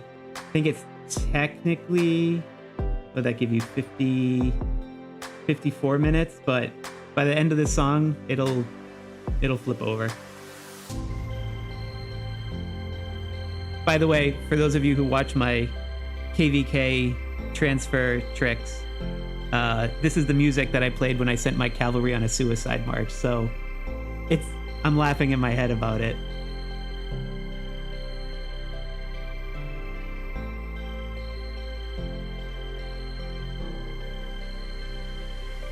Hey, Supe! Welcome, buddy! I just saw you pop up in the chat. Thanks for joining, man.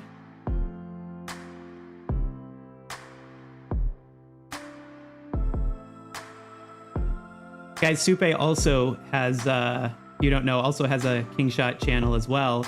And at this time last month, I was watching him with Clyde and friends on Kingdom 3 duke it out against Bootleg on 45.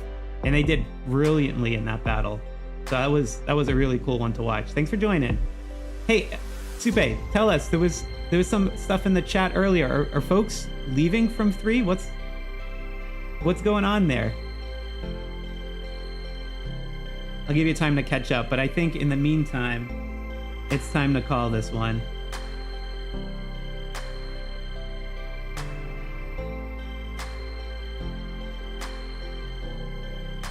All right, so it goes to 816.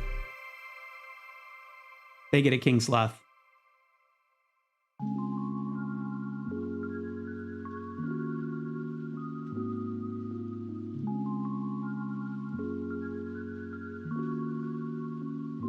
Let's go switch over. It seems some activity just happened here in 354 with Raiden's view.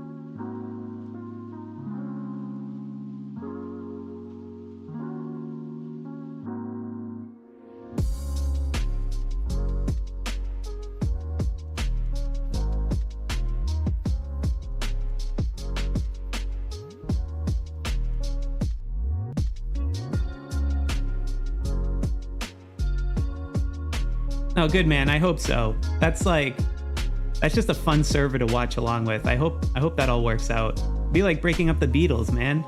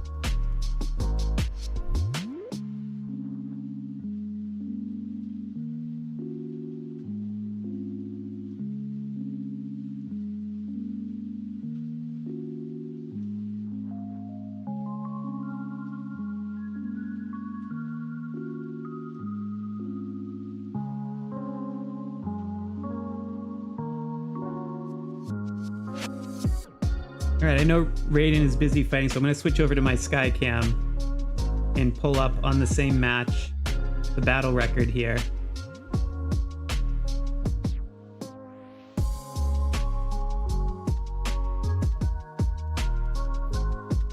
So it looks like 341 is started to pull ahead, and Imperium is falling a little bit behind from where they were. It used to be quite a bit more neck and neck. I wonder if ERR and our family figured out a way to manage the time so it goes to one alliance. Because 341's definitely held this almost long enough to get the 3 hours already, but the time's just been so fragmented between those alliances that it left the door open for Imperium. But let's see how it plays out.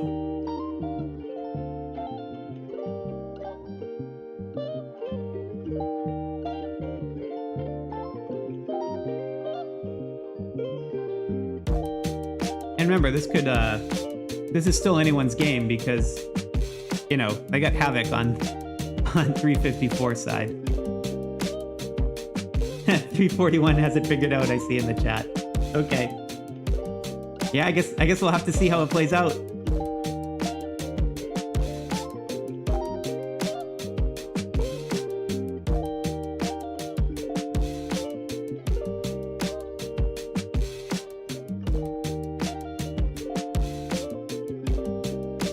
All right, let's go back to Raiden's view.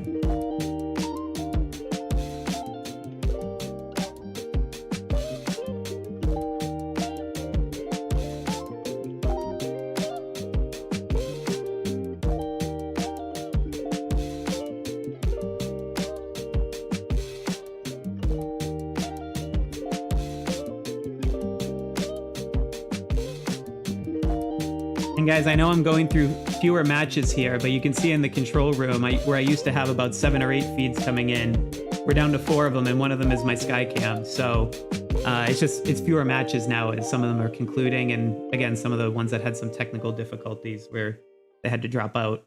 But either way, let's just check in on one of those ones that was having technical difficulties. I'll go to my Skycam with 444 with Mugiwara, who seems to still be sitting on that castle.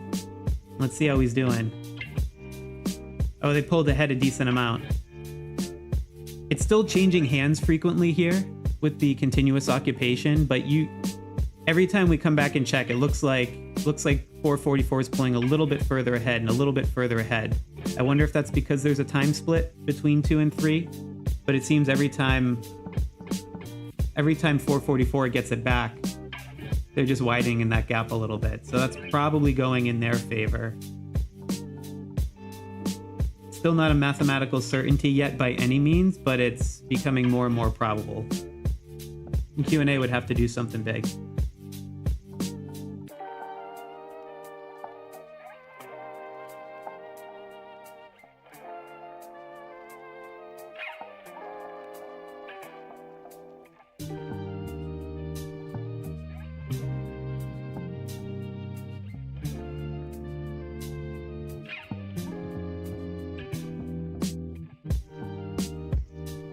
Go back on the ground at 255. I think I saw there was still some activity going on there. Is this just Bella Psycho, is this just you guys getting points, or is there actual activity? I see a lot of congratulating.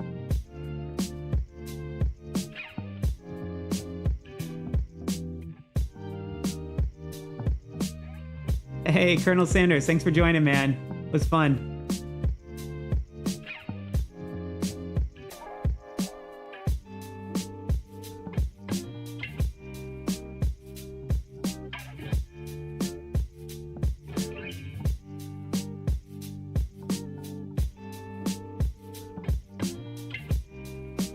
Okay, guys, we got Colonel Sanders here in the chat. He's been on the ground, and I think actually still is on the ground, although I think you're mopping up right now in your battle. But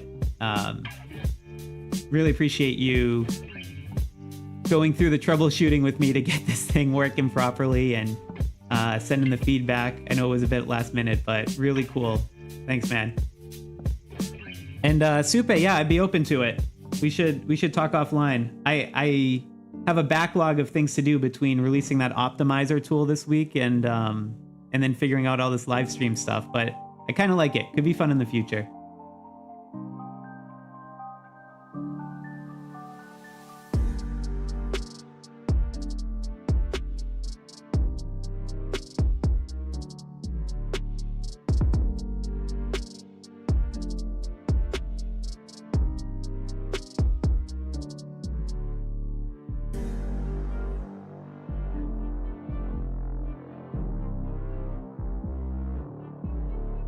All right, let's switch back to 354 and 341.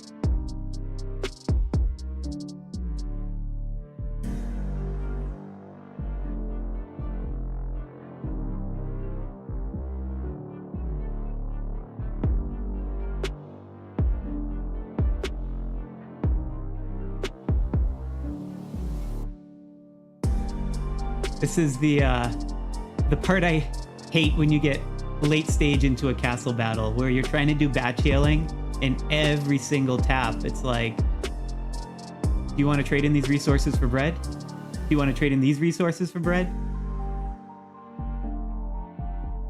Yeah, it's great to just get it all done at once. See you later, Supe. Thanks for joining. Have a good one.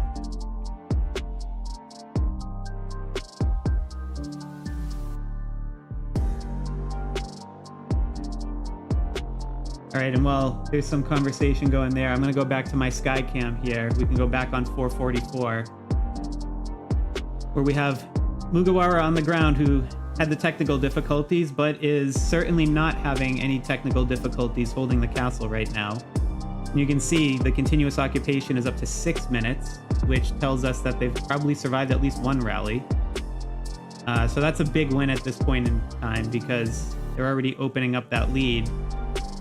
And there's not that much room left to go. So I think 444 is just the fact that I see that going longer than 5 minutes tells me they're about probably another 10 to 15% more likely to win it than they were when we just looked at them.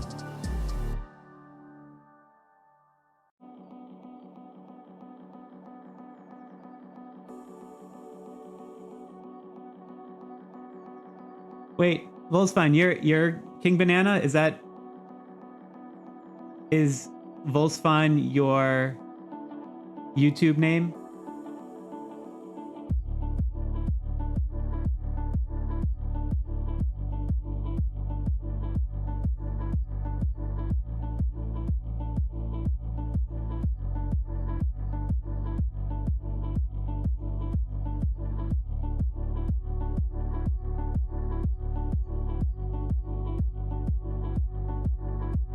Yeah, the YouTube usernames all got messed up lately. It's even within the members. It's like I do that thing on my videos where I list out all the members, and now all the names have changed. It's like the one that you signed up with, not the handle that you picked. Everyone's all up in arms about it in the YouTube community. I don't know if they'll switch it back. We'll see. But yeah, Volsfan here, or King Banana, he was also supposed to be streaming. I even had a thing set up for him, but his feed wasn't working when we went to go live this morning. So fortunately, Colonel Sanders has been doing the heavy lifting for him.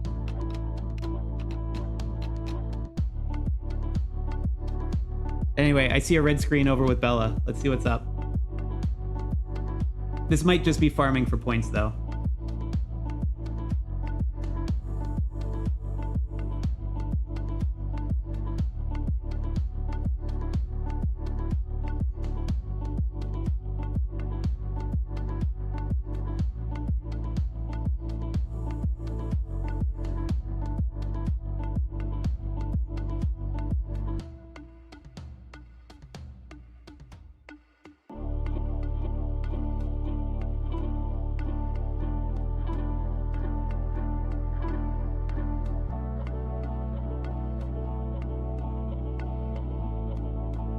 Yeah, I know some of you all wanted to see these battle reports, so it's always interesting to see.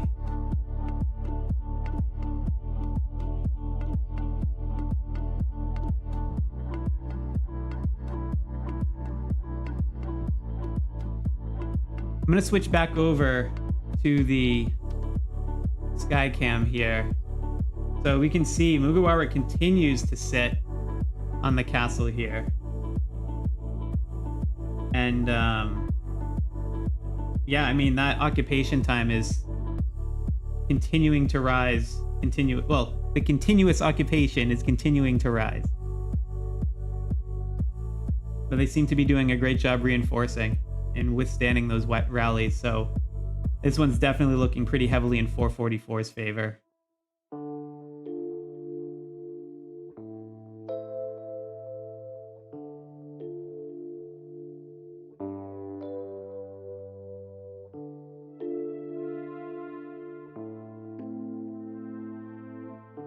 All right, let's go back to the action with Raiden.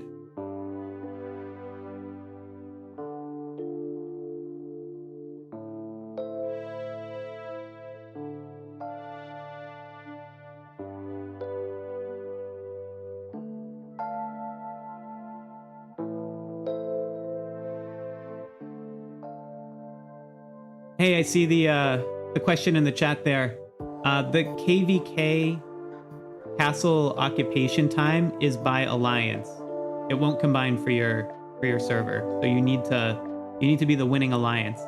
So you'll see on some of the other ones that we had, actually, I think this 354 match is a good example of the impact that it can have if you split the time between the alliances. Let me see if I can jump over on the Skycam quick.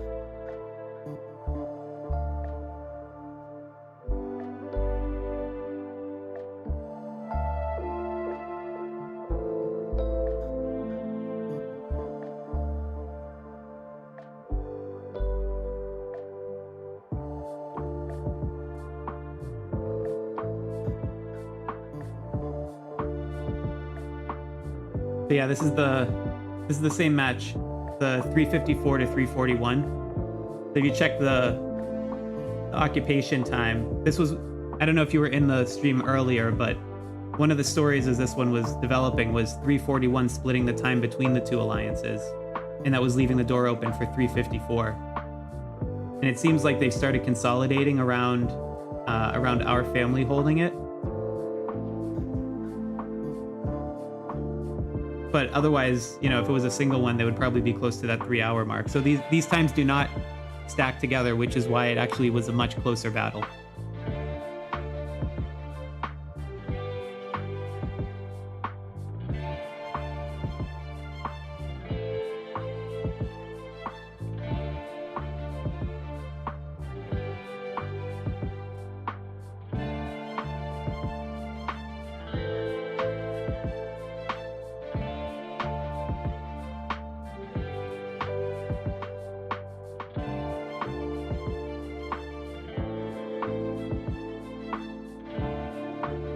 Switch back to Raiden's view.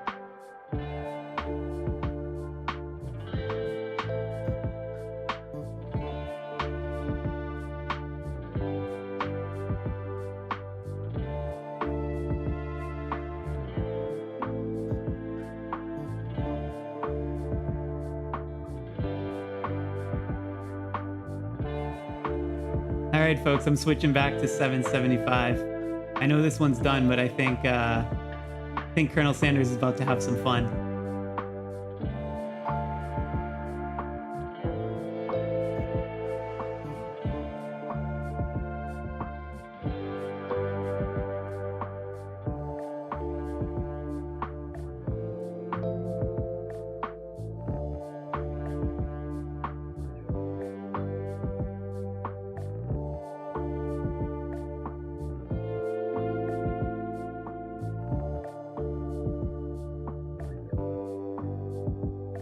Oh, good stream clips. I'm glad they're helpful.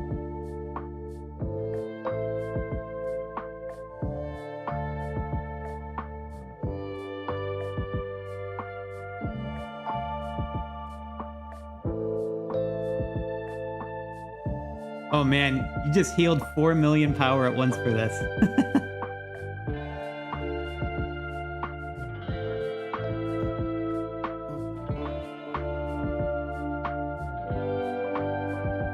great question, Ronan. I'm still figuring out what kind of stream this is. I mean, I thought of it, someone else said NFL Red Zone. I was thinking of it, you know, like in a golf match or something. People jump around from match to match happening all at once. You get a bird's eye view from the sky cam. You get people on the ground there. They're talking about what they're doing in chat. I don't know. It just seemed like a fun way to tell a story of a lot of these different kingdoms.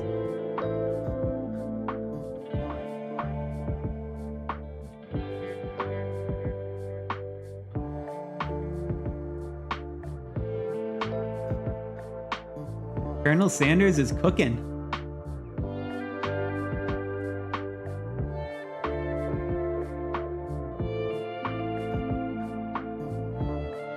You're using the troop speed ups now just for this.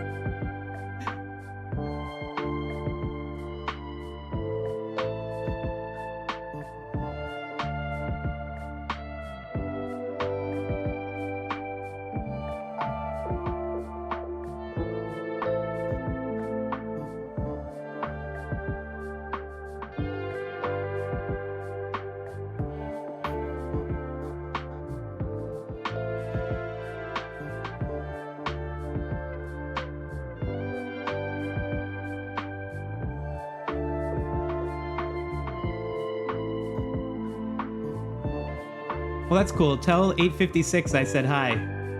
Glad the videos have been helpful.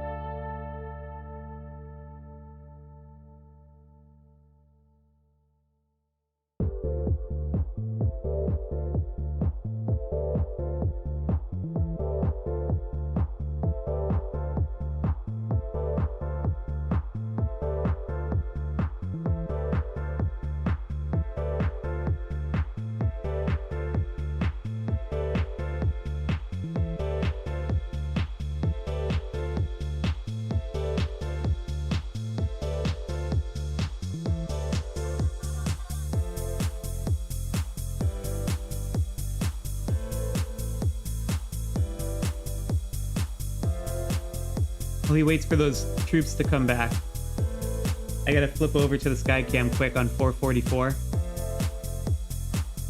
So we're seeing a big increase in continuous occupation for Mugiwara. I don't know if 423 has just been unable to take it and something changed in the strategy, or if they're sort of starting to concede. I don't know if anyone's here from that match, but this is just about becoming a mathematical impossibility.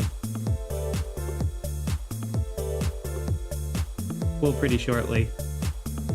Anyway, back to senseless violence. All yours, Colonel.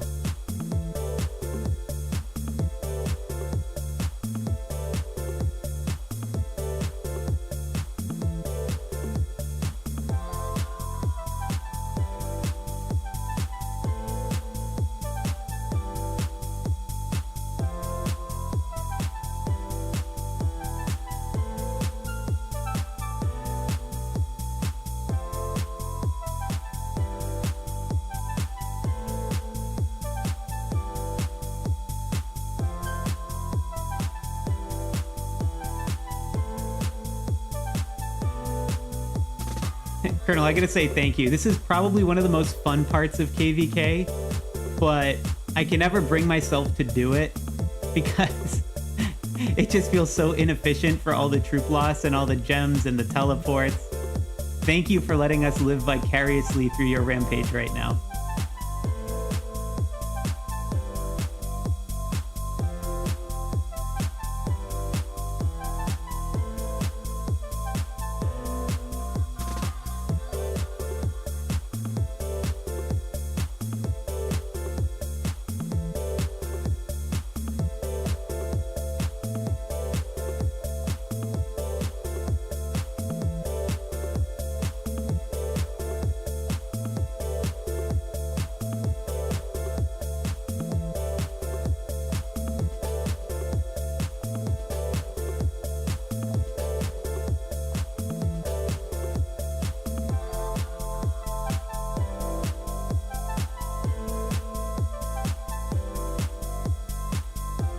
All right, so I think we were actually finally able to get King Banana up, so I don't know.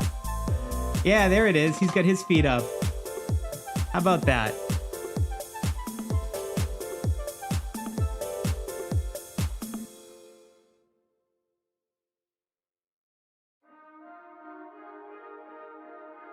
I see he's...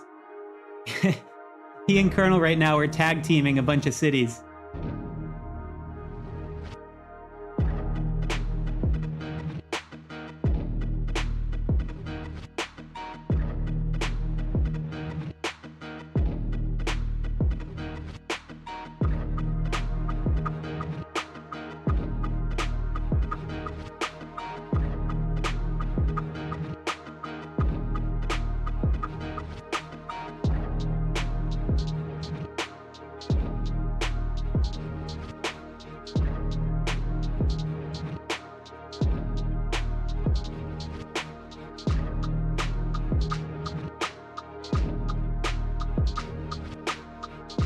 Peter, I'm glad you found it fun.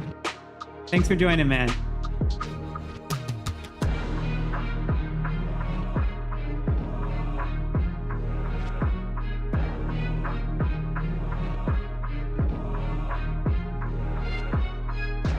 All right, I think we should go take a little quick check at what's going on over in 354.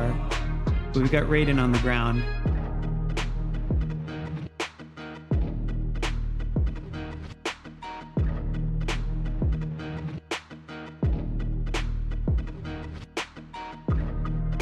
Remember, this one was pretty close, and it seemed like 341 was starting to pull away. Let's go check again and see.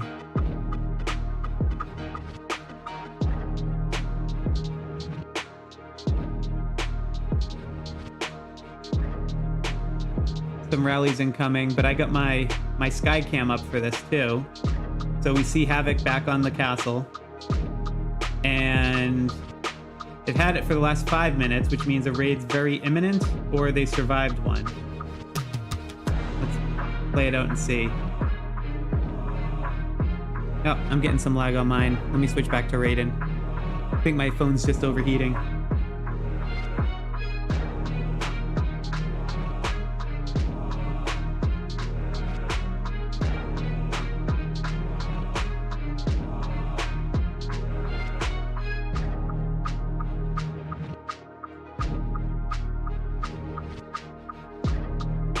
Yeah, 231 versus 197 is over.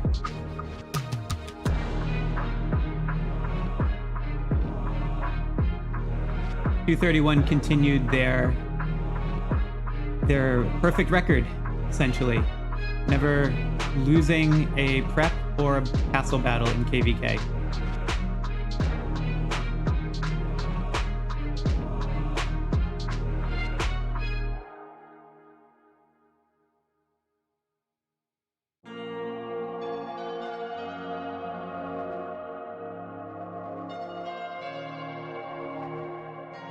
And it looks like it just changed hands again here at 354. Thanks, Ali, for subscribing.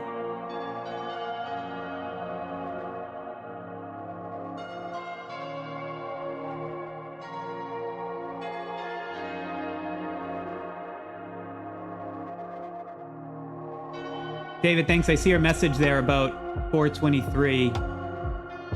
I was going to say, I saw that occupation time going up, and I was wondering if that's what happened. I'm trying to get my Skycam phone to cool down again so I can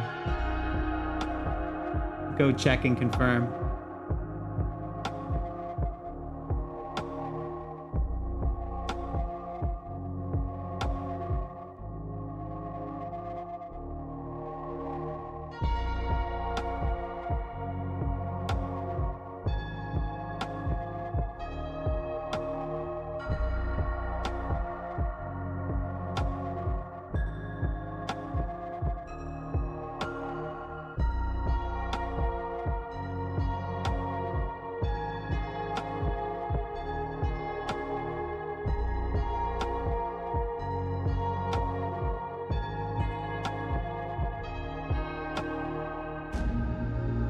right, popping over to the Skycam.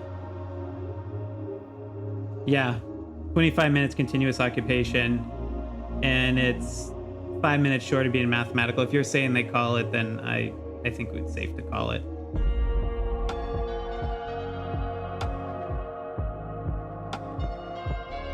And I know Mugiwara couldn't be here with his feed not working, but we did have space saved for him.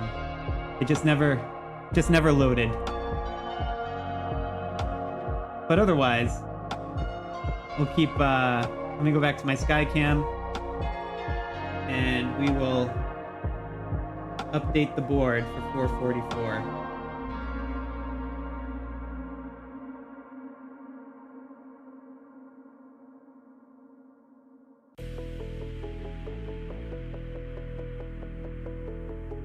So congrats, Mugiwara and team. Good game 423 as well. And let's jump back into our last undecided match with Raiden on the ground in 354.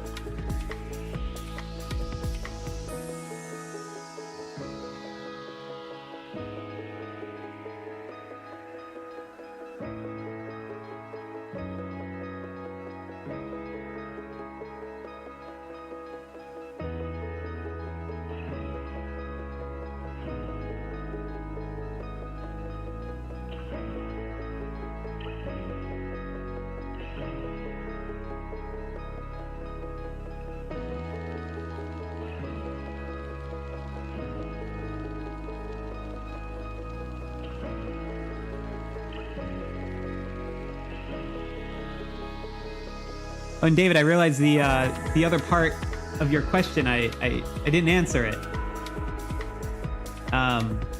Yeah, I don't know if I'll live stream Eternity's Reach. I could. I mean, this was I had to figure out a lot of tech for the first time for this, so I guess that opens up the possibility. I did record the last one though earlier this week, because the last one that I posted, you know, I admittedly got quite lucky with the placement of the cities and it just being a lighter match. This last one was a bit heavier, so I'm glad I recorded it. Still managed to pull top 10 with the strategy, had to make some adjustments, so I think that'll be a helpful one to do. But if there's demand for maybe live streaming one, I could. But I've just sort of... It's harder to line it up because it's such a short event that I almost feel like it's unless I combined it with something else like a Q&A or I don't know. But for now, I was just planning on recording them, and if it was interesting, I'd put it up there either as a unedited one or potentially editing if it's just some interesting highlights. I also recorded the Tri-Alliance Clash on the last one that we had. And that one, it was just a ton of fun. I was just basically doing guerrilla warfare tactics the entire time. And that one I'm definitely going to post at some point.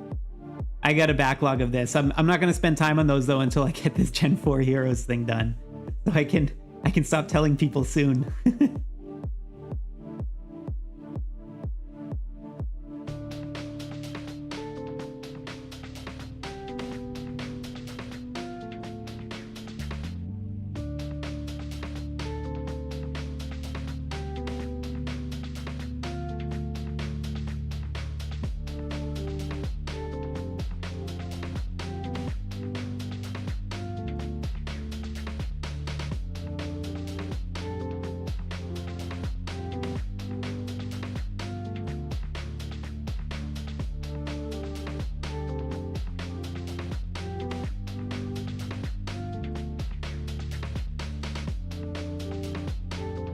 I see red over at King Banana.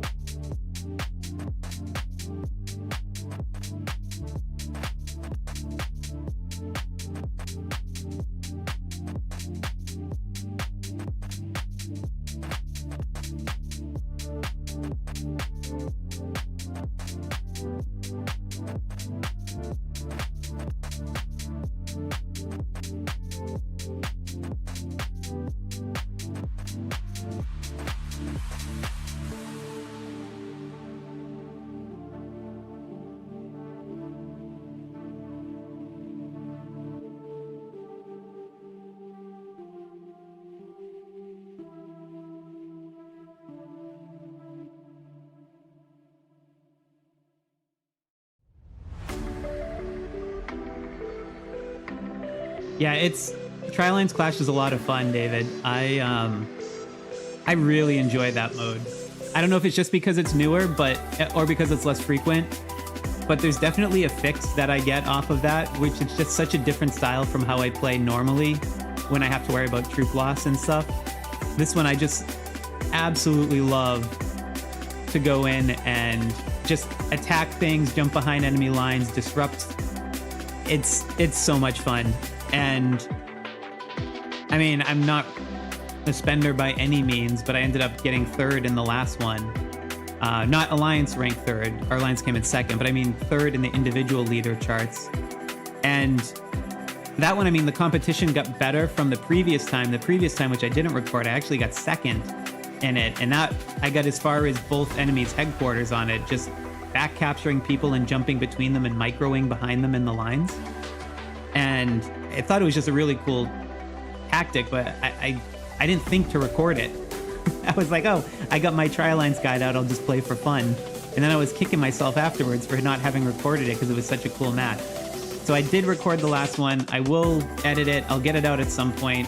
Yeah, I got some higher priority things, but I'll probably put it out before the next one comes around so you can see some of the tactics and check it out. All right, let's jump back over to Raiden. And actually, maybe I'll do the Skycam first so I can just quickly check and see how things are going. All right, so Imperium is holding it.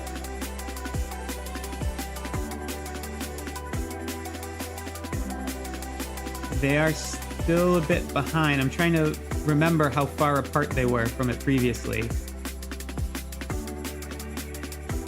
But Havoc's sitting on it right now, and it's about 3.5 minutes in, so I bet we can expect some rallies to come in within the next, 1 or 2 minutes. But it means whatever shadow rally might have been tried failed. So they're getting the occupation time now. Let's see what comes up. I'll go back to Raiden.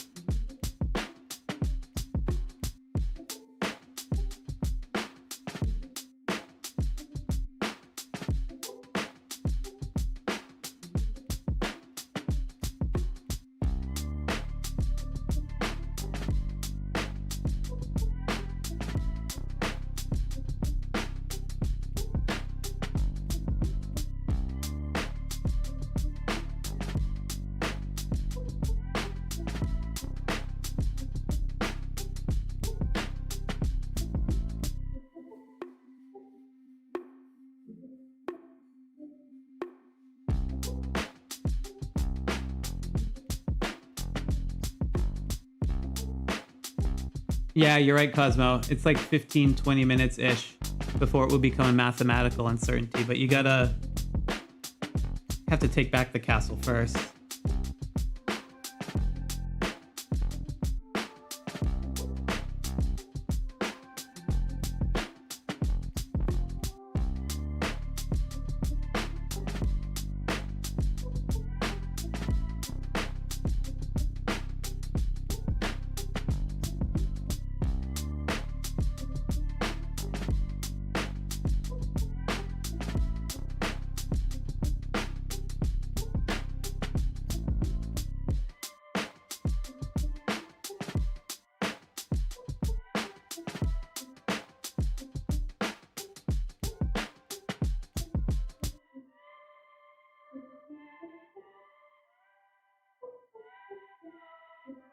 And it changed hands again.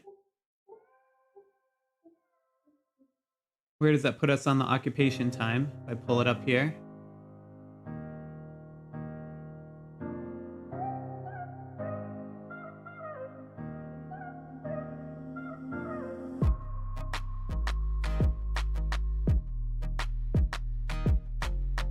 So yeah, there's a 21-minute lead here. There's only 50 minutes left. So every minute that 341 holds it, it's an additional minute that 354 has to catch up and a minute off the clock. So it doesn't sound, it sounds like there's still a lot of time when you think, oh, 50 minutes, but it's actually not that much.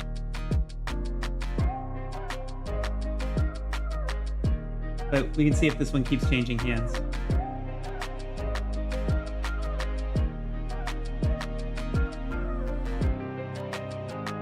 So basically, in order to keep this one in play,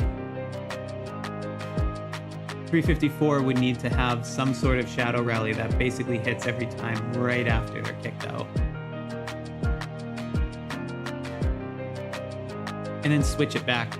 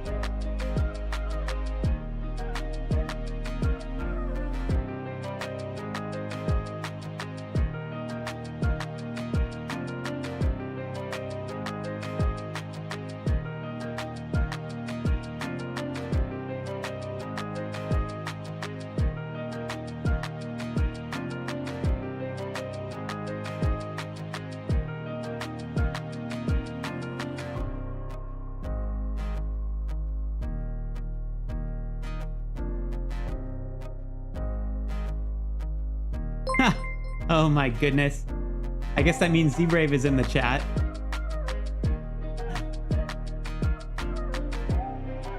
Thanks for becoming a member. Guys, handle there, Kingshot Optimizer, that's Z-Brave. As you probably know from the Hero Gear Optimizer that we put out earlier this week. A lot of that thanks should definitely go to him. He put in so many tireless nights, doing a ton of coding and data science wizardry that is a bit beyond my reach. I started trying to do it in Excel, failed miserably, and he turned it into something that's a proper tool. Hey man, thanks for joining.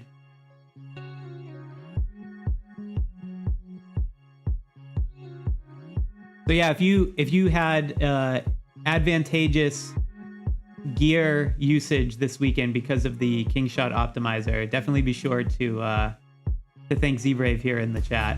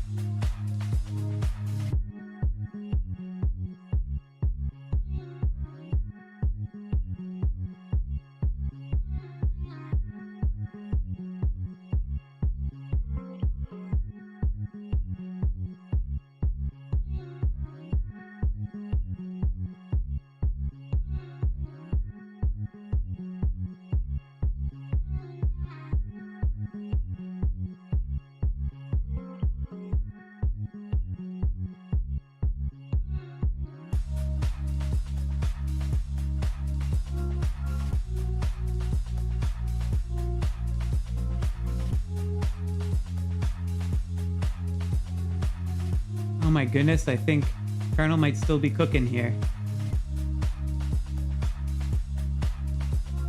People are teleporting out now. They know what's up. Probably because they can see it before it happens if they're watching the live stream.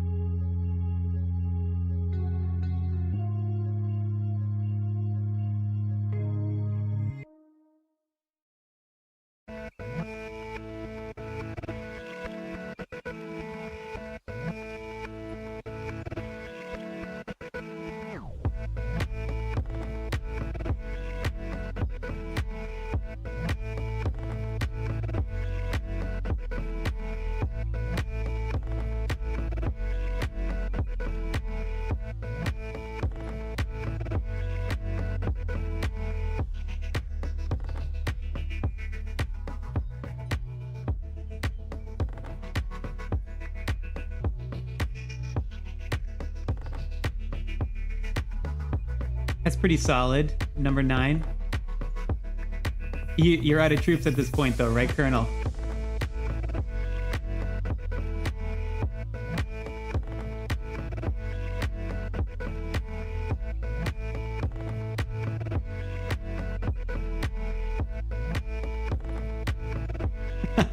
I really hope your alliance does you a solid and gives you all of those things, I forget what they're called, to get your rescue rate up to 90%. We owe you for the entertainment.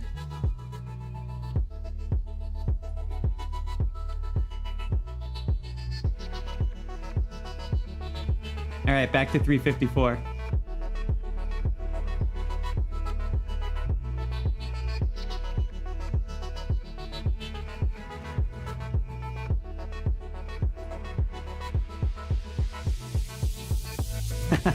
Yeah, we were thinking about something with Governor Gear and Charms. I think there's some room to extend into that and make it an interesting there is a separate optimization problem there too. It's a bit more constrained than the Hero Gear for sure. Right now, we're just trying to digest all the feedback. Z-Brave and I have been going back and forth through it every day and just triaging what are the sort of immediate bug fix, quick wins, UI tweaks and adjustments, any simple features that people want. But we've definitely got a good backlog of some bigger ideas that folks have suggested, and Governor Gear and Charms is pretty high on that list. So once we've sort of finished digesting all of this, we'll go next week and try to roadmap it out a little bit more.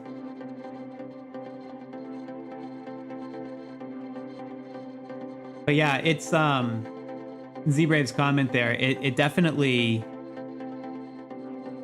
requires covering the hosting costs between the actual computational space on the server to run the algorithm and the actual hosting for the website and domain and all that stuff.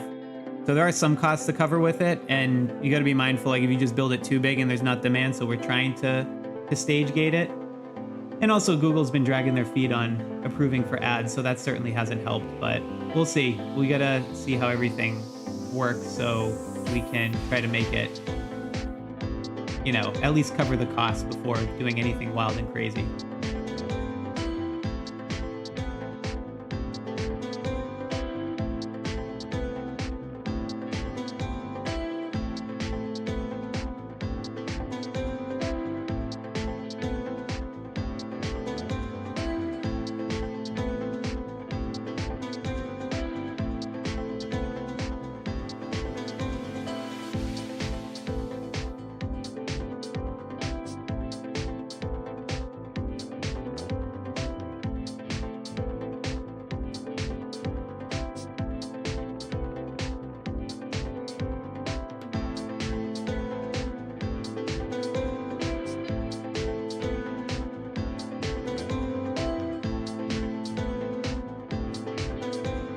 So while he's batch healing, just according to the capture time here, it's about a 22 minute difference in holding between 354 and 341.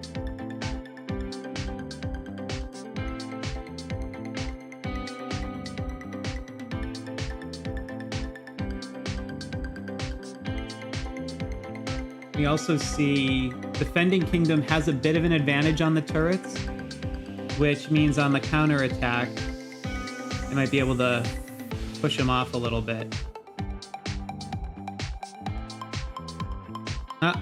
Oh no, never mind. I thought that one fell. It didn't. No, it's still 3-on-1 on the turrets.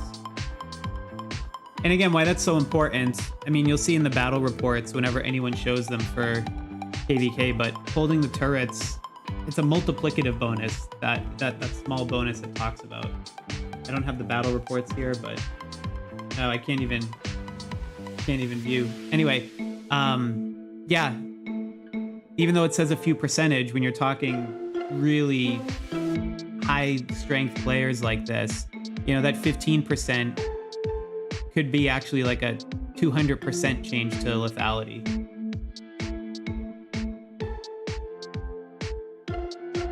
Switch back to Raiden's view. Try to give my Skycam a little break.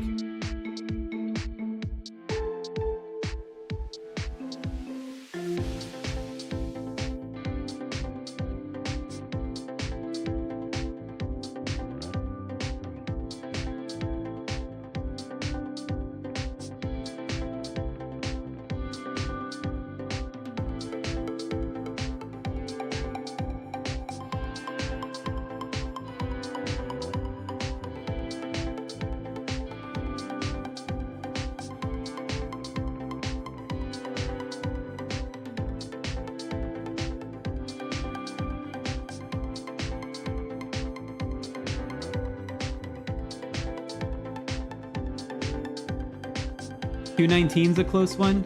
Is it? All right, I'll check that in a second. I need to let my phone cool down for a moment.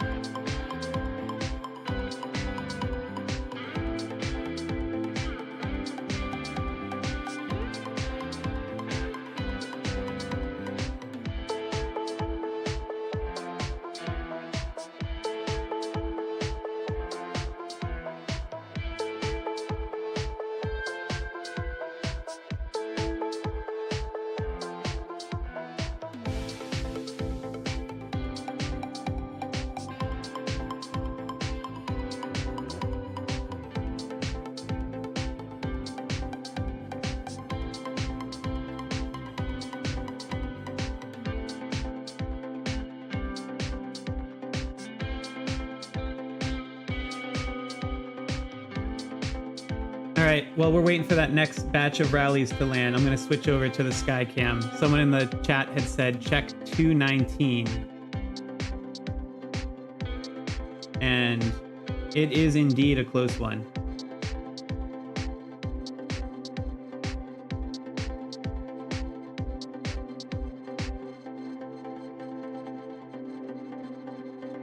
Yeah, this one's going to come right down to the wire. Although 10 minutes is quite a big advantage at this time.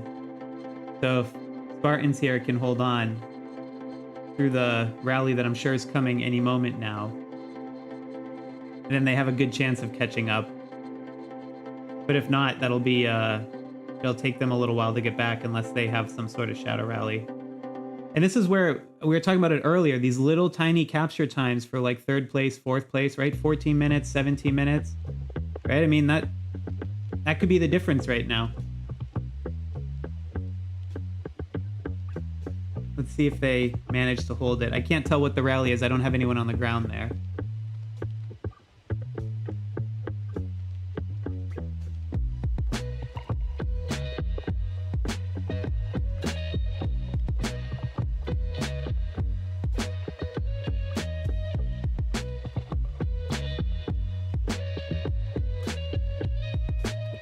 Who's holding the towers here?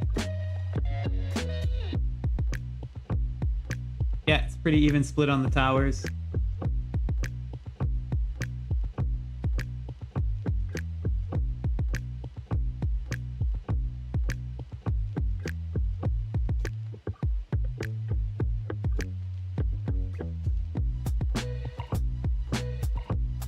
So either, yeah, we're at 6 minutes. So either that rally was really slow and there was some challenge on the timing, or they actually withheld.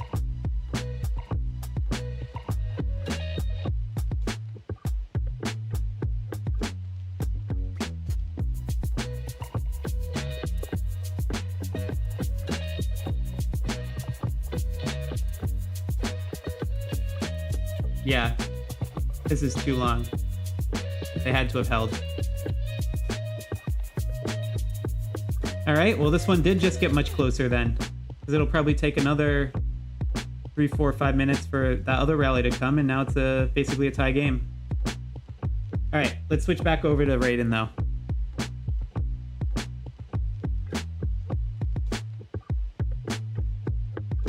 Yeah, that's what I was thinking, Rami, because because the hold time was so high, I wasn't sure if the rally was just late, like if they messed up the timing and relaunched it, but once you start getting past like 6.5 minutes, it's probably a sign that they held it.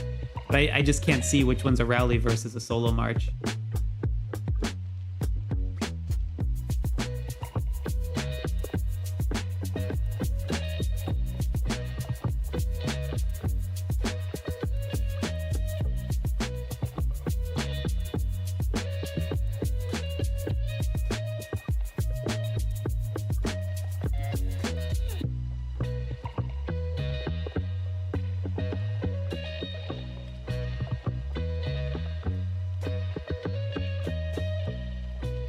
What is that, Z-Brave?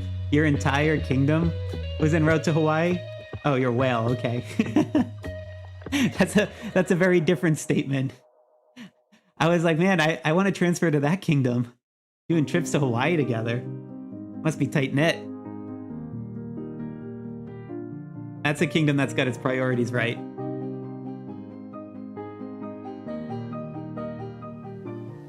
All right, I'll let them do their strategy there, and I'll just come in with the sky cam.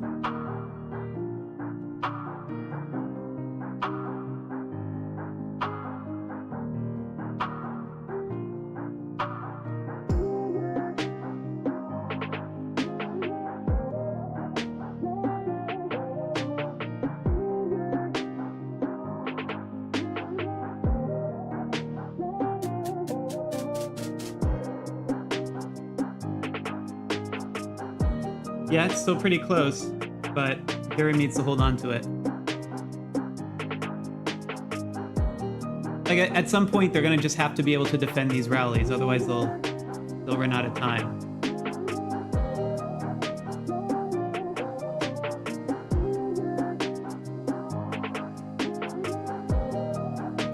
That may have been one of them. It's hard to tell.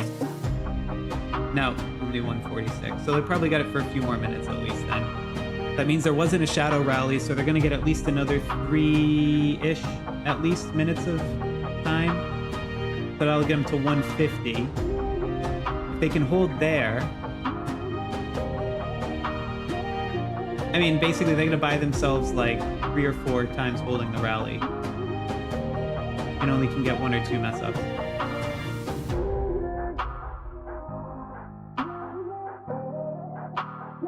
All right, let's switch down. I think Raiden's got his comms cleared.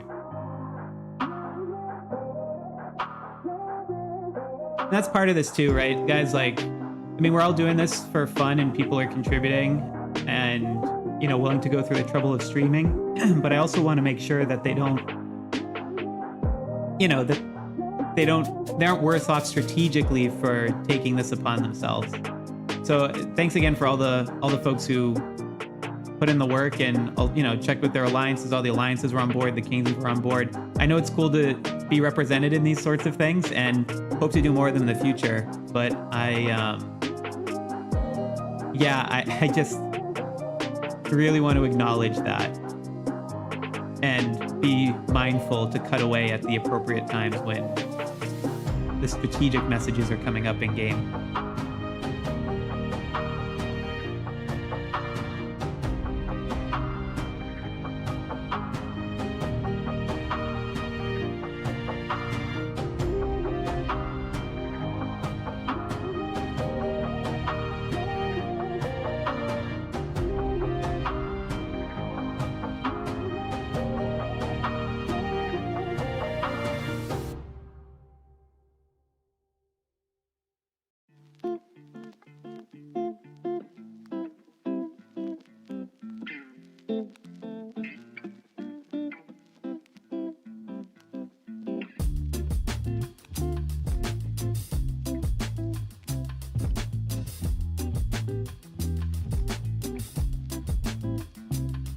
PCI won. No worries, man. Thanks for joining. Which KvK were you? What kingdom?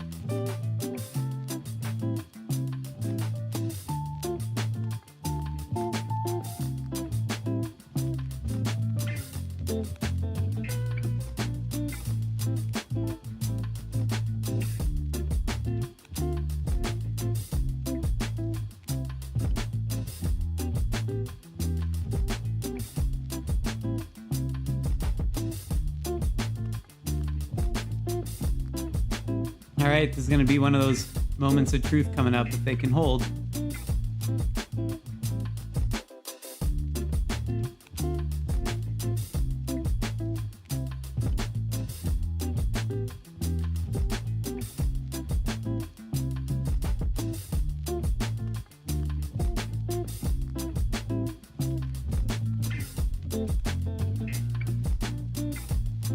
Switch back to the sky cam, give some privacy.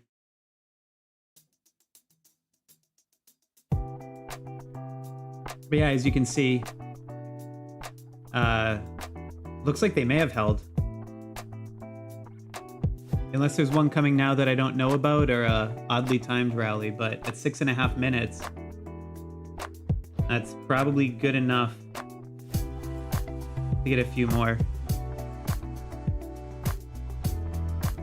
And just as a refresher on this matchup too, this is actually a really challenging garrison to hold because they're only at the end of Generation 3. So it's actually next Monday they go into Generation 4, which means that, you know, the Generation 4 heroes with the 60-40 garrison, that's basically like an immovable wall. They don't have that tool in their toolbox for this battle here. So, you know, if Havoc's able to hold this will be really quite a feat. And I mean, not just Havoc, the whole Imperium Alliance. I mean, that's at this generation, the advantage is a bit more, sorry, it's a bit less advantage for the defender as it would be in Gen 4.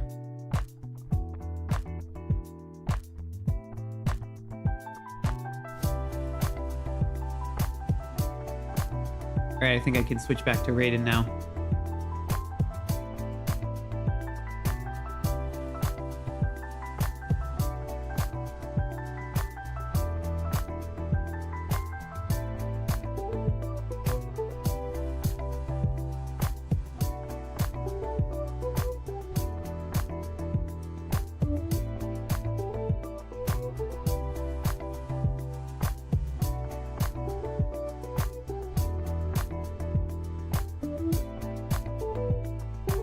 Congrats, 414.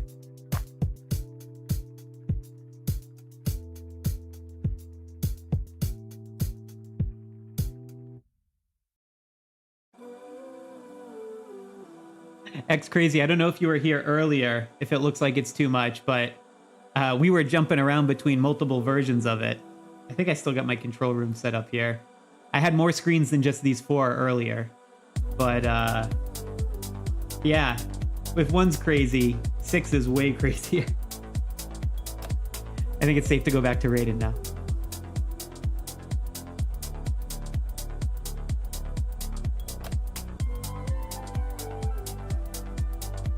Oh, and it changed hands.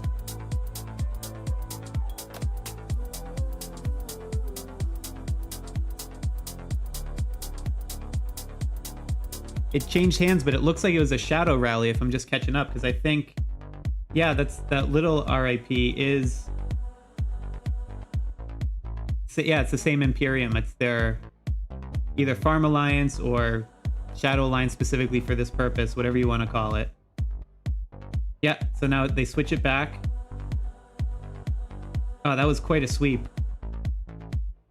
So if anyone here, if there was too much stuff happening and it's hard to keep track of, basically what we just saw happen was Imperium got knocked out of the castle, but because they put up such a good defense, the team that hit it was super weak. And before that team could reinforce from that Shadow Alliance, they were able to recapture it immediately and then just give it back to their main alliance. This is called Shadow Rallies, but that was a perfectly timed one to make that work.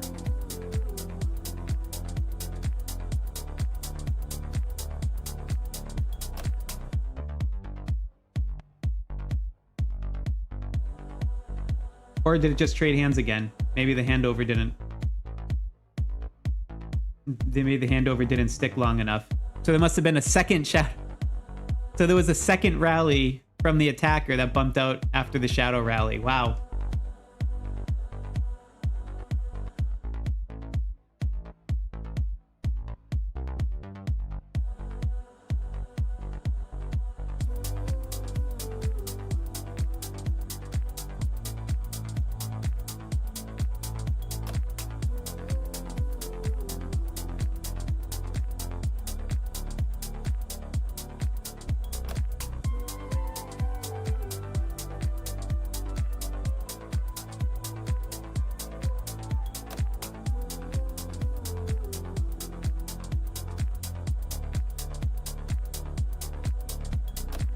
Yeah, someone was mentioning this 219 here again.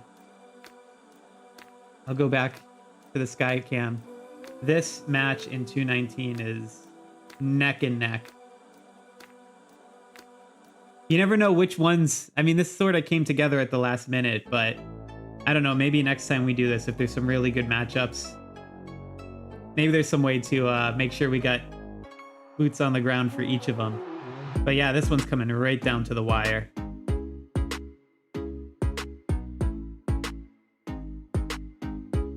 And as you can see, the stutter, my phone is overheating. So I'm going to switch it back over to Raiden.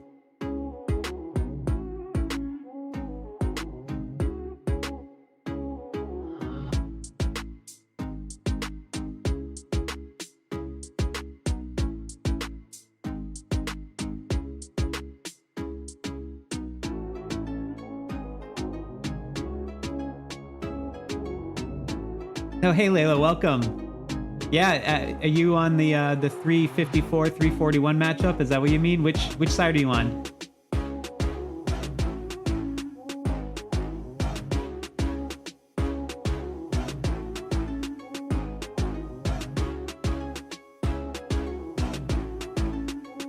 I normally do use an emulator, Edmund. If you've seen any of the guides that I do, they're almost all recorded on BlueStacks in the setup I have. The challenge is I could set up this relay system with the 6 or 7 different players that we had feeding in signals. I have to use my machine as essentially the server. So it chews up a ton of computing power. And fortunately, I can encode the stream using my graphics card. So it sort of load balances between the two. But if I did BlueStacks on top of that, no chance. You wouldn't be seeing any good quality. So I actually got a capture card for my phone, but I think my phone is a little bit too old to convert from USB-C to HDMI. So I had to connect it through this signal. I'll get it figured out for the next one. But yeah, it was like whack-a-mole with all the tech issues, but was a wild 72 hours, but we figured it out.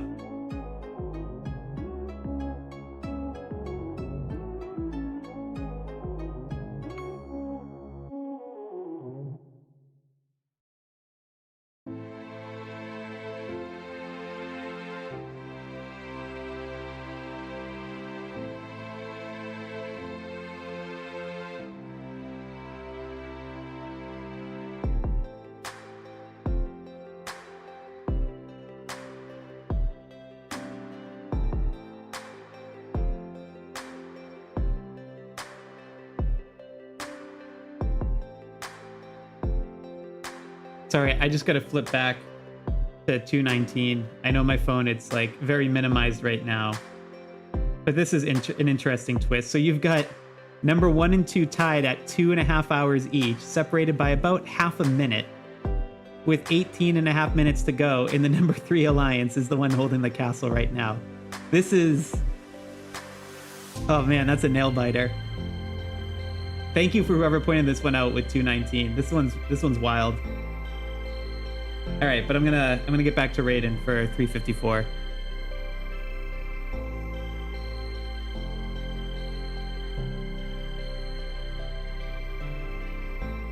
Yeah, that was you, Rami Levy. Thank you. Appreciate it.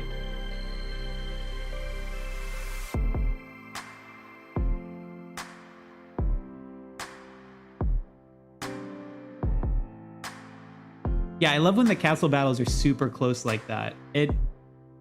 Like the first times you do it in a new server, unless one alliance has clearly consolidated all the power, it is quite an event, because you have all these different alliances. If they haven't figured out who's sort of in charge and they're all vying for it, and some of them are teaming up against each other, and like it has a thrill to it, right?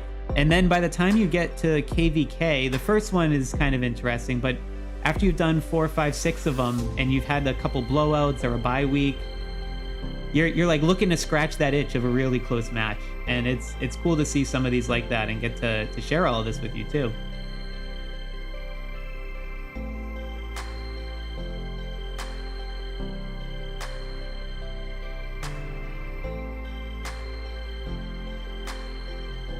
All right, I'll do a quick Skycam update because why not? Back on 219, they were able to switch it back to Spartan, so they're just starting to pull ahead.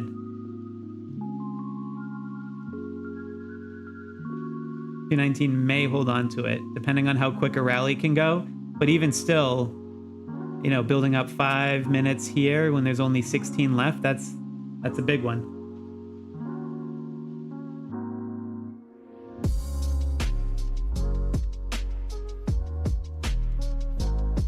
All right, well, they're typing. So you said 162? All right.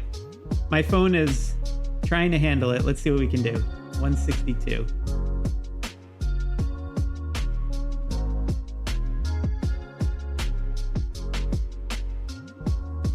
Oh my goodness. This one's even crazier. Because one of these can still hit the 3-hour mark. Well, I mean, I guess it doesn't. Yeah, that's nuts too.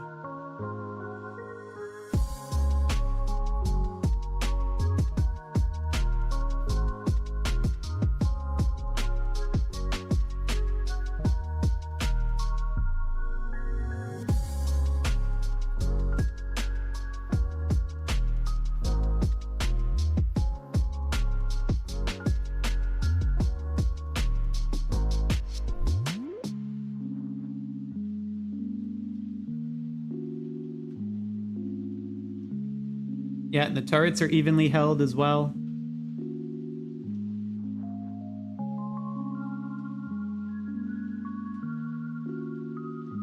This one's also a bit of a comeback here because I'm looking at the continuous occupation time for 162, and it's almost up to 20 minutes.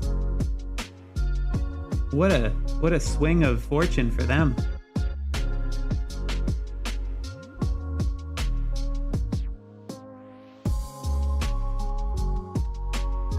All right, 377. All right, I can do that quick. I see there's still some... the swipe motion doesn't work. Let's see. There's still some chat going on right-hand screen, so I don't want to come in the middle of it. Oh, you said it was 377. All right, let's check.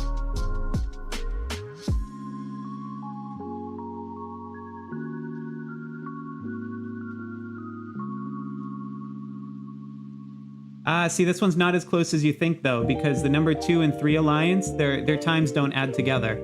So 407, 407's won this. It's a mathematical impossibility.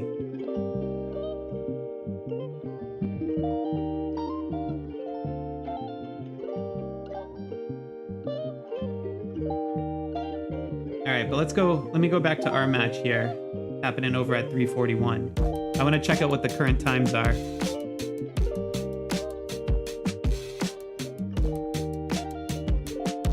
Oh, our family is sitting back on the castle. No, I don't think there's enough time.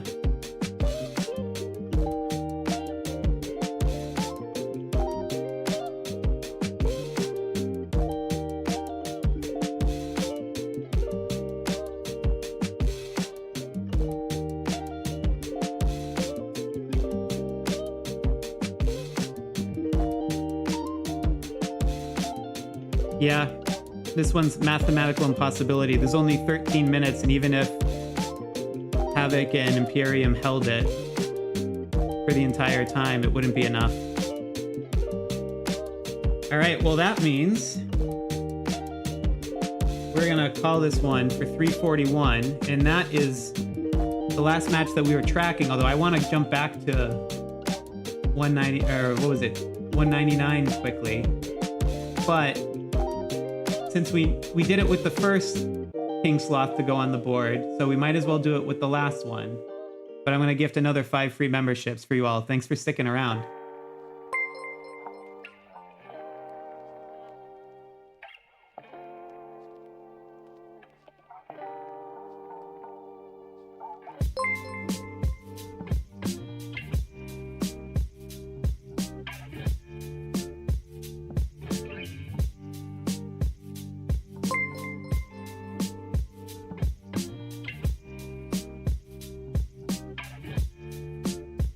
Let's see what we got with the times here.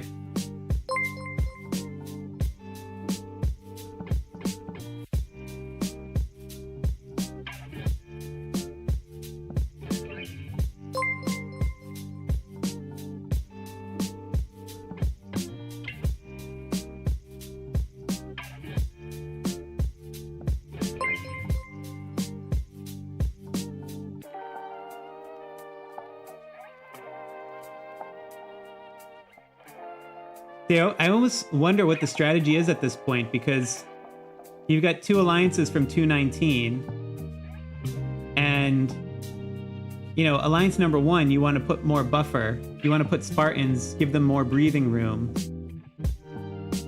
between 199, but even the 3rd place one taking it with only 11 minutes left makes it a bit dangerous to try to switch and leave it weakened. So then 199 could come in and swipe it. It's almost because it's so close. Even the 3rd place alliance holding it, they just need to withstand 1 rally. And if Spartans can time it just after this KvK alliance from 199 would hit, then they could end up in Spartans' hands at the end for the final seconds. But yeah, this one's going to come down to the wire too.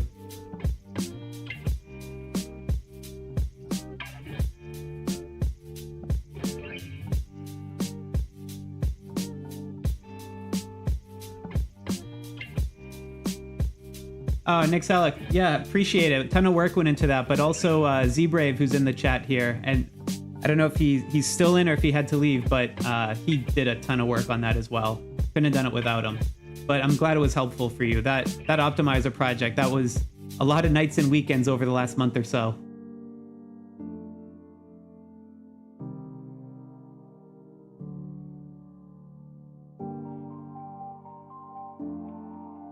And I wish I could see the timers for what's going to happen with the marches here.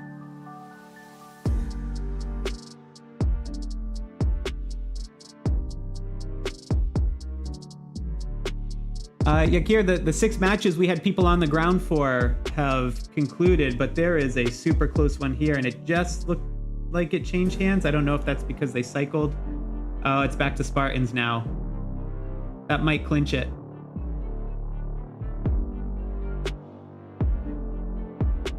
In which case, what a turnaround, because when we last saw Spartans and it was neck and neck, they had a 20-minute occupation time, or 20-minute continuous occupation. So that's a crazy come from behind.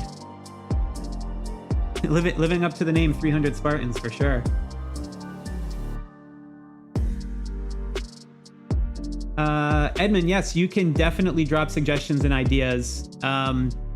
We are monitoring either comments on the video itself I released with it. There's also a support channel, there's a channel to offer things, either bug fixes or something like that, directly in, if you see on the top right, to report a bug in the overlay. There's also an email address associated with the project. And if you are in the Play Smarter community, we've been seeing a bunch of folks also using that as a manner to communicate. So like any of those options, we're tracking them.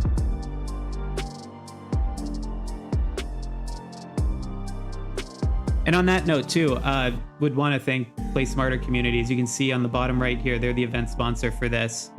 They've been pretty good to me over these last few months, especially when I had to step away for a little bit. And they, it's unfortunate that Kingshot doesn't have a creator program, but they've sort of synthetically created one. So if you are spending money in Kingshot already and you are, either a customer of theirs or potentially thinking about it, there is a link in the description. If you use creator code Sloth, it does support the channel. But like I said, they've been, I'm really thankful for them setting up some sort of creator code, since there's not one natively for this game.